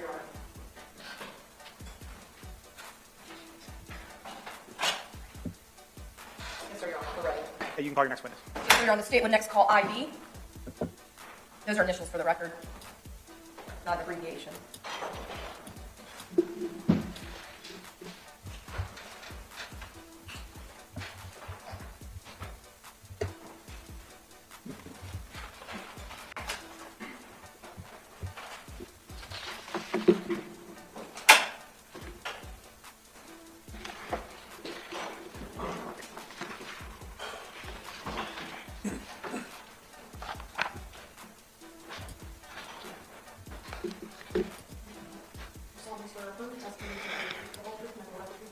Yes, sir. And good afternoon. Come over here to your right. Watch your step as you come forward. There's a slight incline. You need a glass of water or something, Mr. Gray over here would certainly accommodate you, okay? All right, that's fine. And just, if there's an objection made, just pause for a second, let me rule on the objection. And then from there, we'll go from there, okay? Okay. All right, and just, and that microphone can be manipulated so you can project your voice to the rest of the courtroom, all right? All right. With that said, state your main quiet, you're ready. Your Honor, could you please read the instruction?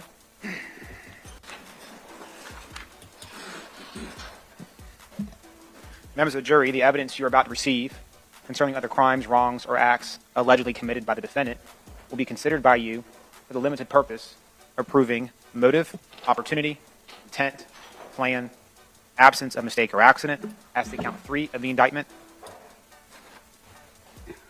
and as to motive, as to counts 1 and 2 of the indictment. And you shall consider it only as it relates to those issues. However, the defendant is not on trial for a crime, wrong, or act that is not included in the indictment. State, main quiet, ready. Good afternoon. Good afternoon. Can you please introduce yourself to the jury? I'm Infinity Dixon. And do you spell your first name with an I? With I, yes, ma'am. And is Dixon D-I-X-S-O-N? Yes, ma'am. Remaining the time, I'll refer to you as ID, okay? Yes, ma'am, that's fine. And what is your date of birth? January 7th, 2000. And where do you generally live now? I live in Jackson, Tennessee.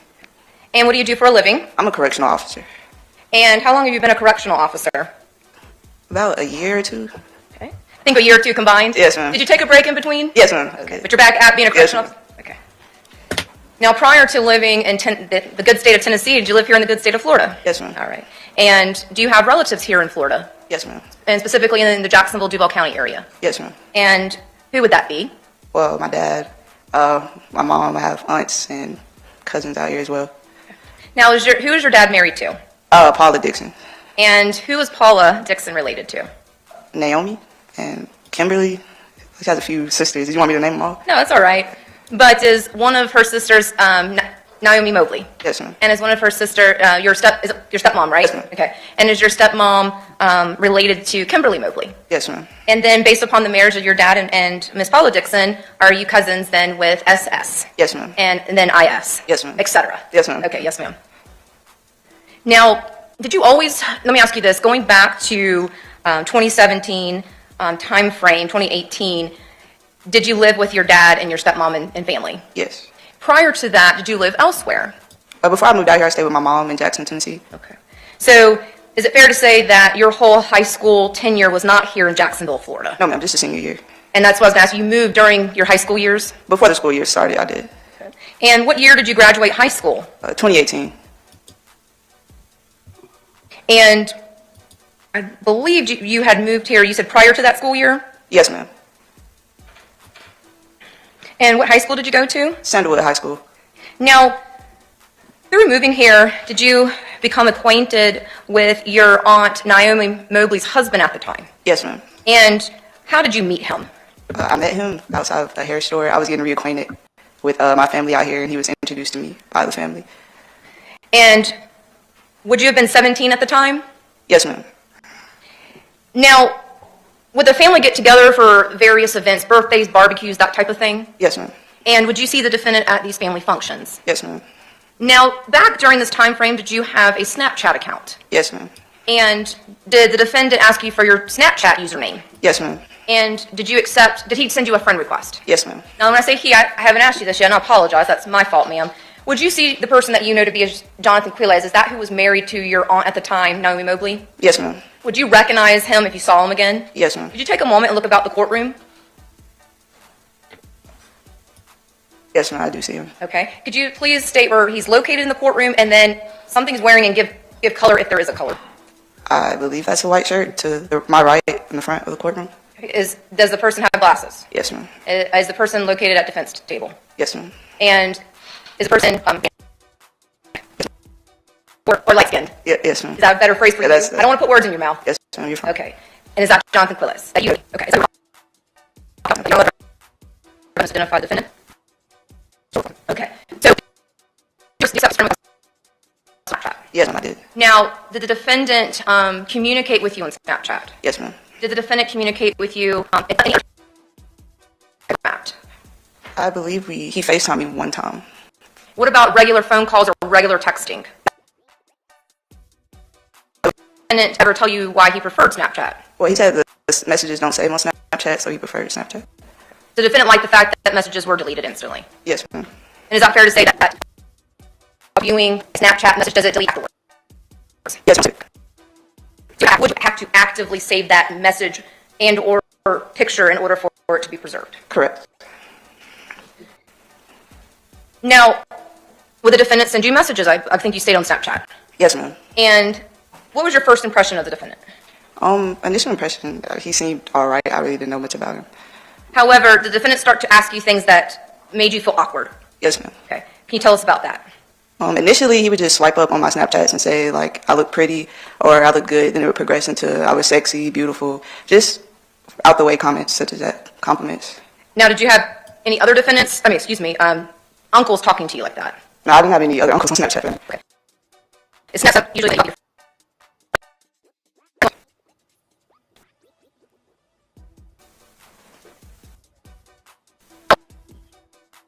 if the defendant was anyone else on Snapchat in your family? Yes. And who was that? IS and SS.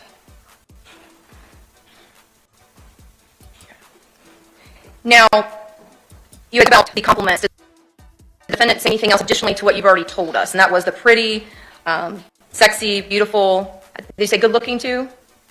Or did I just said I look good. I'm not sure. Look good. Thank you. Okay. I knew there was something good. Thank you, Yes, ma'am. ma'am. I'm sorry for that. No problem. Any other additional compliments that you can think of? No, that's about it. Okay. Now, did the compliments turn into something more in regards to the commentary from the defendant? Only one conversation that we discussed in reference to like a condom. Okay, so let me ask you, maybe I phrased my question wrong. Right. At any point in time in your Snapchat communication, did the defendant make the conversation a selling?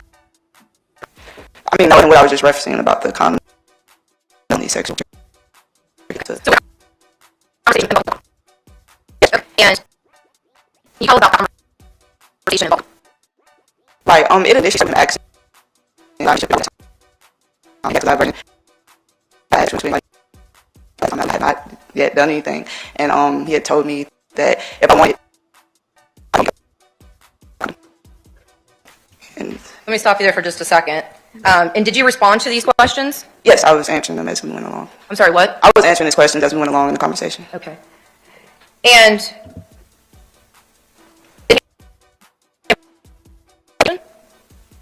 Like immediately after. Yeah, he did. okay, that's how you interpret it in general. Yes, ma'am. I want to make sure we do it how you felt and interpreted. Right. Did he say what the purpose of for having you come over? Are you speaking like immediately after the situation? I'm another. Invite me over immediately after that situation. Did the defendant want to teach you something? Yes. What did he want to teach you? How to apply a condom.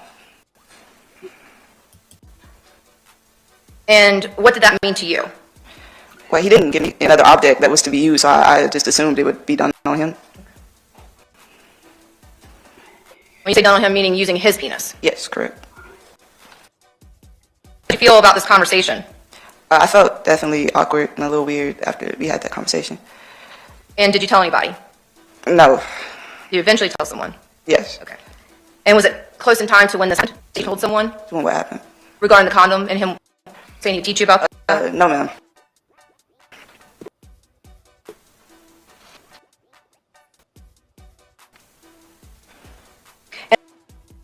And then when you come over? Yes, ma'am. Tell us about that. I was in band and I ended up having what they call a pseudo seizure. So I was and me and John had been me frequently otherwise. One day he asked if I wanted to come over because my Naomi wasn't at home and he would come pick me up in his van because I'd asked him would Naomi be okay with that. He was like, well, she's not here. And I told him, I really didn't feel good. It wasn't really nothing I could do. And he was like, what's I kept him up and really couldn't do anything. And did you ultimately go over to the defendant's house? No, I did not. And is this when you had told somebody about this conversation? Yes, I told my dad. And after you told your dad, did the defendant and talk to you much after that? Not really. I don't think I went around John too much after that. Like we took a little break, but then I think we went back around him. Did you want to keep your distance? Yes, of course. Based upon what had happened? Right. No further questions.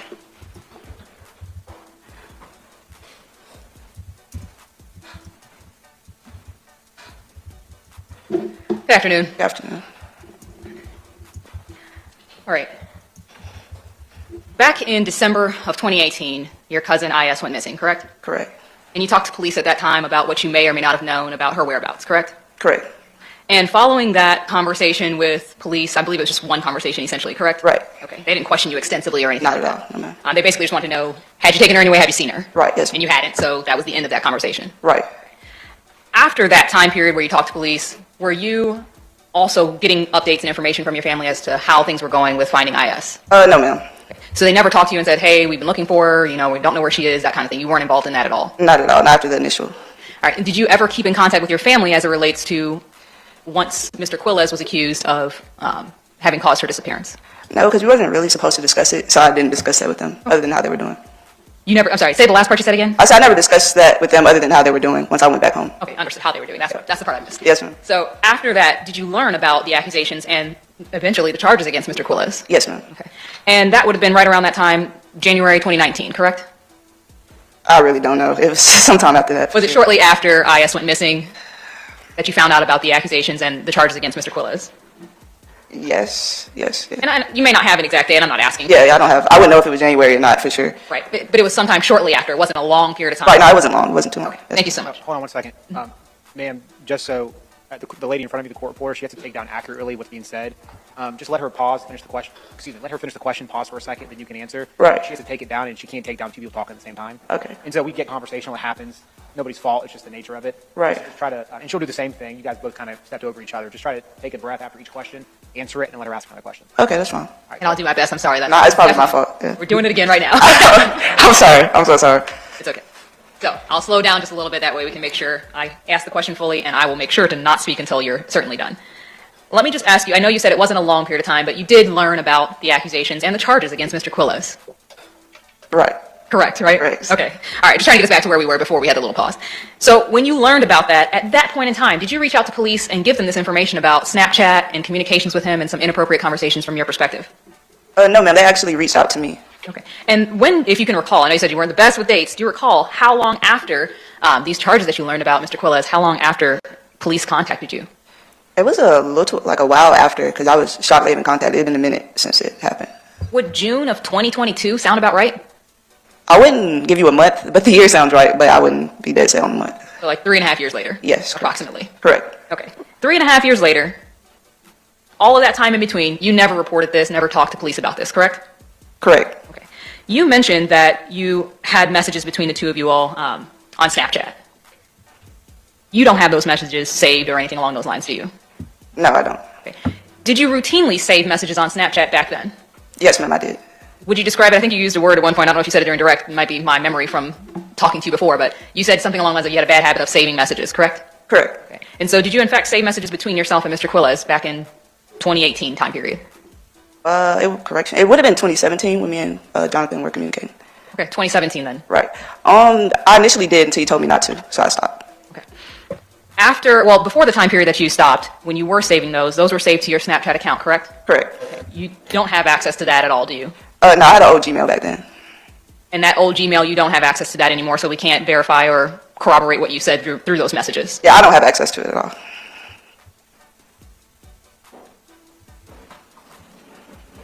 Now, throughout the time period that you described, and let me just back up because I want to ask you about that. I know the dates, you might need to help me with that. You started your senior year August of 2017, presumably, correct? Correct. Okay. You said you moved to Florida shortly before that school year, so maybe in August, maybe July time period? I started school in August, so it wouldn't have been August. So I would say like a month or so before. Okay. So a month or so before in 2017, you moved to Florida, and then you began having these conversations on Snapchat with him immediately thereafter? Well, I had to meet him first, so we met, and then the March started coming around the family. That's when we exchanged Snapchats and the conversation began. Okay. And so those conversations you believe were exclusively within 2017, did not continue on into 2018? Well, it had to be because I turned 18 in 2018. We no longer communicated. Okay, so you turned 18. You said your birthday was in January, right? January 7th. 7th, thank you. Yes, ma'am. So January 7th, after that time period, you never contacted or spoke to him on Snapchat at all? No, ma'am. Okay, fair enough.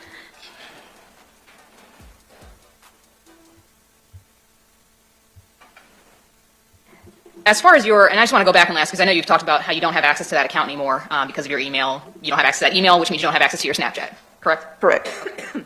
That information was never asked about or anything along those lines in that time period. So June 2022, when you're asked about it, at that point, you can't do anything about going back and trying to get that information. Correct. I can't personally. And you're not aware if police have ever tried to recover any sort of messages or anything like that this late in, after it's happened? If they did, I wasn't aware of it. Okay. Now, I wanted to ask you just a couple of other questions because you talked about a couple of incidents, two in particular. One where you guys are having this conversation about virginity and applying a condom, and then the second that you mentioned about when you were sick and being invited over. So let me start with the first and kind of go through that a little bit. When you were having this conversation, or after you guys had this conversation, at the very end of that, you guys didn't continue on or have anything. You said there was no invitation in person or anything like that, or any contact in person, correct? Are you referencing the condom incident? Yes, I'm sorry. Let's start with that one. Okay. No, I don't. He didn't invite me over that day. Okay. So after that conversation, do you recall telling or relaying those messages to any of your family members? No, not the condom incident. I'll leave a compliment to my dad. You specifically do not recall ever relaying those messages, the texting inappropriate messages, to anyone in your family? Are you specifically speaking about the condom incident? I'm asking about the inappropriate messages that whatever you deemed inappropriate. Oh no, I did speak to my father about the initial inappropriate messages, such as like the compliments and that part. But the condom incident, I didn't tell anybody about. Okay. The condom incident was around that same time period when these other conversations are happening? Around that time period, I don't really want to give you a set date. Like I said, it's been a while, so I couldn't really. And we may only be talking about a few month time period if we're talking right. After August. Sorry. Let me finish the question real quick. After August until you turn 18 in January, so we're really not talking a whole long period of time. Yes, correct. Okay, so it was in that time period, in that same time period that you all were having these other conversations? Well, it would have to have been, yes. Okay. As far as you can remember, you never showed those messages to your dad or anybody else? Correct.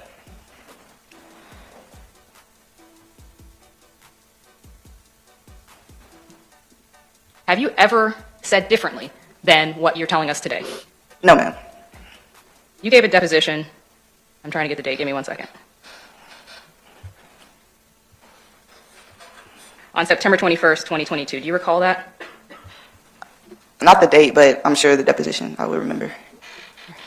You don't recall the date itself, but you do remember giving the deposition. Right, correct. All right. And I believe you have a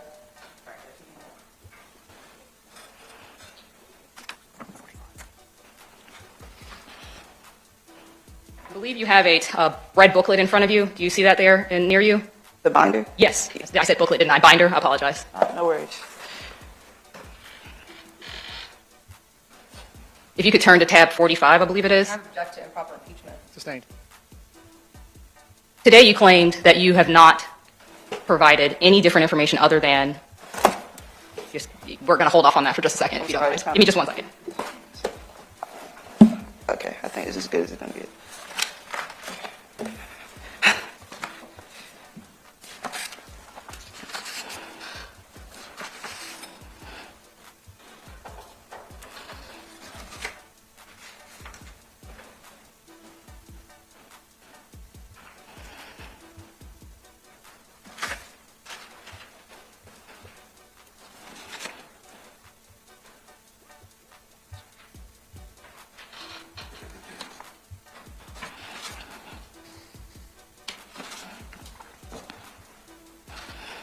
Thank you for giving me just a moment.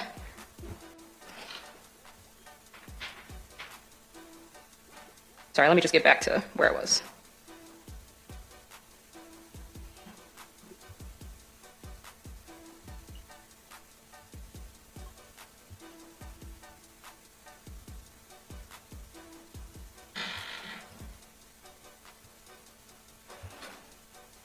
All right. Do you recall ever stating that you told and I quote, I told my dad, like, Jonathan has been texting me kind of weird stuff, and I think they stopped. Sorry, give me just 1 second. Strike that, please.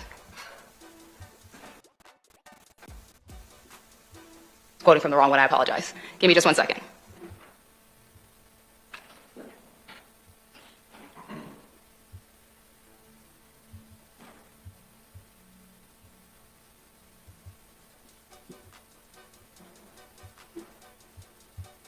Okay, sorry. I'm at line, just for counsel, I'm on page 26 at line E. I'm objecting again. I'm just giving you all the... I can't hear 5 people talking at the same time. I'm pretty smart, but not that smart.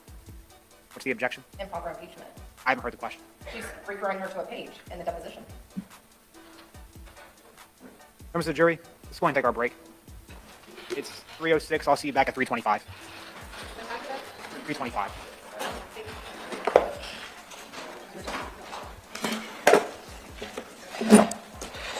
I'll tell Mr. Brady.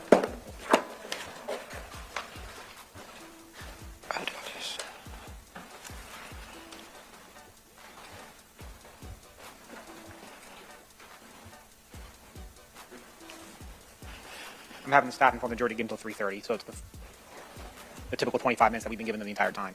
Ma'am, do you mind stepping outside? Yeah. Do I go this way? You can go out the front doors of the courtroom where Officer Hill is and take care of you from there, ma'am. And feel free to get some steps and use the restroom, whatever you gotta do.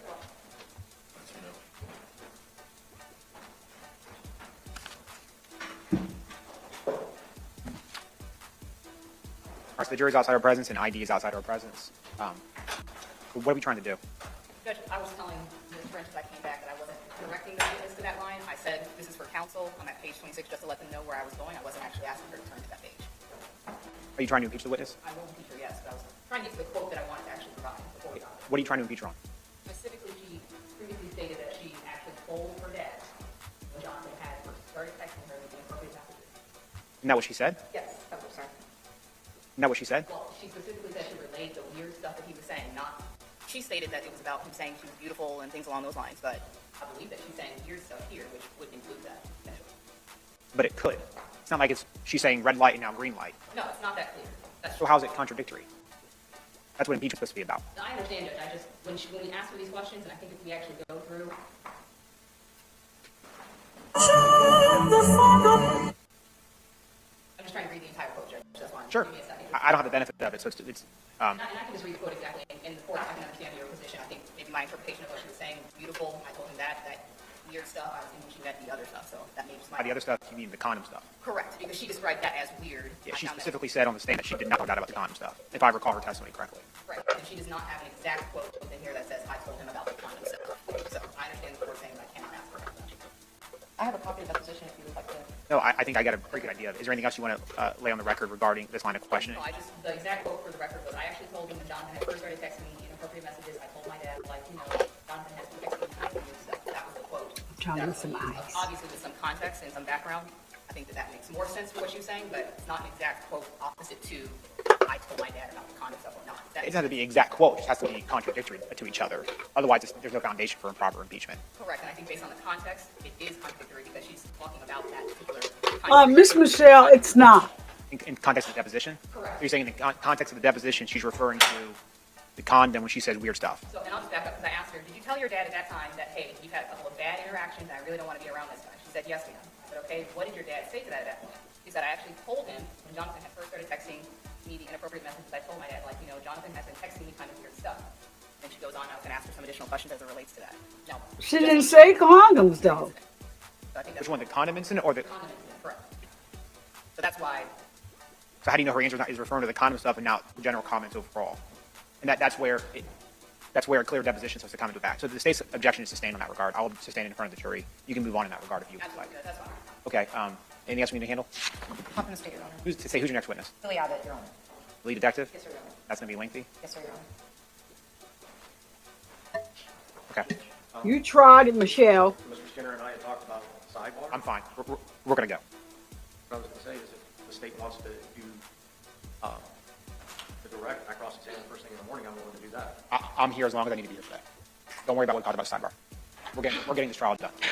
That's my main focus right now. So I'll see you guys back at, what did I say, 3:30? Yes, sir. I'll see you guys back at 3:30. Yes, sir. Get that there.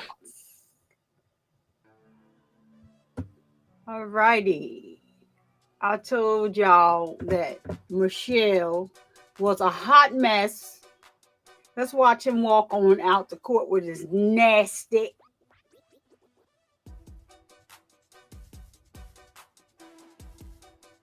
You're a criminal. You don't get to keep a tie and a belt and all that. You don't get to keep those things, sir.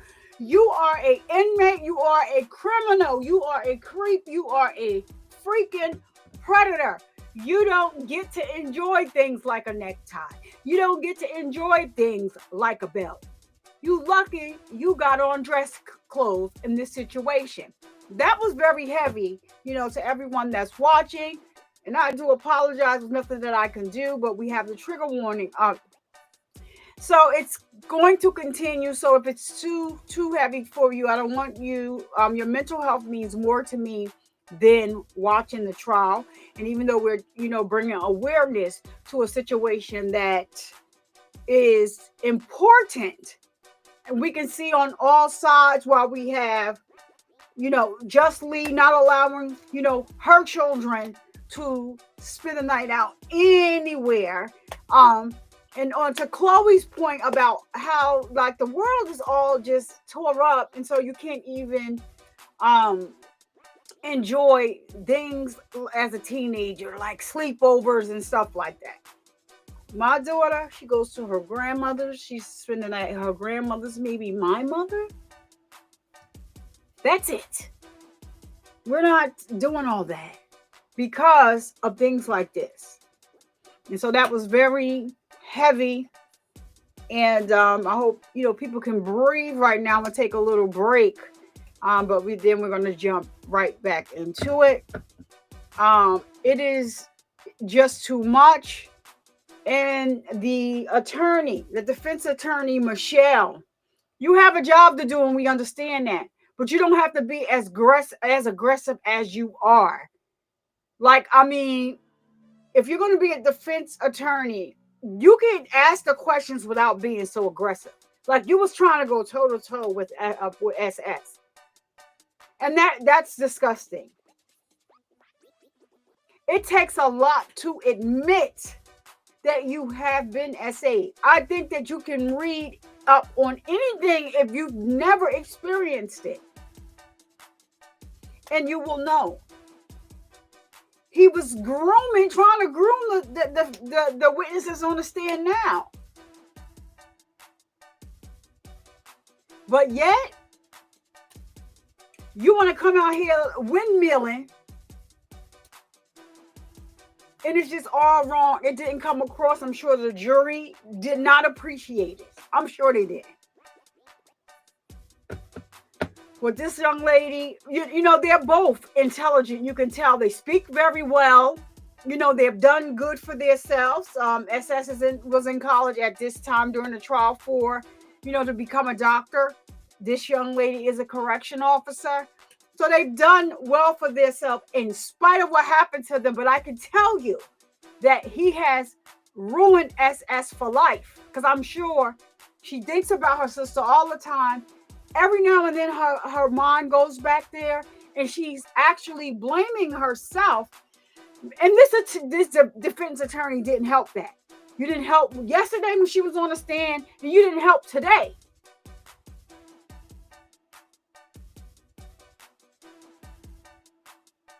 Of course, she probably told so many different stories. Oh, it didn't happen to me. It didn't happen. It was hard for her to admit. And shout out to her for you know, clapping back at this bitch. And to this mother. Because, yeah, it's too much. Like, what are you doing here?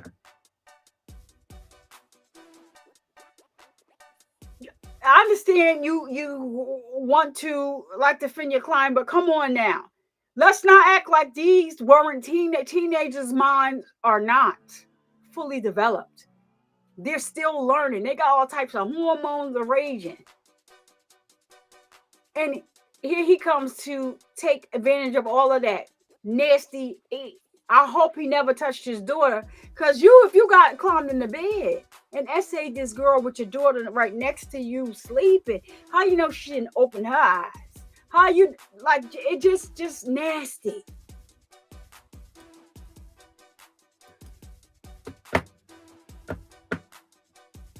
Oh gosh, take the wheel. Here come the nasty thing. Let's watch him walk in.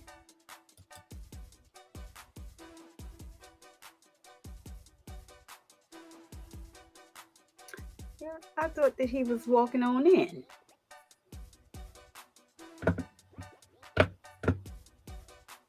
He's gonna shake his head like he wanted them.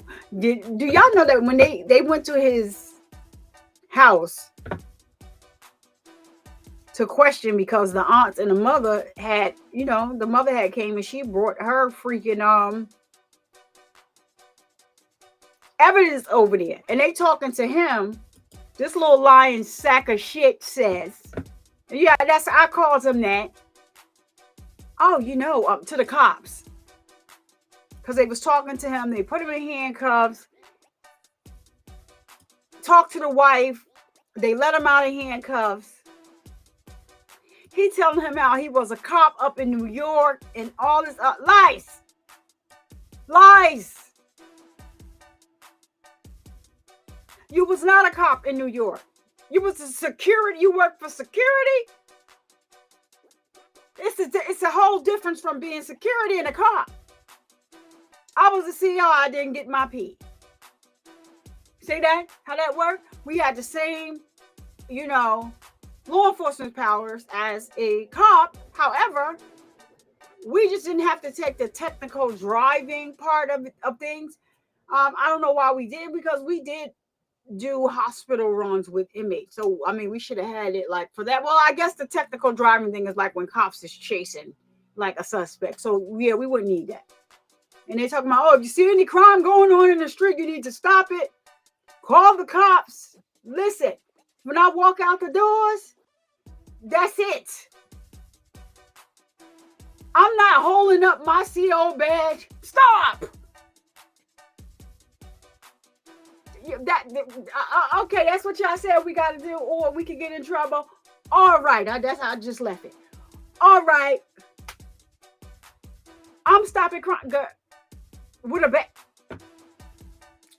Just with my bat. Now, if I pull my gun, it'll be a whole process. Y'all have a problem with that. But y'all want to just let us use the badge. But if I take my gun off my hip and point it, Like, wait till the cops come.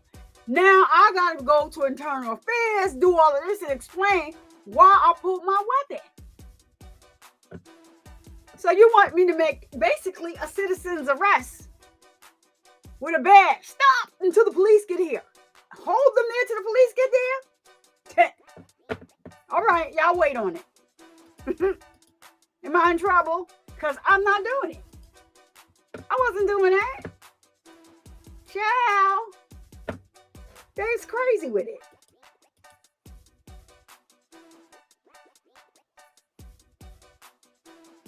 Now he had came out, y'all. Now they playing with us. I cannot take this. I promise y'all I had skipped past this part. See, they got a little head. And so maybe they didn't start filming him until he was at the table. That may be it.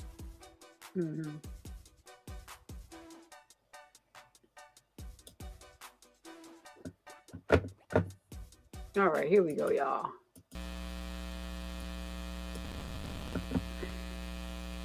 Come on, Judge. Cut out that noise you got going on over there, Judge Salem. Now, could we get it back right?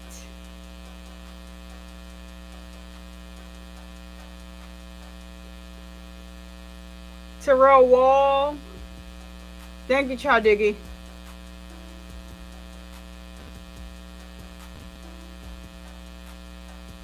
I say let him have both toys to play with.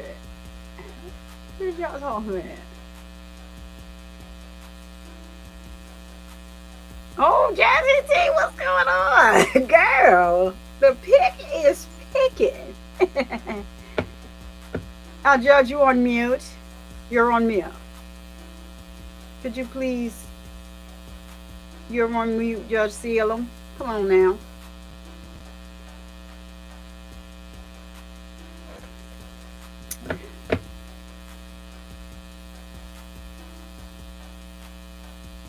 Oh, PD Broker said you'll be back. Okay. Oh yeah, let's take a look at this Joker.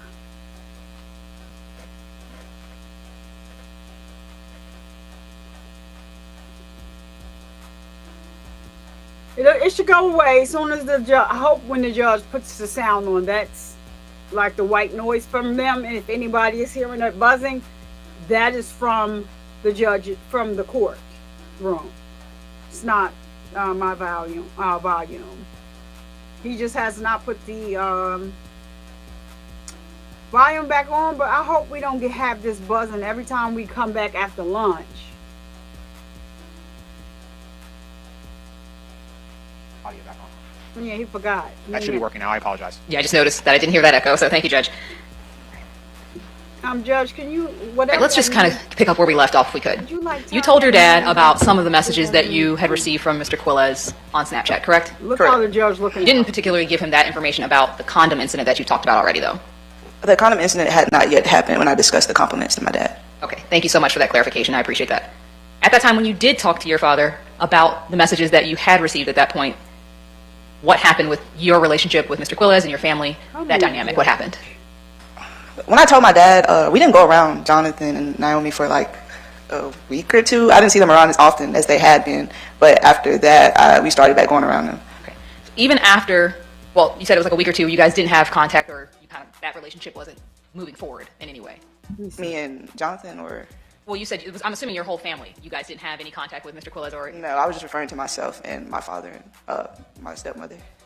Okay, so your father, your stepmother, Paula, and yourself. Sorry, let me finish the question and then we'll go. We've been doing that a lot. So yourself, your father, and your stepmom stopped having contact with Mr. Quilles and your Aunt Naomi after you told them about these messages. I wouldn't say stop, but I did say we didn't go around them as often the following week or two. And was that because of those messages that you all did not go around them? That's what I assumed at the time. I can't really speak for my dad and my stepmother. After that week, after you told them about these inappropriate messages that you were receiving or how they made you feel, you're saying you guys went right back to kind of being back around them like normal? I wouldn't say right back, but they did start coming to like family events that we had and stuff like that.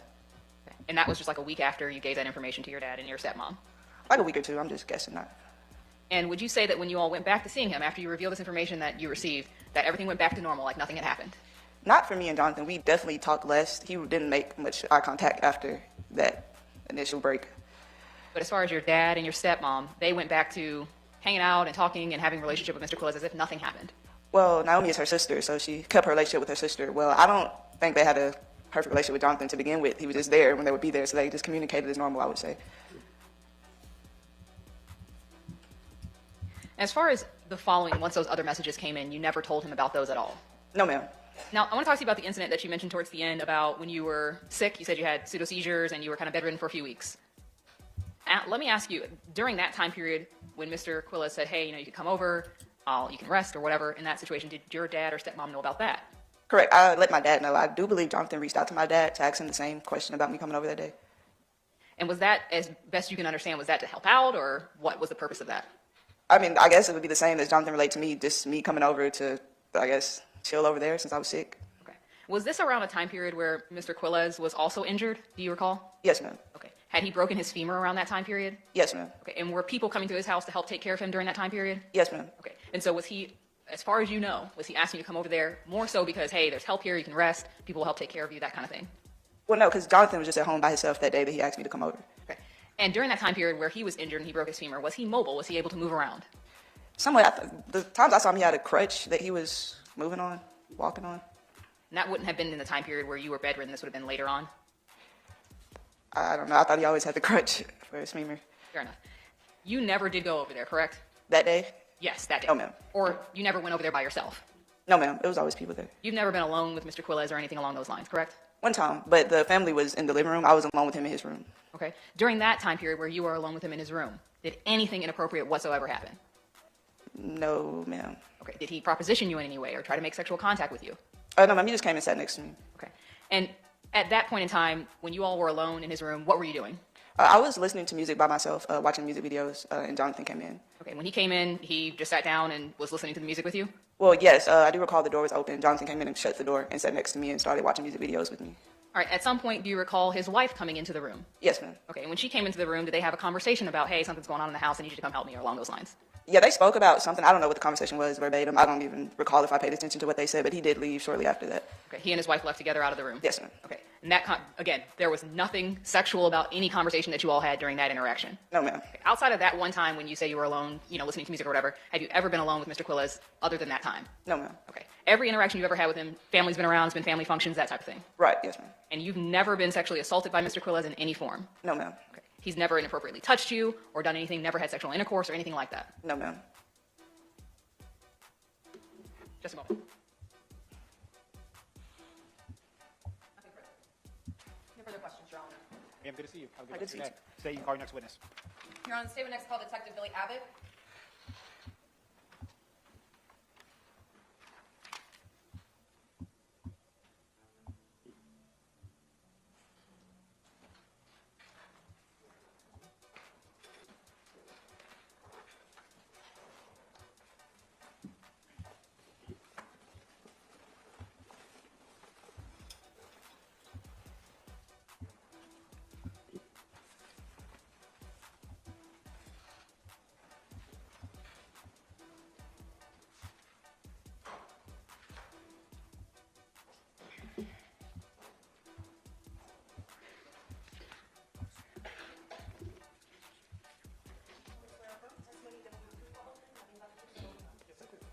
That's a good afternoon to you, sir. Afternoon, sir. Watch your step as you come forward. If you need a glass of water, let us know. We'll do our best to accommodate you. I will, what point? Mr. Gordon, can I take care of that for you? You can just leave it there. Okay. Is it in your way? It is. Just stay on top of it. All right. Thank you. There's an objection made. I just ask that you pause. We roll on the objection, and we'll go from there, okay? Okay. All right. And with that said, state main inquiry, you're ready. Your Honor, good afternoon. Good afternoon. Please introduce yourself to the jury. My name is Detective Abbott, And you said detective. Who are you employed with? the Jacksonville Sheriff's Office. How long? I've been employed there for 15 years. What is your current assignment?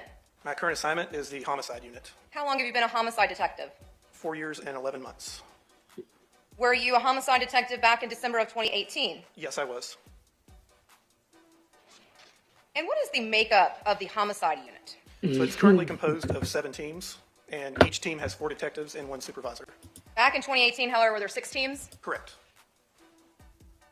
And how are teams assigned homicide investigations? We are assigned the investigation.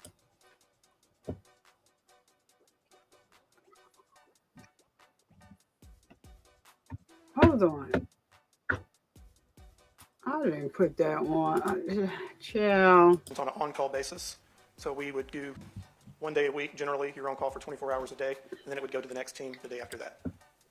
And then if your team is on call and your team is assigned a homicide investigation, does it go through like a rotation between the 4 detectives? Yes, ma'am. We have a 4-team rotation as well. Now, amongst the 4 detectives, are there partners?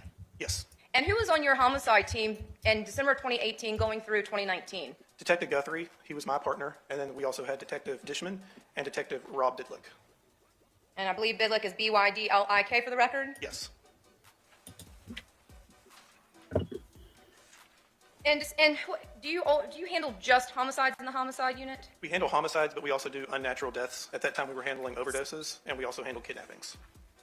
So drawing your attention now to December of 2018, specifically December 30th, were you assigned the case of IS that was pregnant with a date of birth of September 6, 2002? Yes. And had someone else within JSO already been working on IS's disappearance? Yes, the missing persons unit, specifically Detective Porter. And what was the reason of transferring the case on December 30th to the homicide unit? They had exhausted all their leads at that time, and they felt like, it's a good possibility that she could be dead, just because there was no signs of her anywhere. For lack of a better term, she fell off the face of the earth. Now, when you received the case, did you actually speak with Detective Porter? I did. And what was the purpose of speaking with her? So that we could meet one-on-one, our people, her and her supervisor, Sergeant Borowski, and we could just pass down all the information so that nothing was left off. And also not to exhaust resources on matters that had already been addressed. Is that fair to say? That is fair to say. Generally speaking, what information did you have when you started your official investigation? So I knew it was a time-sensitive issue because we're dealing with a 16-year-old juvenile who is also 5 months pregnant. She had already gotten phone records, and there's nothing past the 19th. I see that, on surveillance video from Terry Parker School, she left in her lunch hour during 11 o'clock, and that was it. And there was no phone calls, nothing beyond that. We're not seeing anything on social media, so it's very concerning. Now, in thinking about that, were you also given the name of Jose? I was. And what were you told about Jose? So Jose was a name that came up quite a bit in the beginning. That was primarily the name that was popping up in different things that we were being told with her. And we were being told also from the family that Jose was actually IS's uncle, the defendant, Jonathan Quiles.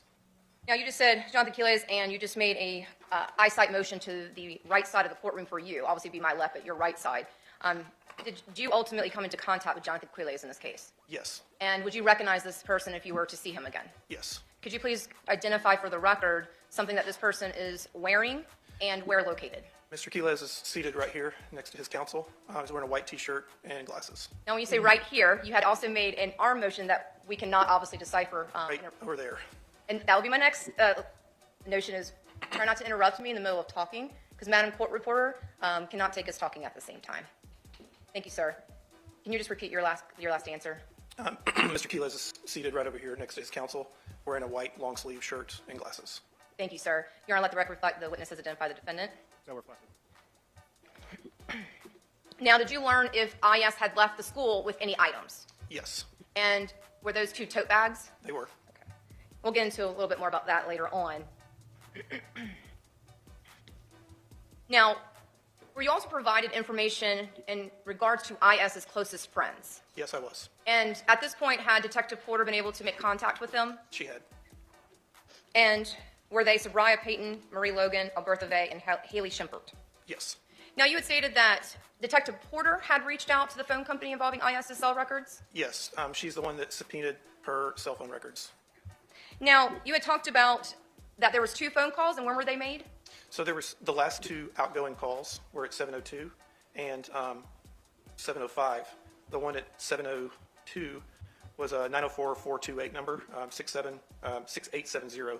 That was identified by her family as Maria Logan's number. 618779. That was identified as her little brother Stevie's phone. And is his last name Griffin for the record? Yes, Stevie Griffin. Now, What about in regards to text message communications? There was some text messages with her aunt, excuse me, Jametta, and that was to her number of 904-450-0095. So you were able to decipher these were all family members or a friend that IS had communicated with on her phone? Correct. Now, what about bank records? Did Detective Porter get them or did you? Detective Porter actually was able to obtain those. And were they from the Navy Federal Credit Union? Yes. And did you review those? Yes. So after you have, would you call it a briefing with Detective Porter? You could call it that, yes. And was that on the actual day that you were assigned the case involving IS? Yes, that was at 9:30 on December 30th, 2018. And was that a Sunday? It was a Sunday morning. Okay. So you were on call? Yes, that weekend. And after briefing, you looked at cell phone records, you looked at some bank records. Did you decide to do some field work then? I did. And what did you do first? So I'm being told initially that, her uncle could be involved with this. I thought, why not go straight to him and speak to him at his house? And where were you told that he lived? He lived at 528 Trout River Drive. Is that here in Jacksonville, Duval County, Florida? That's Duval County in the Panama Park area, I would say. And do you recall approximately what time you arrived at the defendant's residence? Approximately 11:30. Is that AM? AM. Just to be clear. Sure, yes, AM. Thank you, sir. And when you arrived, was anyone home? Yes. And who was home? Mr. Quiles was home. His wife, Naomi Quiles, was there. Their daughter, Nia. What about any other children? I don't recall any other children in the home. There may have been a couple of younger children. Now, did you learn the relation between the defendant and then his wife at the time, Naomi Mobley? Yes. What was the relation between them and IS? IS was the maternal niece. Of biologically to Naomi Mobley? Yes. And then by marriage to the defendant? Yes. And did you tell them why you were at their residence? Yes, I did. And who did you want to speak with? Both? One of them? Who? Both. Did you speak to them? Yes, I did, together. And why did you speak to them together? Wasn't trying to hide my intentions. I wanted to just kind of get it all out in the open and just see where they were, the day she went missing, and just get a good feel for, communication with the two of them. So just to be clear, you weren't trying to interrogate the defendant this time, were you? No. Okay, so you were just... Non-custodial. Were you just trying to find more information out? Correct. Now, specifically in talking with the defendant, was there any discussion about items that IS had taken with her? Yes. Again, just focus on the defendant's statements. What was that conversation? The conversation was regarding what she had packed, and it was told to me at that time that she only packed Victoria's Secret's underwear and bra, and the defendant said 38 pair of underwear. And was that in relation to talking about the Victoria's Secret undergarments? Yes. And did you ask him how he knew that she took 38 pair? I did not ask him how he knew. I just put an asterisk in my note by it because to me that was a red flag. Now, when talking with the defendant, did you ask him about the vehicle usage? Yes. And did you learn what kind of vehicles the defendant and Naomi Mobley owned? Yes. And what type of vehicles? They owned a van, and then they also owned like a SUV, Dodge SUV. And I think, was there another Buick as well? Yes, there was a maroon Buick, yes. And did you learn what vehicle the defendant was driving during the December 2018 timeframe? Yes, he was driving the red van. Now, when you arrived on the property on December 30th, 2018, did you see, and was that red van a Chrysler Town and Country minivan? Yes, it was a Chrysler Town and Country. Did you see that van on the property when you arrived there on December 30th? No, I did not. Did you ask the defendant about that van? Yes. What did you learn? That he had sold it on Facebook the day before. And so when you say the day before, would that have been on December the 29th of 2018? Yes. Did you ask the defendant why he sold the van? I did. Go ahead, sorry, sir. He said he needed the extra money. Did you learn who the defendant had sold the van to? Yes. And was that a Roy Redding? Yes. That's Redding for the record. Now, were you able to ascertain the location of that van? I was. And was Mr. Redding willing to allow JSO to do a process of that van? He was. And did you go to his location? Yes, I did. I believe, was that his residence? Yes. Was that here in Jacksonville? It was. And did you have, at the time, Detective Pfister, it's now Lillard, come to the scene? I did. Now, during also this time frame that you are speaking with the defendant, did you ask for his DNA? I did. And was he willing to provide it? He was. And was that DNA taken? Yes. And at that time, was the DNA taken based upon learning about a sexual assault allegation? Yes. And did you submit the defendant's DNA to be compared to that sexual assault investigation? I did. I submitted it on January 2nd, 2019. And did you ask for it to be a rush? I did. And was that based upon your review of the findings that Mr. Nicholas Kutu had found found that he had found some DNA involving that sexual assault kit? Yes, And just to be clear, that sexual assault kit was from March of 2018. Is that fair to say? that is accurate. And also, again, to be fair, that was also involving an allegation with the Kamar Humphrey. Yes. Now, did you ask the defendant about his whereabouts at this time in regards to December the 19th, 2018? Yes, I did. And what did the defendant tell you? He told me that he was at work all day on the 19th. And did he tell you that he never left the property that day? Yes. After you spoke with the defendant and his wife, what did you do next? I wanted to go to his place of employment, Ace Pick Apart, and just kind of verify that he was there all day. And did you go? I did. And is that located at 9152 North Main Street, Jacksonville? Yes. Is that here in Duval County? Now, when you arrived, were you able to make contact with anyone? Yes, ma'am. And who was that? Gary Lindros. And did you learn that the defendant had been at work on December 19th? Yes, And did you also ask about the 18th and the 20th? I did. And was the defendant at work those days? Yes, It all comes 360. I feel like I'm more mature than you. Love you to death. Love your daughter, my sister. Why you keep calling her my daughter? Because she's your daughter. She's gonna go crazy for you, and you're not the best person to.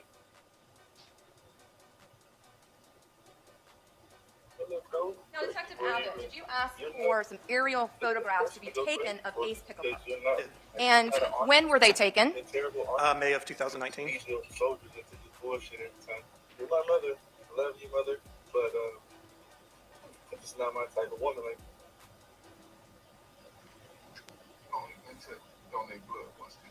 I'm showing you it's been marked in as states. Oh, let me. Can everyone see? I just want to make sure I inquire. Everyone see? Thank you. just got that out. He only gonna give me Give me 1 second. $20 for that shit. So for record purposes, Detective Abbott, I'm showing you it's been marked in evidence as State 67. Do you recognize it? Yes, I do. Okay. And you stated this was taken about 5 to 6 months after December 2018? Yes, in May. And so in looking at State 67, does it appear to be, bless you, does it appear to be fairly the same and accurate from when you were there in December in 2018? Yes, it does. Now, which way do you get in and out of Ace Pick Apart? If you could just draw it for us, please, sir. This is the main entrance right here. Now, is there only one parking location for visitors, police, customers? Yes. And could you just draw a line of that location? Be down through here on the exterior of the lot. Now, let me go ahead and erase for a second. When a person drives into the lot, is there more than one place a vehicle can go? Yes. Could you please show us those two options? So when you first pull in, there's a spot here. The customers are not supposed to go back there.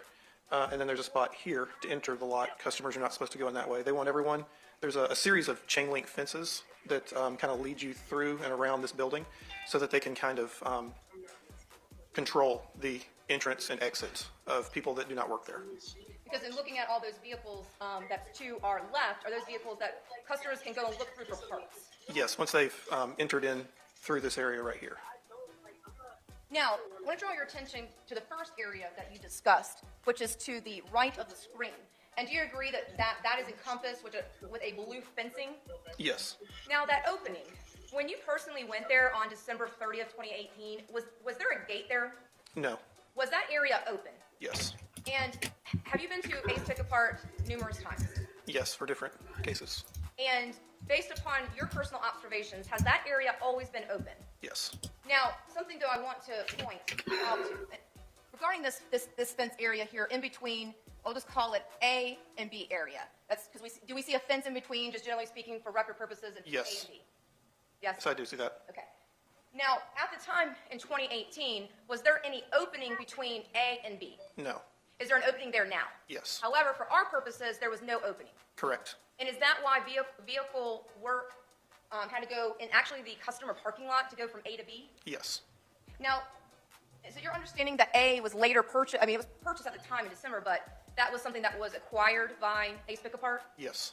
And was there still some items there from a former concrete factory? Yes, and you can still see some of those items there. Now, I'm going to fast forward just for a second for you. At some point, did you have a canine come, and I think it was on more than one occasion, to Ace Pickup Park? I did. And one of those vehicles, was it a blue GMC Envoy? Yes. Now, could you please show the jury where the location was approximately of where that blue GMC Envoy? So at the time, they had several rows of vehicles backed up here, right against this wood line, and it was kind of in the middle back there. I circled it. And that would be to the, if we're looking at, again, just A, which is the old concrete factory side, that the vehicles would have been closest to, looks like a body of water behind it? Yes. And is that where the canine had hit on that blue GMC Envoy? Yes. Now, did you learn the areas of where the defendant would work at when he was at Ace Pickup Park? Yes, I did. Could you please show us the areas of where you learned the defendant could work? Pretty much everywhere on the property, to be honest with you. He did a little bit of everything there. We would see him, around this area moving cars. He would also take these large forklifts and go back in this area as well, moving things around and doing whatever needed to be done or whatever he had been tasked with. So you brought up another area of questions. When you talked about the first area, so that would be in the B part. There's a row of items, and then you had drawn a red line with some spacing in between rows of items, some of them being cars. When you ended the area here, and I've now done a blue line towards the end of that open area, is that where, at the time, the car crusher was located? Yes. And then in front of the car crusher, was that where there would be, and I mean, this is obviously not to scale, where the container would be located? Yes, kind of back there by it. Okay.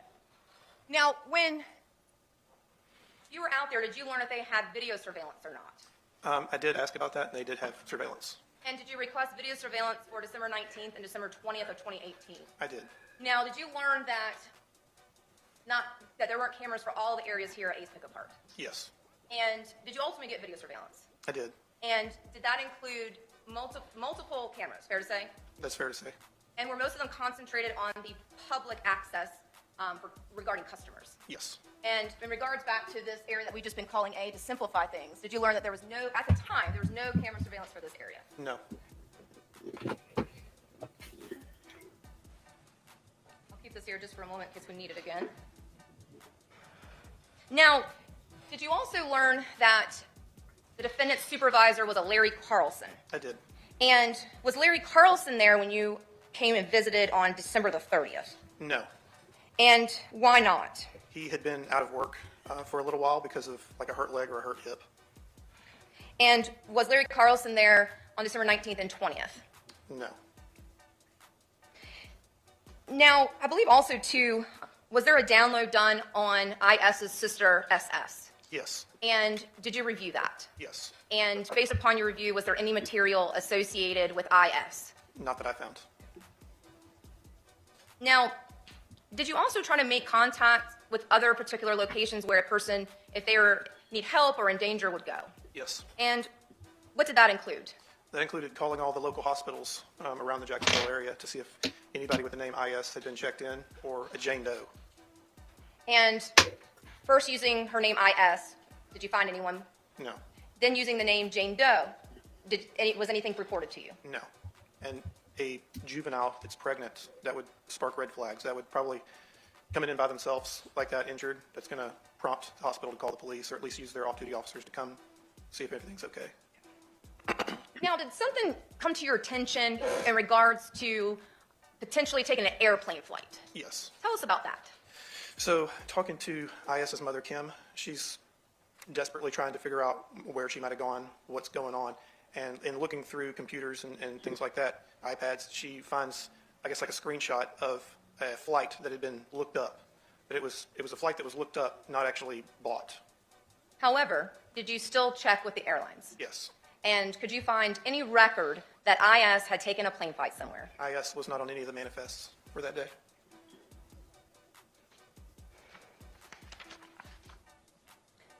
Now, in regards to the Terry Parker High School area, did you do some investigation into maybe city buses? Yes. Because did you learn that she had last been seen walking out of the school? Yes. Okay. So what did you do in reference to city buses? We all contacted, I contacted the city bus and asked them, were there any buses in that area during this time? And if so, could we review the video surveillance to see if this particular girl gets on? And the video on the buses is really good, and we have really good contact with JTA. And the lady looked through everything that she could find, and she's like, I'm not seeing anybody like that at all. She took it a step further to look for buses just driving through the area, because you can actually pick up people walking on the sidewalks as well. And nothing's seen on any of those videos either. What about Greyhound? Greyhound, yes. Detective Porter looked into the Greyhound. And was there any information out of Greyhound involving IS? IS was not on any tickets that were purchased. And she tried to get video, but the video wasn't up and running because they just opened up the station. And that's a new station not far from here? Correct. Now, moving on to the next day, on December 31st, 2018, did you work on this case? I did. And what did you do? I met with Detective Bartley with the School Board Police Department. I wanted to look at more video from Terry Parker High School of where she was at on the property, make copies of her leaving, things like that. Now, was there a canvass done of the area surrounding Terry Parker High School? Yes. And what type of area is surrounded by Terry Parker? Is it businesses, residential areas? It's all residential. And when we say canvass, what does that mean? Driving around initially looking for surveillance cameras.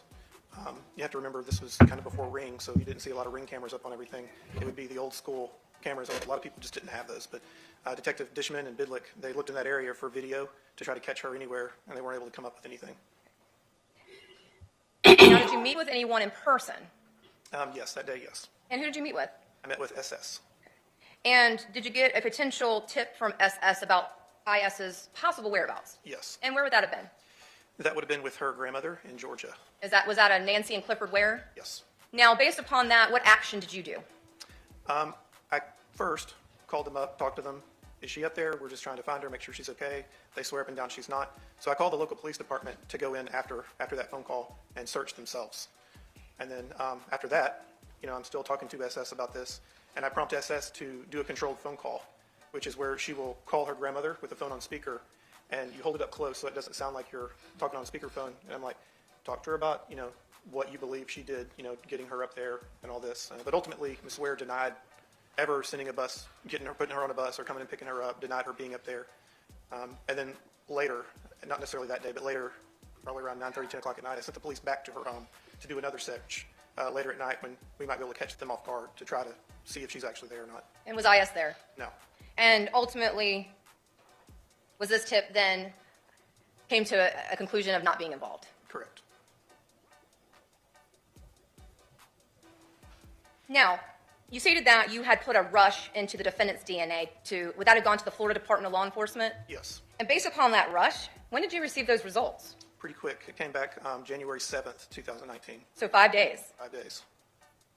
And did those results involving that the defendant's DNA was found on some underwear in a sexual assault kit? Yes.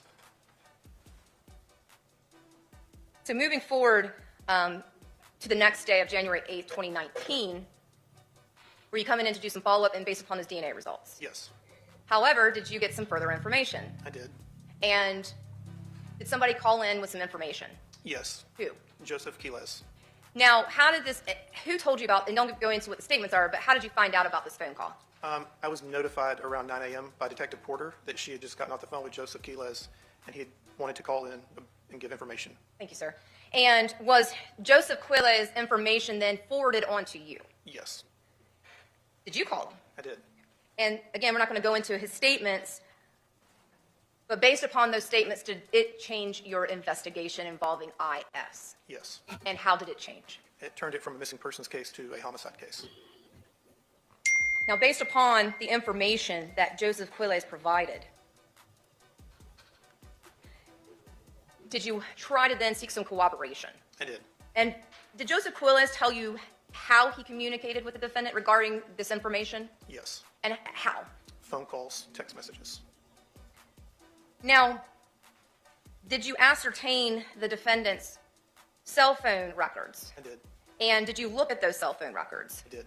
And were you able to confirm whether or not Joseph Quiles had talked to his brother, the defendant? Yes, I did. And was that, I believe, 4 times on December 20th, 2018? Yes. And they talked other dates. Is that fair to say? That is fair to say. They talked quite frequently. Okay. Now, did you also, after that, what did you do? After that, I needed to further corroborate the statements that he made to me. And did that lead you back to Ace Pick-a-Part? It did. And generally speaking, what information about Ace Pick-a-Part?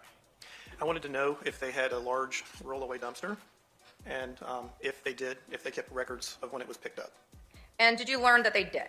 Yes. And what was the company of this rollaway dumpster? It's All American Garbage. And did you learn if the trash had been picked up in the month of December? Yes. And what was the date? December 20th, 2018. Now, did you speak with anyone associated with All American Garbage? Yes. And again, without going statements, who did you speak with? Billy Brown. Now, did you also try to get some information of where that container would go after being picked up from Ace Pick-a-Part? Yes. And where is that? Mr. Brown informed me that all American Garbages only go to the Otis Road landfill. And did you then reach out to Otis Road Landfill? I did. And again, just tell me who you spoke with there. Ed Smallfield. And did Mr. Smallfield give you some information in regards to the operation of Otis Road Landfill? Yes. And at that time, did you ask Mr. Smallfield to do something for the Jacksonville Sheriff's Office? I did. And what was that? Cease operations in a particular area of the landfill. And would that have been on what date? It was the 8th that I contacted him about this. And that's just 2019? 2019, January 8th, yes, ma'am. And then is January 8th, 2019 also one of the days that you had K-9 go out to Ace Pick-a-Part? Yes. And did you have retired Detective King come out there from another agency with his K-9? I did. And was there an alert to a red Mercury vehicle? Yes. And did you have I guess it's like a blood tissue found? Yes.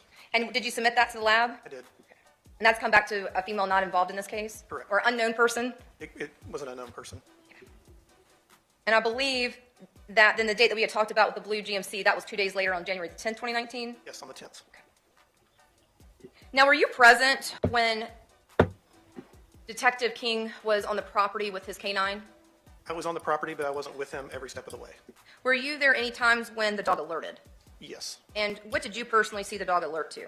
The GMC envoy. Anything else? Again, just your personal observations. Not there. I saw it alert other places. And was that the car crushing machinery? Yes. Now, did you ask about that company that takes crushed vehicles? Yes. Once they crush the vehicles down, it's pretty much just like a large box of just twisted metal. And they'll put several of them on a semi and they take it out to Baldwin to trademark metals. It'll be either shredded or melted down after that. And that usually would happen the same day? Yes. Give or take? Give or take a day.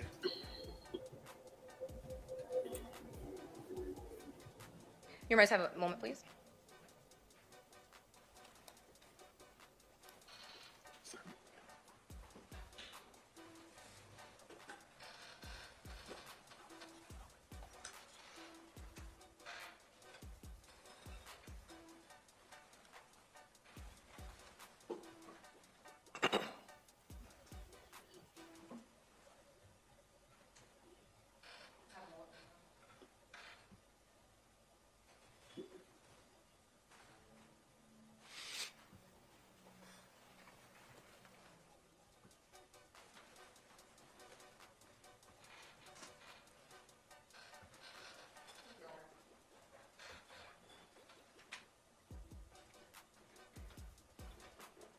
Now, Detective Abbott, on January 8th, 2019, was a defendant arrested? Yes. Okay. And did you speak with the defendant? I did. And was the defendant placed into the Duval County Jail? Yes. And did the defendant still deny knowing anything? Did the defendant deny knowing anything about IS's disappearance? He did. And did you confront the defendant about the DNA found on the crotch area of the panties? Yes. What was the defendant's response? He said there's no way, and he thought we were making it up and lying to him. And did the defendant still deny that he ever left his place of employment on December 19th, 2018? Yes. Now, was there a decision made prior to booking the defendant in jail? Yes. What was that decision? The decision was to provide a recording device to an inmate inside the Duval County Jail, and then he would be placed into the cell with them to record any statements that he might make. And did Detective Billick help you with that situation? Yes. Okay. Now, afterwards, did Detective Billick tell you that there was some information on the wire? Yes. And did you listen to that? I did. And the two individuals that were involved in that wire, were they Morris McClendon and George Jackson? Yes.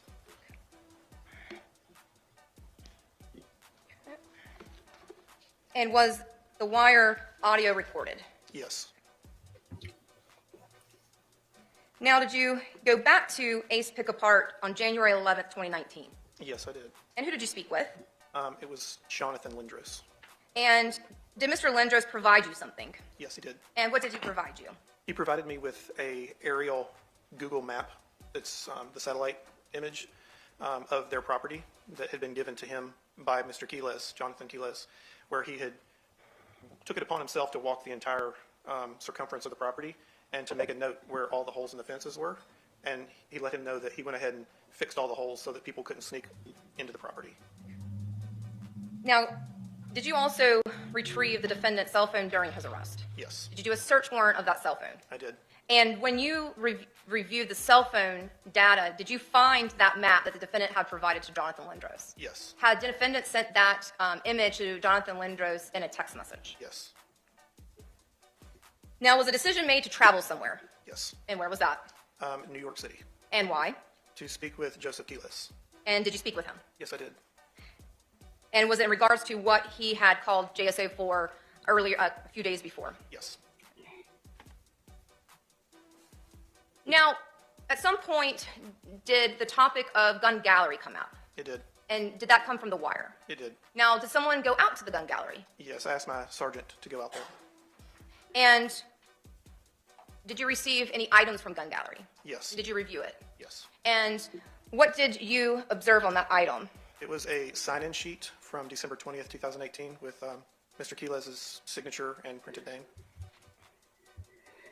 And is gun gallery located off of Beach Boulevard? Yes, Now, drawing your attention back to Otis Road landfill, was a decision made by the Jacksonville Sheriff's Office to do a search there? yes, And I'm not going to ask you a lot of questions. We've had other witnesses talk about it. However, did the search go on for 16 actual search days? yes. However, IS was not found, was she? Her body was not found, no. But were there other items indicative potentially of IS? Yes, Was that just based upon information you had been provided, yes, involving potentially that 38 pair of Victoria's Secret pants the defendant had told you about? correct. Did you find a Terry Parker book? I did.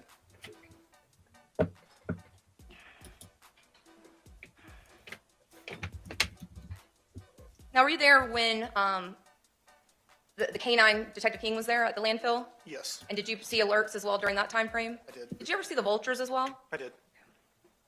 They were there almost every day.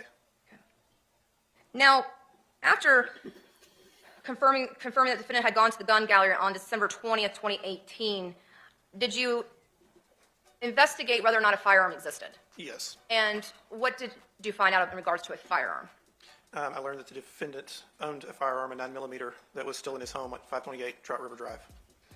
And was this confirmed with Naomi Mobley? Yes, However, did you do, though, a search warrant? I did. And I believe Detective Hamilton had come out with you to do that search warrant? Yes, she did. And were you able to recover that gun? I did.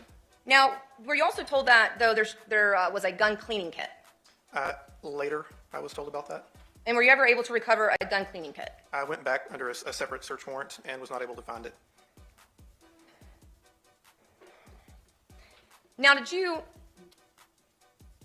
find out through investigation that the defendant would go often to gun gallery? Yes,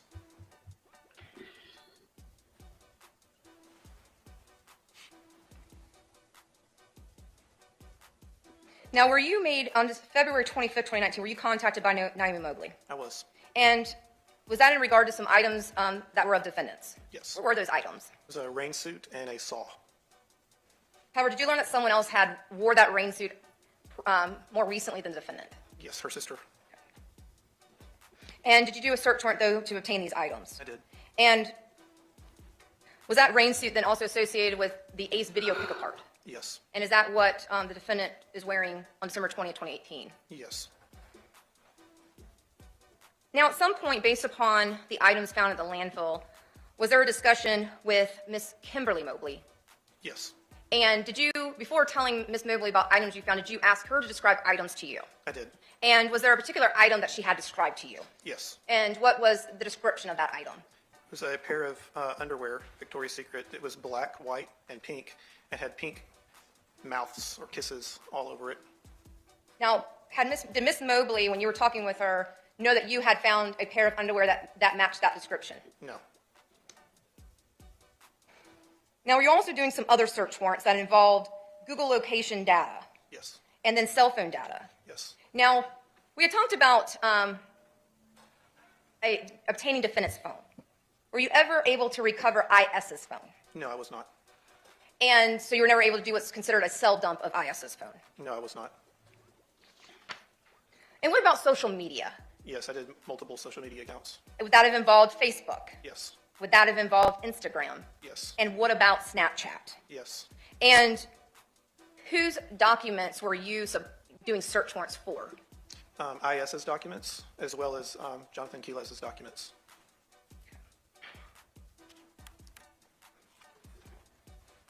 And I know we had talked about also that Detective Porter had spoken to IS's close friends. Did you as well? Yes, I did. And had they ever heard from her post 12/19/2018? No. Now, though, specifically in regards to some conversations with AV, were you told about an individual that was unknown with a number? Yes, I was. And that would be defense one. Do you recognize it? Yes, I do. And did Ms. Bay inform you about that information? Yes, And did you look into it? I did.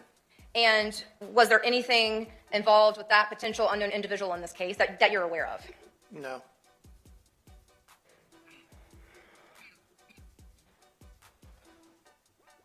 Now, there was something also about that number, 904-661-7889. 7889. Whose number is that? That's Stevie Griffin's, IS's little brother. Now, were you contacted by Ms. Kimberly Mobley on April 2nd, 2019? Yes, And based upon that phone conversation, did you go out to her residence? I did. And did you have a crime scene detective come out? Yes. And what items did you have collected at that time? A pill bottle of Don Quay and a pill bottle of parsley. And did you also ask Dr. Thomas to review those items and what those items mean? Yes. Now, did you meet with SS again on April the 4th, 2019? Yes. And did you want to speak with her about what she knew or did not know in regards to IS? Yes, And did you obtain some additional information? I did. And then in regards to those unique Victoria's Secret underwear, was Victoria's Secret contacted? Yes. And did you learn if those underwear had come from a certain collection? Yes, the 2017 collection. And then also, did you inquire with Naomi Mobley about the Don Quay and parsley? I did. And did she provide you some information about the Don Quay and parsley? She did. Based upon speaking with her, did you then do some further either search warrants or subpoenas for information? I did. Did that involve Amazon? Yes, Did that involve Wells Fargo banking records? it did. Was the Wells Fargo banking records for who? That was for Jonathan Quiles and Naomi Mobley. And then whose Amazon records did you inquire? It was theirs as well. When you say theirs, It's Naomi Mobley and Jonathan Quiles. thank you, sir. And did you get that information back? Yes, And did you review it? I did. Now, in regards to the Amazon information, did you also get some information for Naomi Quiles regarding that? Yes.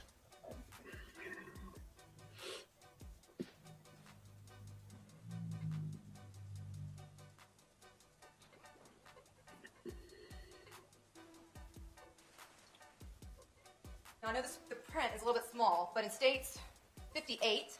It's a blow up, but do you recognize it? Yes, I do. And what are you looking at? These are the computer screenshots that she took of their Amazon list. What are the dates? October 7th, 2017, and October 4th, 2017. Was there something in particular that was ordered on October the 4th, 2017 on the defendant and his wife's Amazon account? Yes. And what was that? Don Quay and parsley. I think it's Don Quay. Yes. And then on the other date, It's the parsley. you want to make sure it's accurate. Yes, it's so small.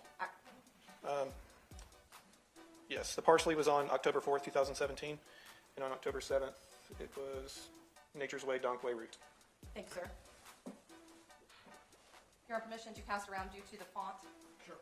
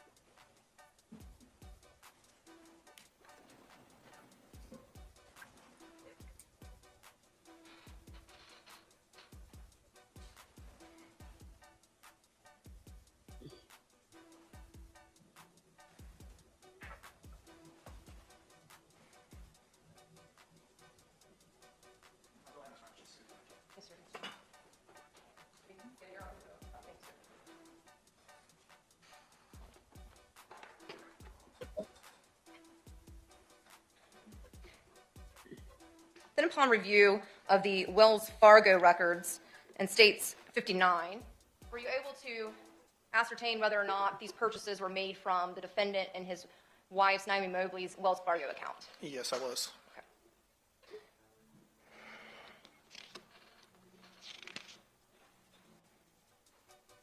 Now, and throughout the course of this investigation, are you also sending additional items to the Florida Department of Law Enforcement? I am. And so are you the one that makes the determination of what goes to the lab? Yes. And in this case, did you send anything possible for DNA testing? I sent a lot of things for DNA. And that involved the landfill, the firearm, things like that? Yes.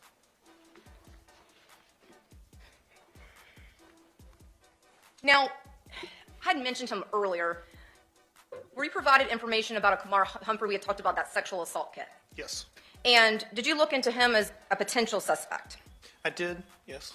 And, however, did you find any information in regards to him and the disappearance, ultimate murder of IS? No.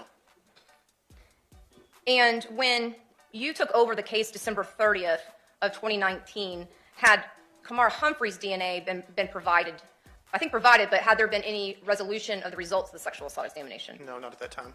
Is it fair to say the results did not come out of the sexual assault examination until January 7th, 2019? Correct.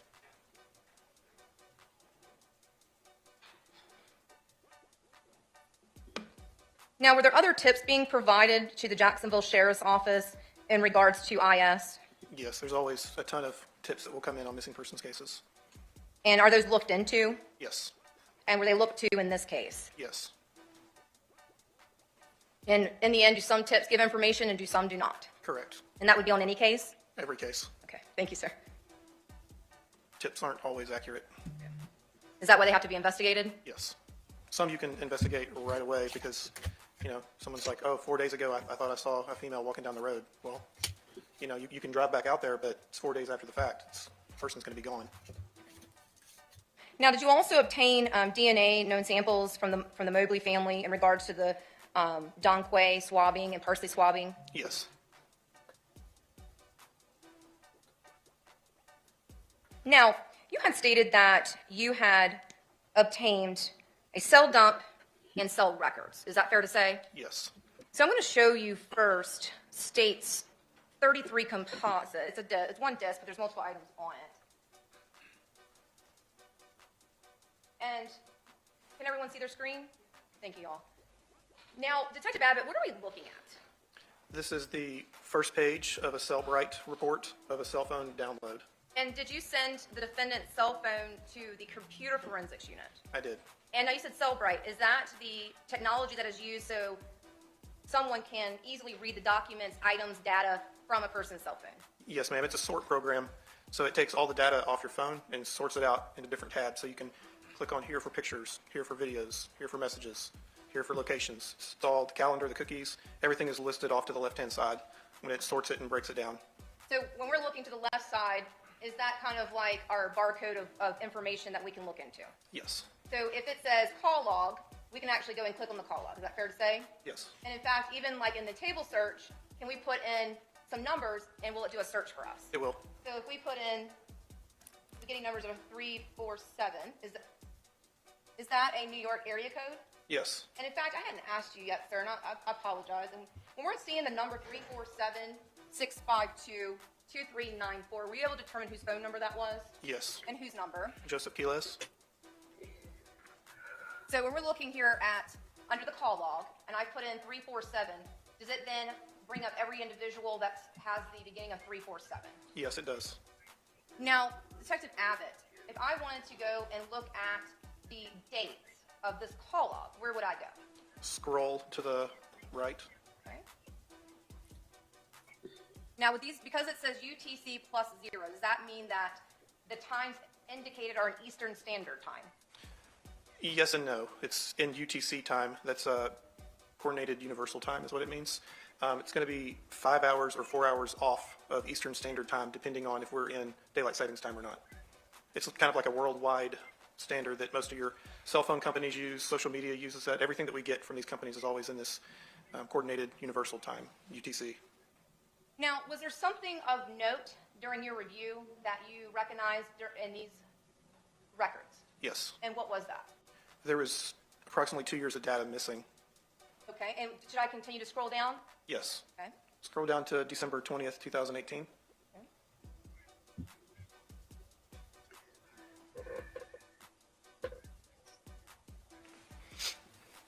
So I've gone where we said December 20th, 2018, 8/28/09, and then what's the entry before that, Detective Abbott? 12/8/2016. So is that where you were stating that the year 2017 and then the year 28 going up to 12/20 is not in these records? Correct. And these are the records, again, taken directly from the cell phone? Correct. And if you scroll all the way to the bottom, you'll see that 2016 appears to be somewhat intact. I mean, it starts on 12/6, but it's the end of 2016 and then skips straight to December 20th, 2018, from the 8th of December. Now, in regards to text messages, did you look to see if there was any communication with anyone regarding the December 19th, December 20th target time? Yes, ma'am. I looked at every tab in this phone. Now, would I go under the MMS or the SMS? SMS.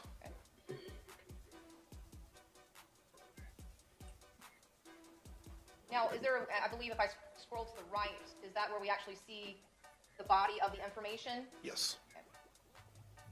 And then is it also indicative of who sent and who received? Yes. And did you find some text messages between the defendant and his brother? Yes.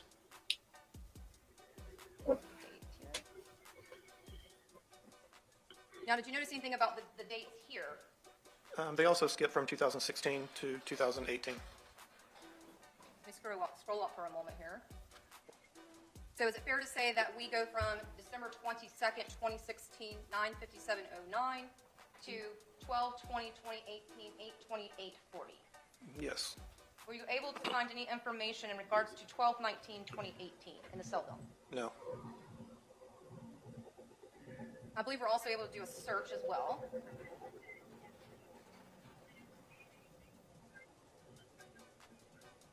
Now, did you find some text messages in relation to Joseph calling the sheriff's office? I did. In regards to the defendant's reactions? Yes.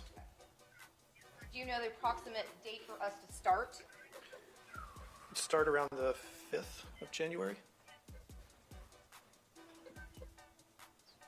And I think, is there another way that we can view these messages? If you want to completely type in his full number of 347-652-3294, it'll just be his stuff and it'll kind of separate it out that way. Okay. There's a way, no way to So, off to the side, on the far right side where it says SMS, yes, you can see the message within there as well. Yeah, just like that. just like that. Okay. All right. Let's go. And you said around. Okay. Did you say start about the January 5th? I don't see anything January 5th. So would that be January 6th? Yes. Okay. And who is this message from? This is from Joe. I'm sorry. From Joseph Quiles. Okay. And what does it say? Yo, you good? Okay. And next. Yeah, I'm good. How are you? Said, I'm good, just chilling. And do you mind just saying the date and time that's indicated on the record, please, sir? And I apologize. That's my fault for not asking you to do that. Yeah, this one, I'm good, just chilling, is January 6, 2019, 1:15. January 6, 2019, cool, to Joe. The 7th, January 7th, 2019, to Joe. Yo, you okay, bro? And the 8th, on the 8th of 2019, from Joe. Yeah, I'm okay. I'm about to pray. And on this date, would that have then been 7:33:20 a.m. in Eastern Standard Time? Yes. And that's the same day that you spoke with Joseph Quiles. Is that fair to say? Correct. So this is January 8, 2019, 12:45, to Joe. Okay, good, man. You got me beyond stressed over here. And January 8, 2019, to Joe. Look at what I found. And let me go ahead and... Okay, go ahead, sir. And this is January 8, 2019, to Joe. You can't even talk to me, really. I never did anything to that girl, and now you put me through this, and you call me your brother. You're right. After this is over, I'm all the way done with you. You're a real piece of shit for what you've done. Okay. And this is from Joe on January 8, 2019. I can't talk to you right now. I have to stay firm on my decision. What you told me isn't a joke or something. Make sure you say the exact words, please, for the record. Okay. What you told me isn't some joke or something you like about. So yes, I told the police because they need to know. If you was lying, then you will be cleared and free. But if you wasn't, then you won't. I'm sorry I have to do the right thing for that girl and her family, not the right thing for you and your selfishness. I hate to lose you, but I'd rather that girl's family have some peace. If you're innocent, then you don't need to worry they won't find her body. But if you're not, they're going to find her. And in that case, I've already lost my brother. I'm sorry. Now, there are also some photographs as well within these records. Like some images? Yes. And where would I go on the tab system for that? Yeah, would it be images? Images, correct.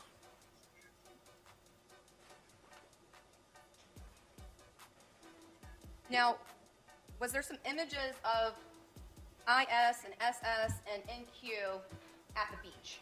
Yes. And I think here, is there some images of the defendant, and they don't come out in the resolution, of the defendant and IS? Yes.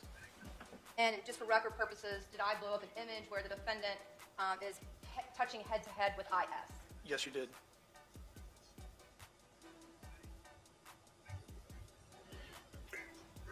One second.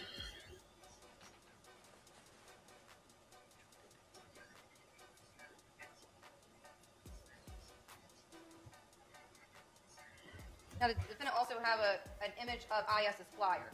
Yes, one of the flyers. And it's blurry as we get bigger, but is this a portion of IS's missing person flyer? Yes. And then is this another version of IS's missing flyer where there's a larger image of IS? Yes.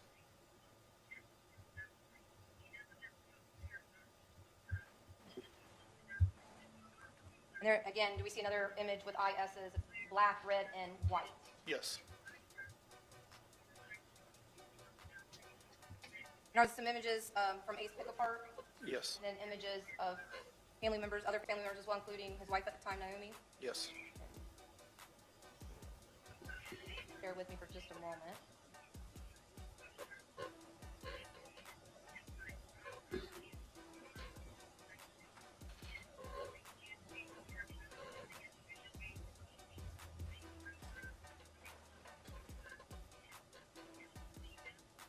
That's some pictures of defendant and his wife? Yes. Now, I mentioned some beach images.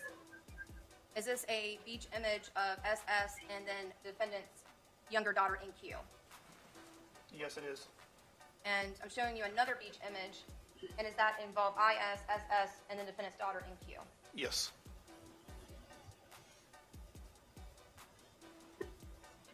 I'm almost done with the images. I appreciate the patience. Now, will the defendant also take pictures of himself at Ace Pick-Apart? He did. And in this, and I guess it's 115448, is this a picture of the defendant wearing his clothing that he would wear at Ace Pick-Apart? Yes. Judge, I'm going to object. That's cause for speculation. They don't know where he's at.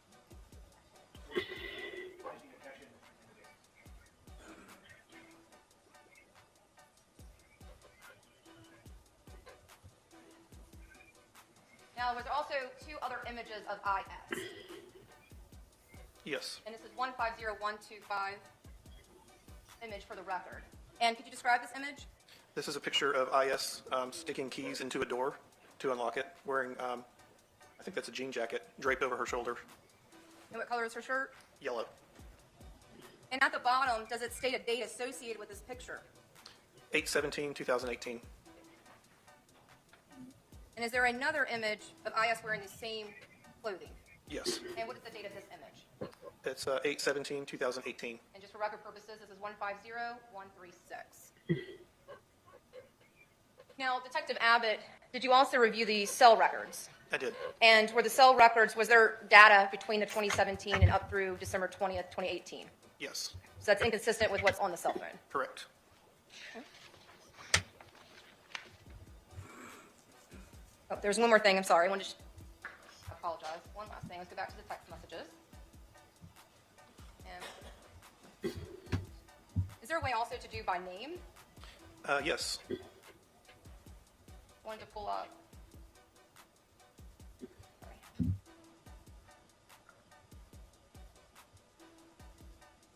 Now, Jonathan Ace Pick, is that where you found an image in regards to the map?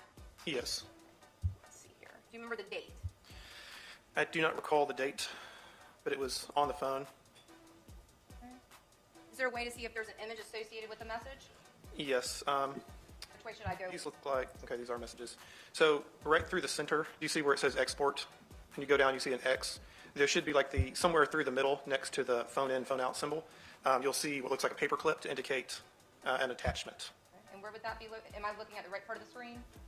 Yeah, it should be right dead center. At least that's how it appears in the newer version of this cell phone. I see. This is an old version of the reader that Is it we fair had. to say that we don't see one? No, we do not see one. Now, if you click picture, if you go line by line off on the right-hand side where you also see pick Jonathan Ace, no motor, okay, the image will pop up on that side as well if there's an image located in it. All right.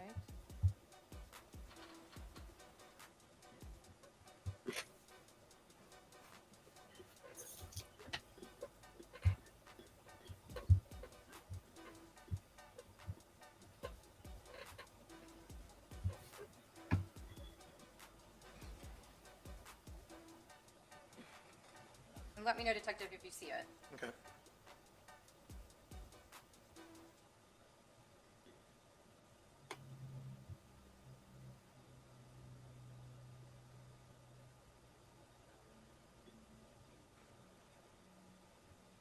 I did not see it, Detective. I did not see it either.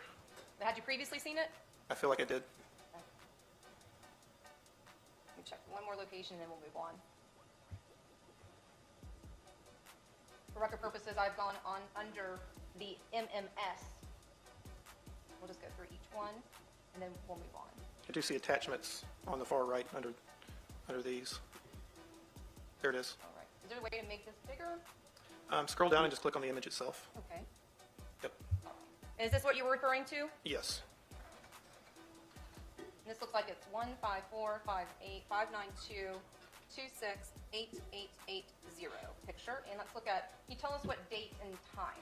That's 12/26/2018, Would that be, 9/21. would that be approximately 3:21 in the afternoon? Yes. All right. So moving on past those records, did you also then receive some Snapchat messages back? I did. Okay. And before we get to those, when you arrested the defendant, part of that information is the defendant's date of birth. Yes. And what is the defendant's date of birth? April 18th, 1985.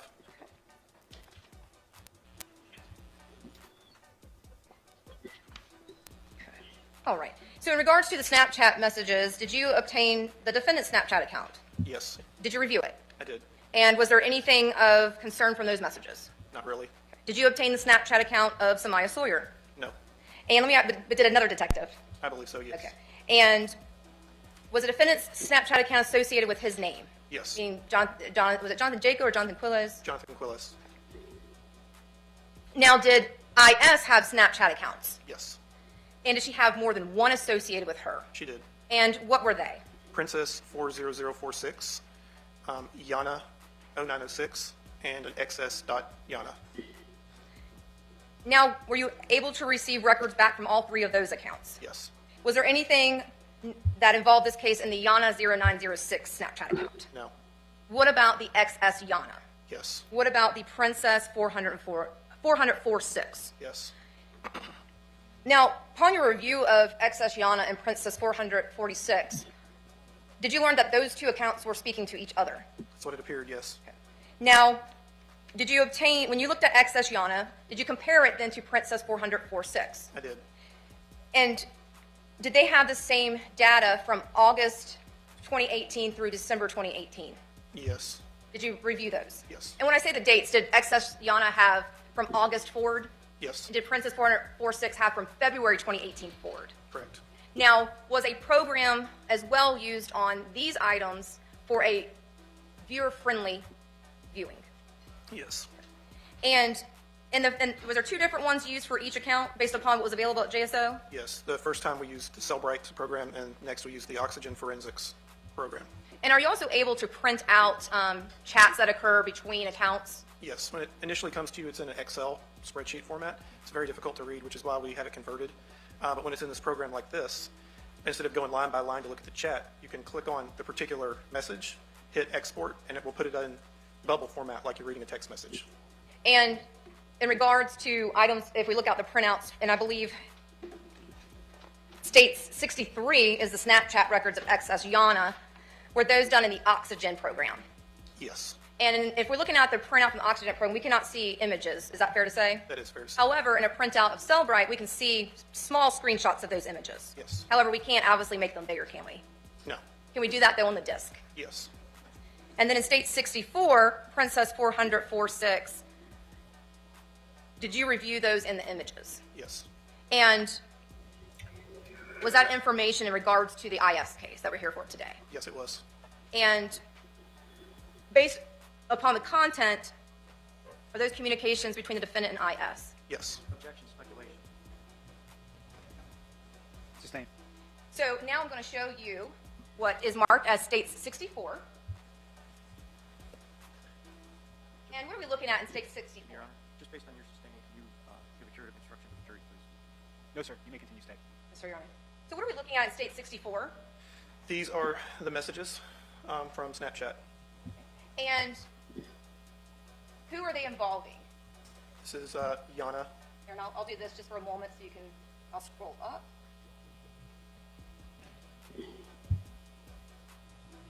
And who are they between?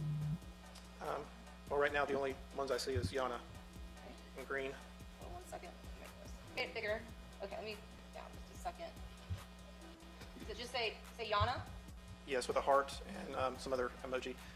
I believe it's going to be the Princess 40046 program. Here, let me go back here. Get you some. Go to the welcome. Okay. You tell us what records these involve. So this is case 18-866-278, and it's extraction number 2. And then you see the URL, Snapchat warrant return, Princess 40046. Okay, so are we looking at the Snapchat records that you received from Snapchat for the account of Princess 40046? Yes. Okay. Now, we're going to pull up a timeline. I have it highlighted. And who are those messages going to be between? So the one that's regarding the names here on the account. correct. This the highlighted portion says from Princess 40046 to Ya, and then to xs.yana. And so upon your review, are these messages between the accounts of Princess 40046 and XS Yana? Correct. And is Princess 40046 associated, and I know we can only see YA, but is it Yana? Yes. Okay. So then when we go to the actual chats between these two messages, is that why we are then seeing Yana? Correct. And I've obviously highlighted the full name. Did you read that for the record? Princess 40046, Yana, heart, and it's a face emoji. And so does that mean that the individual using Princess 40046 is the one sending the message? Yes. Now, when we see just Princess 40046 and we do not see anything below, what does that indicate? You're only seeing one half of the conversation. And are you familiar with Snapchat? Yes. And what happens if you don't save a message on Snapchat? You don't save a message on Snapchat, it goes away. And so would these messages then had to have been saved? Yes. All right, so I'm going to draw your attention starting out with April 29th, 2018. Could you, 1:0039 p.m., could you please read it? Okay. I love kissing you. Just after I found out about the boy, it turned me off about a lot of things, but I'm working on it. Yes, I'm trying. It just be so good. I last like less than a minute. I never took advantage of you, never. You broke my heart when you compared me to him. You're not just a piece of meat to me, like you said. I actually love you. I broke his heart. I was blindsided. You left me hanging. %2C. You played me. He thinks I'm still messing with him. And next? The next is a couple of images. And the first message just appears to be an audio. It should be a video.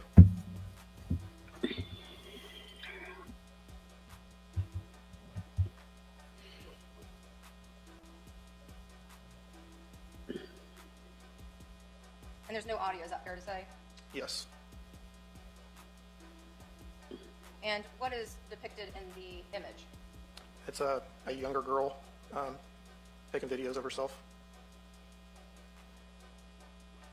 And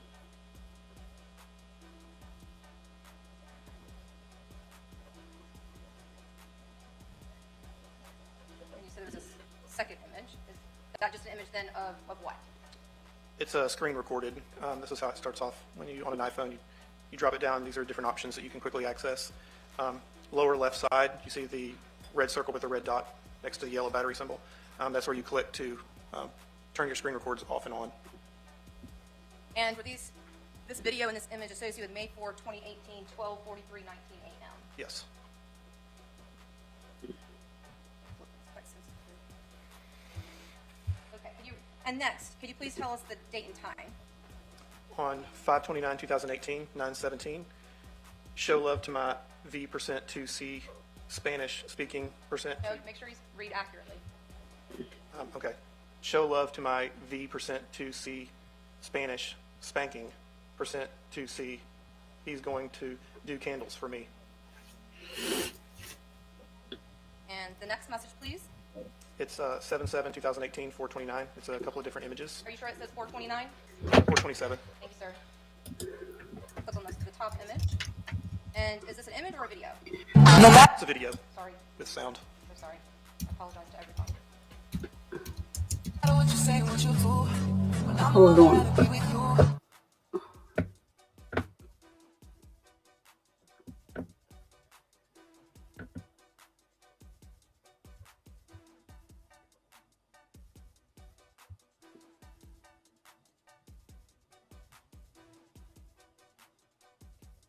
Detective Abbott, did that video appear to be a couple?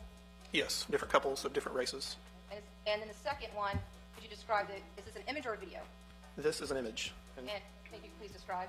it's a white female with her tongue sticking out, holding on to a man's face who's kissing her cheek. This is through this, Your Honor. And that, we have to it's July, and we've got to get through to December. Time. I would say 15 minutes, because I'm going obviously pretty fast here. And then I'll be done. Yes, sir, Your Honor. Is that okay? Sure. If you could please tell us the next date and time. 7/7/2018, 4/27. If you could please read it. Maya told Uncle John one of your gay friends tried to get fresh with her. Maya tried to give Rodrika your perfume for her birthday. She lost the pink Seminoles jacket and only got the pants. Maya still used Snapchat to text Uncle John. And could you please tell us the date and time of the next message? 7/8/2018, 1:05. It's not like you stopped. I can't believe I trusted you, even when I knew you was full of shit with me. Never again. Yeah, I can unclaim your being a hoe and just deal with that hoe that don't give two shits about you. I won't be surprised if he ain't fucking all of your friends and your sister. But that's who you choose over me. Fuck it. Keep it. I hope he treats you better than me. Bye. Don't bother to hit me up if it's not something seriously wrong or important. %2C. I don't want to chat with you just because, or talk on the phone just because. No more. Go back to doing that with him. Oh, I forgot you already do. I'm done with you. I hope it was worth it. You officially have broke my heart, Iyana, and I will never forget it. And could you please read the next message starting with the date and time? 7/8/2018, 1:06. You really just be fucking annoying the hell out of me with your bullshit. You think I'm down with these mind games? Whatever makes you feel better about yourself, I'm good, so you can keep it. And could you please read the next message starting with date and time? 7/8/2018, 6:09. Meaning your stories didn't make any sense, but I pushed it to the side and said, I trust my baby, she won't do me like that. Then when you said what you did, it just made so much sense how you gotten better. But it don't matter no more, I'm good. I'm not going to be with you never again. I don't know what you thought when you thought I would have been just like, aw, stop playing when she told me what you had done. I just can't trust you, so I'm not going to invest any more feelings in you. I hope this one's I got goes away soon because I'm really depressed and I hate it. And the next one, please. 7/13/2018, 8:49. And what is it? It's an image of two guys. It's a video of two guys. Okay, I'm just going to fast forward it to save time. So it's two guys and there's volume associated with it as well. Okay. Is that fair for the record? That is fair. Okay, we'll move on past that. And next, could you tell us what we're looking at? This is an image, I believe. Okay, what's the date and time, sir? 7/30/2018, 8:42. And what are we looking at in this image? It is a man holding a woman down, having sex. And it says hold down and send to Bay, Is that BAE for the record? BAE. All right, if you could please tell us about the next message and date and time and what we're looking at.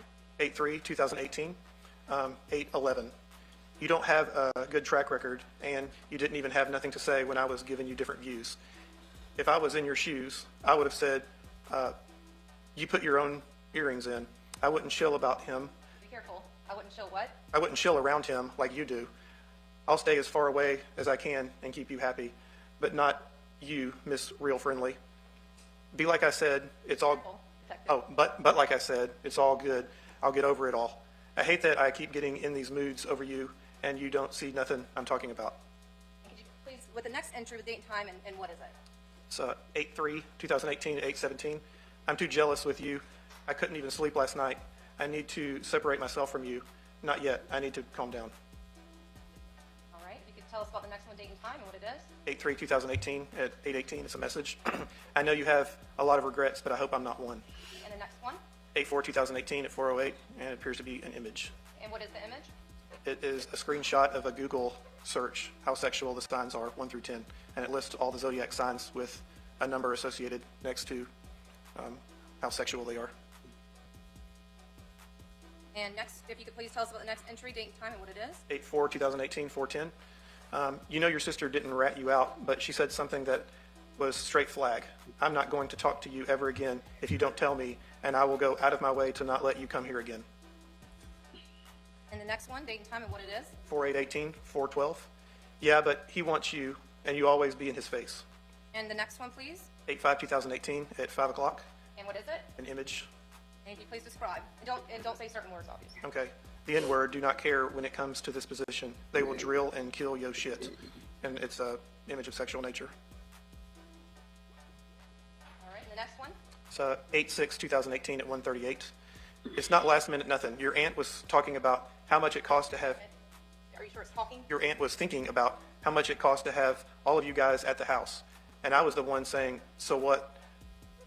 Let them come because I wanted to spend time with you. Yesterday, you was acting crazy, so I gave you a little space. But today, you are not yourself, and it's bothering me. You always say GN first if you're up before me. Now you are so into your coloring that you have no time for me. What type of bullshit is that? So again, like I said, if you want space, I'll give you all that you want. But if you keep pushing me away, I'm going to stop fighting to be with you. And you, K-O-T, whatever, anyways, you'll be booed up with next dude when you go to school. Just like before. Now my bad. Bunch of dudes in your face. Now I leave you to your own fucking painting. I leave you to your fucking painting. 8/7/2018, 5:30. I'm forcing you to leave something. So I'm not. Don't you like? I hate that.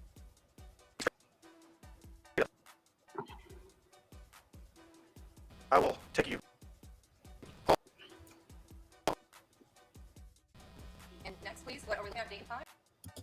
2018, 5:34. You're so full of shit. So,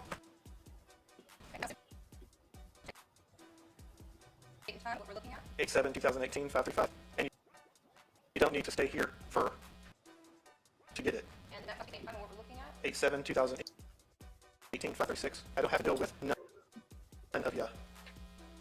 Okay, and the next message, date and time. He got the nerve to have 8/7/2018, an attitude. 5:47. Lord. You got all of the excuses in the world, but I'm going to dead all of the bullshit because I know all of your sorry ass games. I'm so fucking done with you and your bullshit.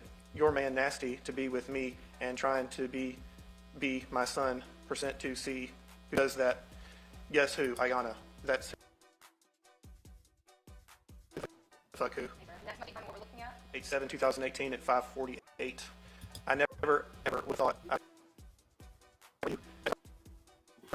Next message, date and time, looking at? 8/7/2018. You know what? I'm going to give you your last piece of dick in the AM and cut all ties with you completely.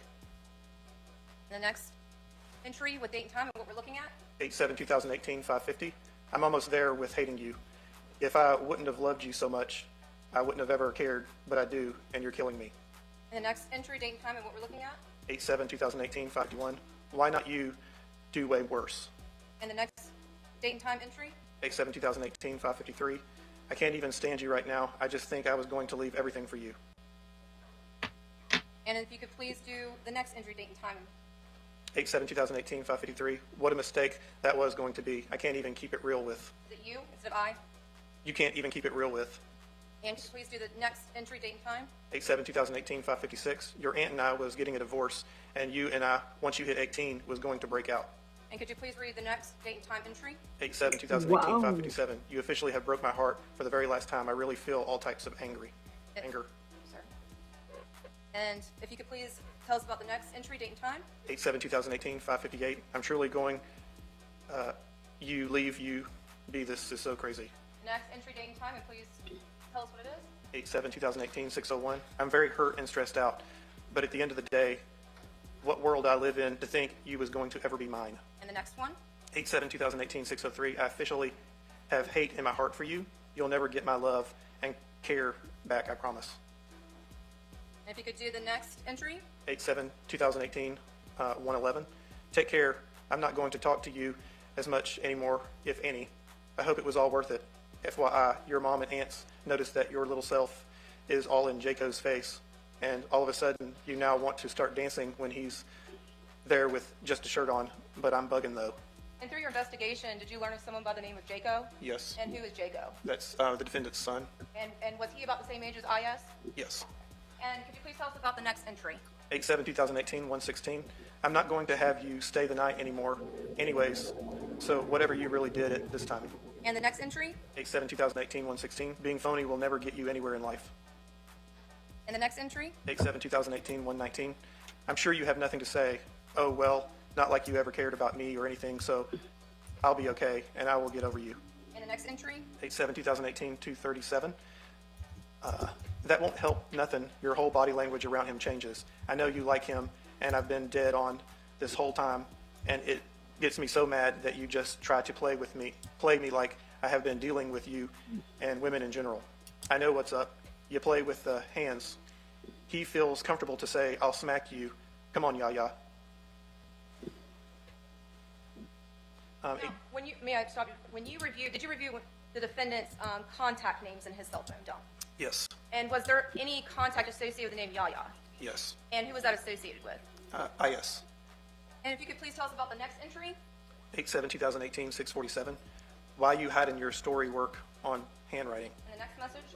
8/7/2018, 6:48. Am I touching you, trick? And the next message? 8/7/2018, 6:51. Eva, what else she posts to do when she get to calling me? I come though. All I know is money, she might need a bill paid. And the next entry?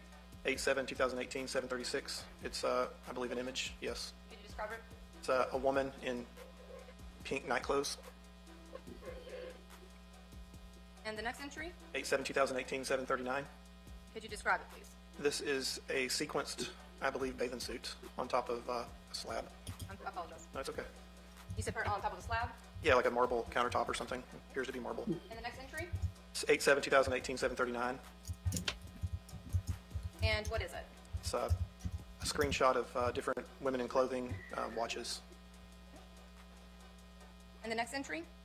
8/7/2018, 7:47. All right. And I'm not going to read it, but is it just a screenshot of some language? Yes. And the next entry? 8/7/2018, 8:31. Is it just a screenshot of various things? Yes, about relationships. And the second screenshot, is that the same? Yes, ma'am. We'll move on.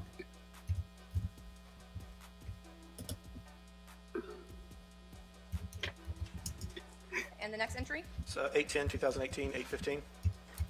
And what is it? It's another sexual image. And did we see this previously? Yes. And the next entry? It's 8/14/2018, 11:19. I'm sick of thinking you're going to do right, and you just prove me wrong all of the time. And the next entry? 8/14/2018, 8:46. I love you too. We can't risk your future. I promise. I'll give you 2 kids, but you need to finish up college so you can be very successful in life. And the next entry? 8/14/2018, 8:57. And tell us about this. This is a screenshot of a text message. And could you read it for us? So it would be from Jonathan Quiles at the top. Hey, my love, I'm so sorry I haven't got the chance to chat with you today. I've been very busy and fighting with your sister, but what's new, right? LOL. I just wanted to tell you I love you and I miss you very much. If you're up late, hit me up. I will be still working into the morning. Big hug and kiss from me to you in the spirit. And what's the date of the response entry? Tuesday, May 15th, 2018. And what does it say? I know you're busy. And you just read a couple of other messages there? Yeah. Hey, love, how's your day going? Good, yours? Started off a bit rusty, 10 man, LOL. And, Oh. thank you. And the next entry? 8/15/2018, 9:01. I don't want to fight. I'm sick of being insecure with you. I'm so tired of being up all night thinking if you're lying to me. I'm just beat all the way up, and I have no more fight in me no more. And the next entry? 8/15/2018, 9:01. Wow, no, it's not. And to be completely honest, I really don't even care no more. I'm getting sick of thinking about you two, so I'm just done because the only one that's suffering is me. So I'm just done with it. I'm going to just chill and be cool and not think of nothing at all. The next message? 8/15/2018, 9:12. You're bugging.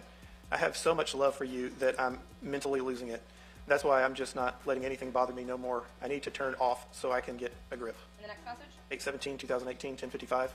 I know I said I wanted you to see other people, but I don't want you to, and that's the truth. And the next message? 8/19/2018, 3:54. You're just so full of shit. I can't no more with you. GN, bye, for good, for real. I can't be with you. You just keep doing me dirty. Whatever I did to deserve you doing me like this, I'm sorry. But you really just fucked up our whole friendship and everything. GN, I hope it was worth it.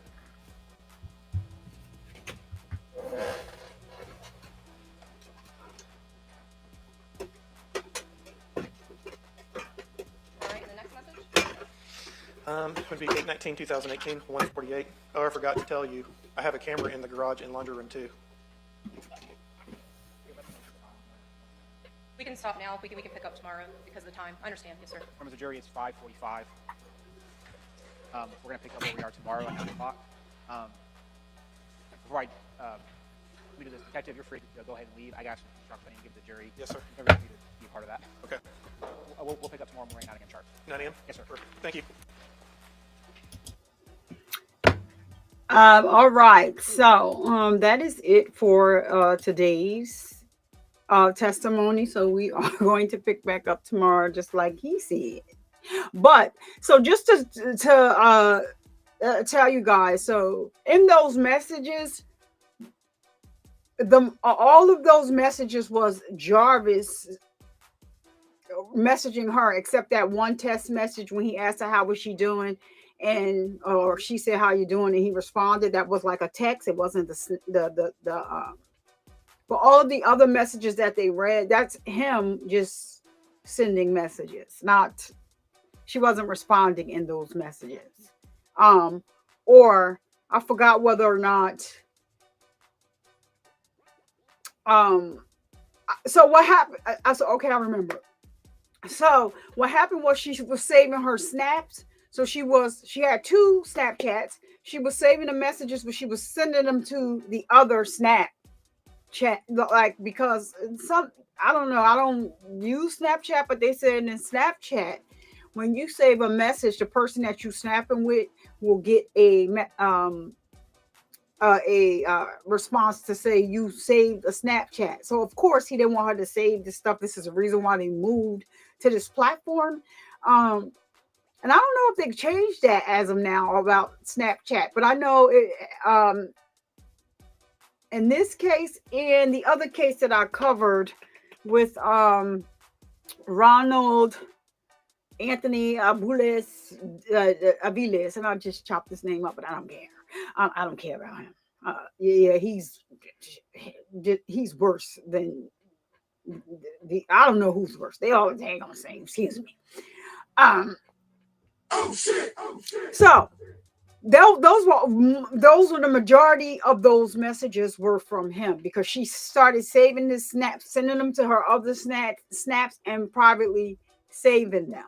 So yeah, just like you said, Jazzy, they just don't think that whatever you put out in the ether is what it is, right? They think they're smarter than everybody because you've been getting over on these little girls, okay? But you're not coming up against a detective.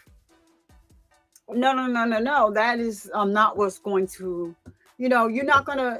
They have all sorts of stuff, all sorts of access to things, at their fingertips. So when they come to you and have you like an interrogation room, some people, like not all, because we know we have some people that are incarcerated unjustly.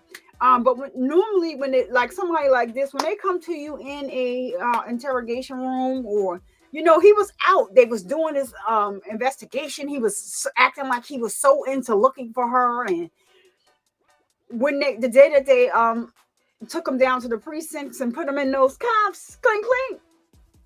Before they put him in the cuffs, he's out there talking about, oh no, she was such a great girl, straight A student, wanted to be a doctor or a lawyer. And I told her, you got your whole life to live ahead of you. Like, you have time for a baby, but it's your decision. Like, you should have heard him gaslighting. So he thought he was getting over on them. Oh, and yeah, I used to be a cop, so I know how this goes up in New York and all this other stuff. Like I told you, just before that, he said he used to be a cop in NYC. Boy, bye. So somebody asked in the comments, so the messages that you did, that was Child. So those messages was for everybody. The messages that I told you about the brother, sending messages and saying, well, if you didn't do it, da, da, da, and if you did, it was nice knowing you. That was from him. They said that in these messages as well. But we're going to get to hear from his brother. He flew in from New York, and he's going to be on the stand. Also, you'll get to hear from IS's aunt, Naomi, his ex-wife. She has yet to take the stand. I want to say they made them like the last two witnesses. I know his brother was the last witness. They ended there. But I think Naomi was like a little bit like before him. And so it's really sad that it seems like his attorney is trying to assume that Naomi knew something was going on. I don't think she did. I mean, I just think she put it all together after they arrested him, because she was like at the scene like, I don't think that he did anything. And where do I go to find out what's going on with him? Is there some way I could call, whatever. She was having a hard pregnancy. Like they wanted her on bed rest at some point, but before they like told her they didn't want her working or on her feet that much, she was still working. She worked overnights. She worked a lot of overtime. Like I said, she was the breadwinner. And so it's really just a sad occasion. We're going to pick back up on this tomorrow. I also will be uploading a video of an interview that Shannon Harris did. She did it alongside of her friend. I'm not going to play the first half of the interview. I'm not going to put the first half of the interview where they was talking to the guy. I'm not going to put that because he just sounded off like he didn't know what he was talking about. Just defending her, defending the kids. Either they can go outside or they couldn't. Either she can only go so far or she couldn't. But Shannon said some very questionable things. And now we're talking about the Ziyah Harris case really quick. She said some very questionable things in this recording. So they asked her, like, if Jarvis gets out, are you going to forgive him? Being as though he told you about who he was when you first met him before you started a relationship. Her response was, well, if it comes to picking a side, I'm going to choose the side of my children. Yeah, I do have 5 kids by him. But I'm going to choose the side of my children. That can either go either way. I'm going to choose the side of my children. That's my children's father. Because why did you mention I do have 5 kids by him? After you said you're going to choose the side of your children. So that would mean that, to me, both sides. You can either choose the side of your children and let him, back because that's their father, or you're choosing the side of your children and not bringing this scumbag around your children because allegedly he was essaying one of your children.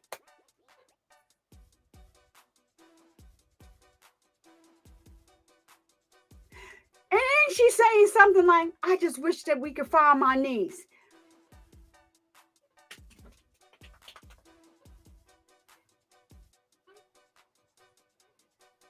Bitch! There is evidence that your niece, and it's circumstantial, but it's strong circumstantial evidence. Your niece is not on this earth anymore, okay? Not only did they find the hoodie that she left to go to school in that day with a bunch of holes in it. It looks like Jarvis used some type of scissors, whatever, cut knife to do whatever he did. And both of their DNA was found. He's here, she's not. It don't take a rocket scientist to put that all together. But how dare you? Why are you even going around doing interviews? Because you're trying to save yourself. Please be sure to go over and sign the petition on my community wall. The more signatures, the better. The more petitions, the better. I'm not the only one that has a petition. So that would mean that we are saying as a whole, as a community of people that are being triggered and that are bothered and upset by these, things that's, taking place against these children. We see it. We're not going to stop talking about it. We're going to keep saying Ziyah Harris's name. Thank goodness Iyana Sawyer got justice. But I just wanted people to see how similar these cases are. It's heartbreaking and it's triggering and it's hard to listen to.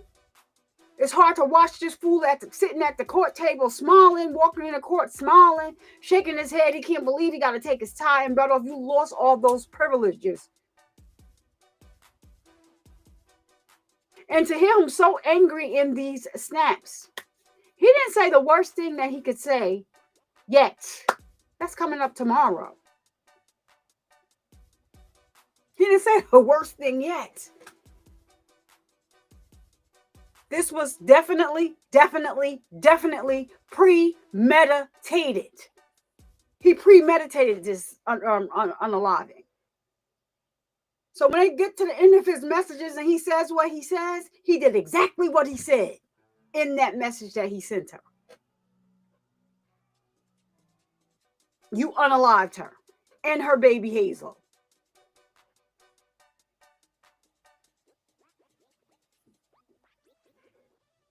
So people, just be mindful of who's around your children. Just be mindful. It could be somebody right in your house that just don't care. Sad to say, some people have to watch family members. Make sure they're not being too close to your children. It is a thing and it happens. So thank you to everybody that supported the show today. Just Lee, always supporting the show. Thank you. We had Chloe Alberts Revenge sent a super chat, so she's a sponsor of the show. Thank you. Jazzy T was a sponsor of the show from last night. We did a members only. Thank you. FFS for dropping something on the members only last night. Thank you. Child Diggy, thanks for the membership. So we didn't actually, exactly. Thank you, Just Lee. What Just Lee said. Now I can just take this down, not worry about having to put it back up. But what Just Lee said, indirectly choosing him. It's sickening. It is sickening. And there is no way that Jarvis can get off. It doesn't make a difference what the public is saying. But what I wish the public would stop saying, well, some people, just for a click in the view, is that they found her remains, because they did not. They did not say that those were her remains. They found the remains of a little boy, and the other remains that they found in January, I don't see anything anywhere stating that they found out who those remains were. So I'm just not giving out that false kind of information here on the channel. Child Diggy. So I don't know where Child Diggy is. I know she put up let me see who's up here. I don't know if anybody is live, but Child Diggy will probably hear me and pop in. But I'm getting ready to get out of here. Like I said, we will resume tomorrow. And so oh,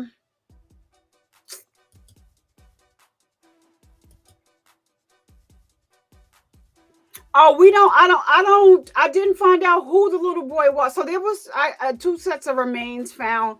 One was at a construction site. Another set of remains were found at someone's home. Well, I guess it could be the construction, home where they were renovating the home. And when they went to start digging, there was a remains found in the shallow grave.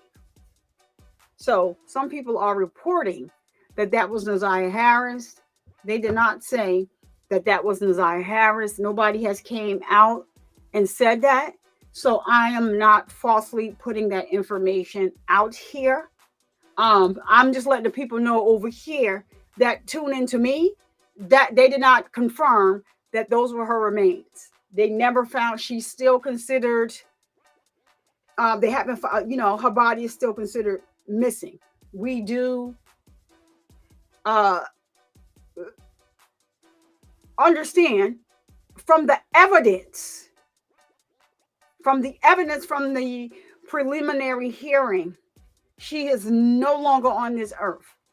On January 9th, 2024, she got off the school bus. She was seen at Jarvis's shop. She was seen checking into a motel with Jarvis. And then after that, it's like she vanished off the face of the earth. No more communication. No TikToks. She loved to dance. She loved TikTok. So they keep saying she didn't have a phone. She only had a tablet. There is an older woman that found her school ID. And she said it had been there. She just kept walking over it. So there's something out there saying that her biological mother hid the phone so they couldn't find it. All of that is false. Her biological mother did not have custody of her. And the one truth that her mother told on the stand, the grandmother, is that she don't speak to Ziyah's mother. That's the one truth that she did. One of the truths that she told on the stand. So I'm just not doing it here. I don't care about a click. I don't care about a view.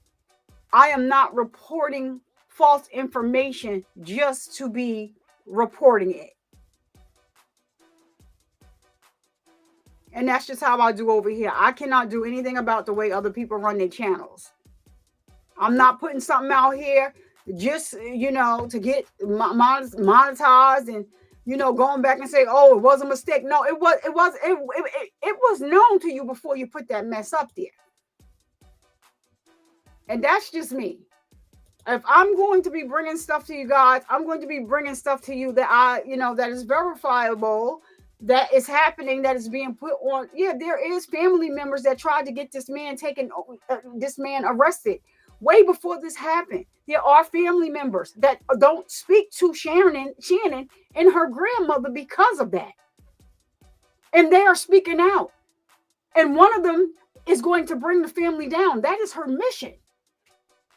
So are we going to, of course, her brother is saying, oh no, she don't, she ain't related to us. And even if he didn't know that was his cousin, even if he didn't know, she knows Shannon, she knows all of them, and she tried to help him get out of there. I want the brother to get some type of therapy to see what happened to him, because he was running away. What was he running from? And so now he's on the internet crashing out with this attitude. But what he's saying now contradicts what he told the detectives. I believe what he told the detectives. He said he was out of town when his sister went missing. That could be, true. He said, point the finger at his aunt, not his grandmother.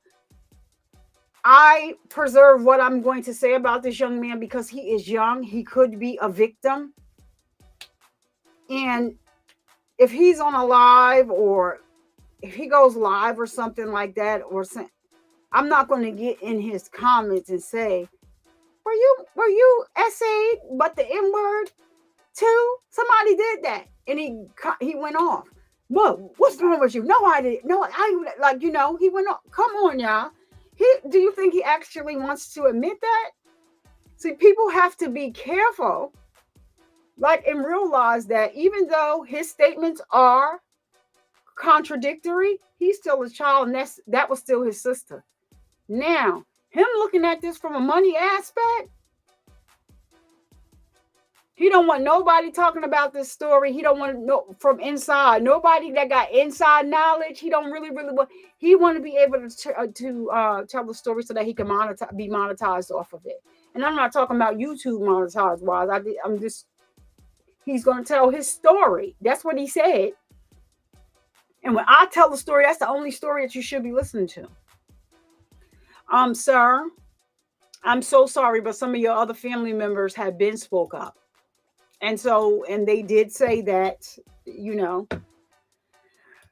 they tried to get them to the authorities to step in. But we all know about CPS. We all know about CPS and the job that they don't do. And a lot of times they're underfunded. A lot of times people don't want to work for CPS because of that, or if not. So, I think I told you guys, I had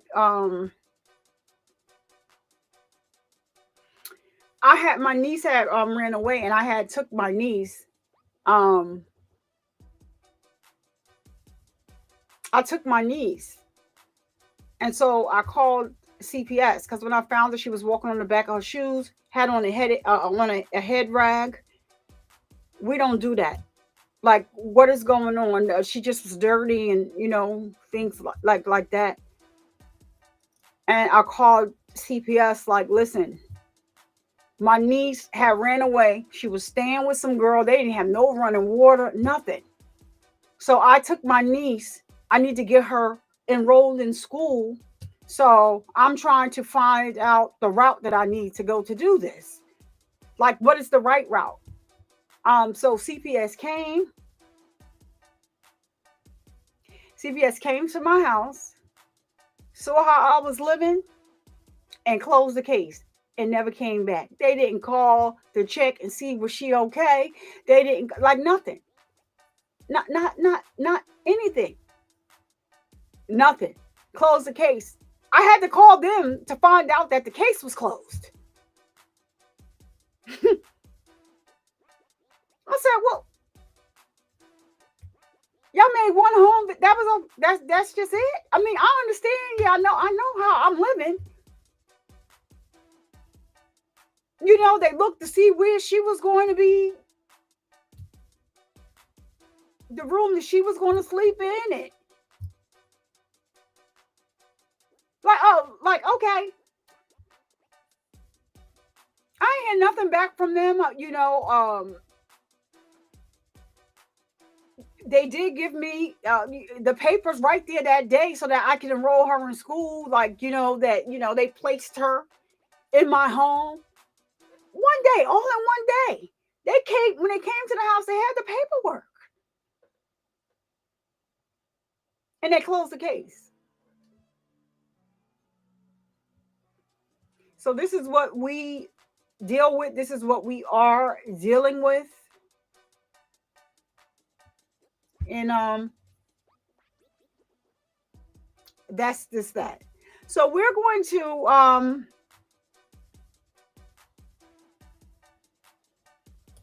I think we're going to go ahead, and if you don't want to stay where we're teleporting, then you can just please just like and subscribe, and you can just leave if you don't want to be there. So I'm going to teleport over to the sneaky link. So I thank you all for coming and being a part of the show and showing support and, you know, donating when you can. But it wouldn't be me if I didn't end the show by raising awareness that men can get breast cancer too. Because of the stigma associated with the word breast, we started using the term pec and or chest cancer. So let's continue to break the stigma and spread awareness. And to my ladies,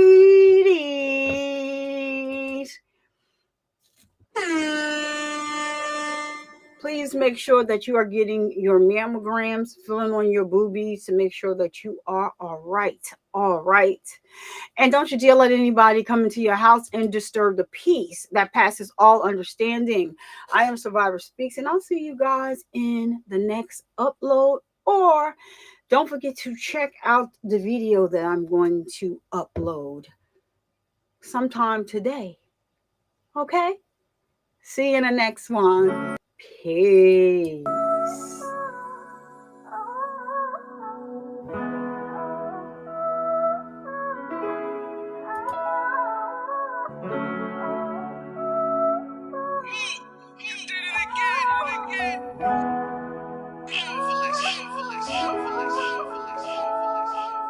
Full cycle, I just might though, just like a Michael. Mama gone now, I'm thinking death is not we entitled. And it was me versus me, them battles had to fight through. And when you way in the dark, them demons try to fight you. But you can't let them when you gotta see the damn light. Diabetes came from nowhere, messed up whole life. That's what I used to think, my mama helped me out. I got one dairy in this guy to make proud, don't count me out. Let's get it started, rest in peace my mama, I don't wanna talk. Fresh fit, who that little nigga, fresh the way he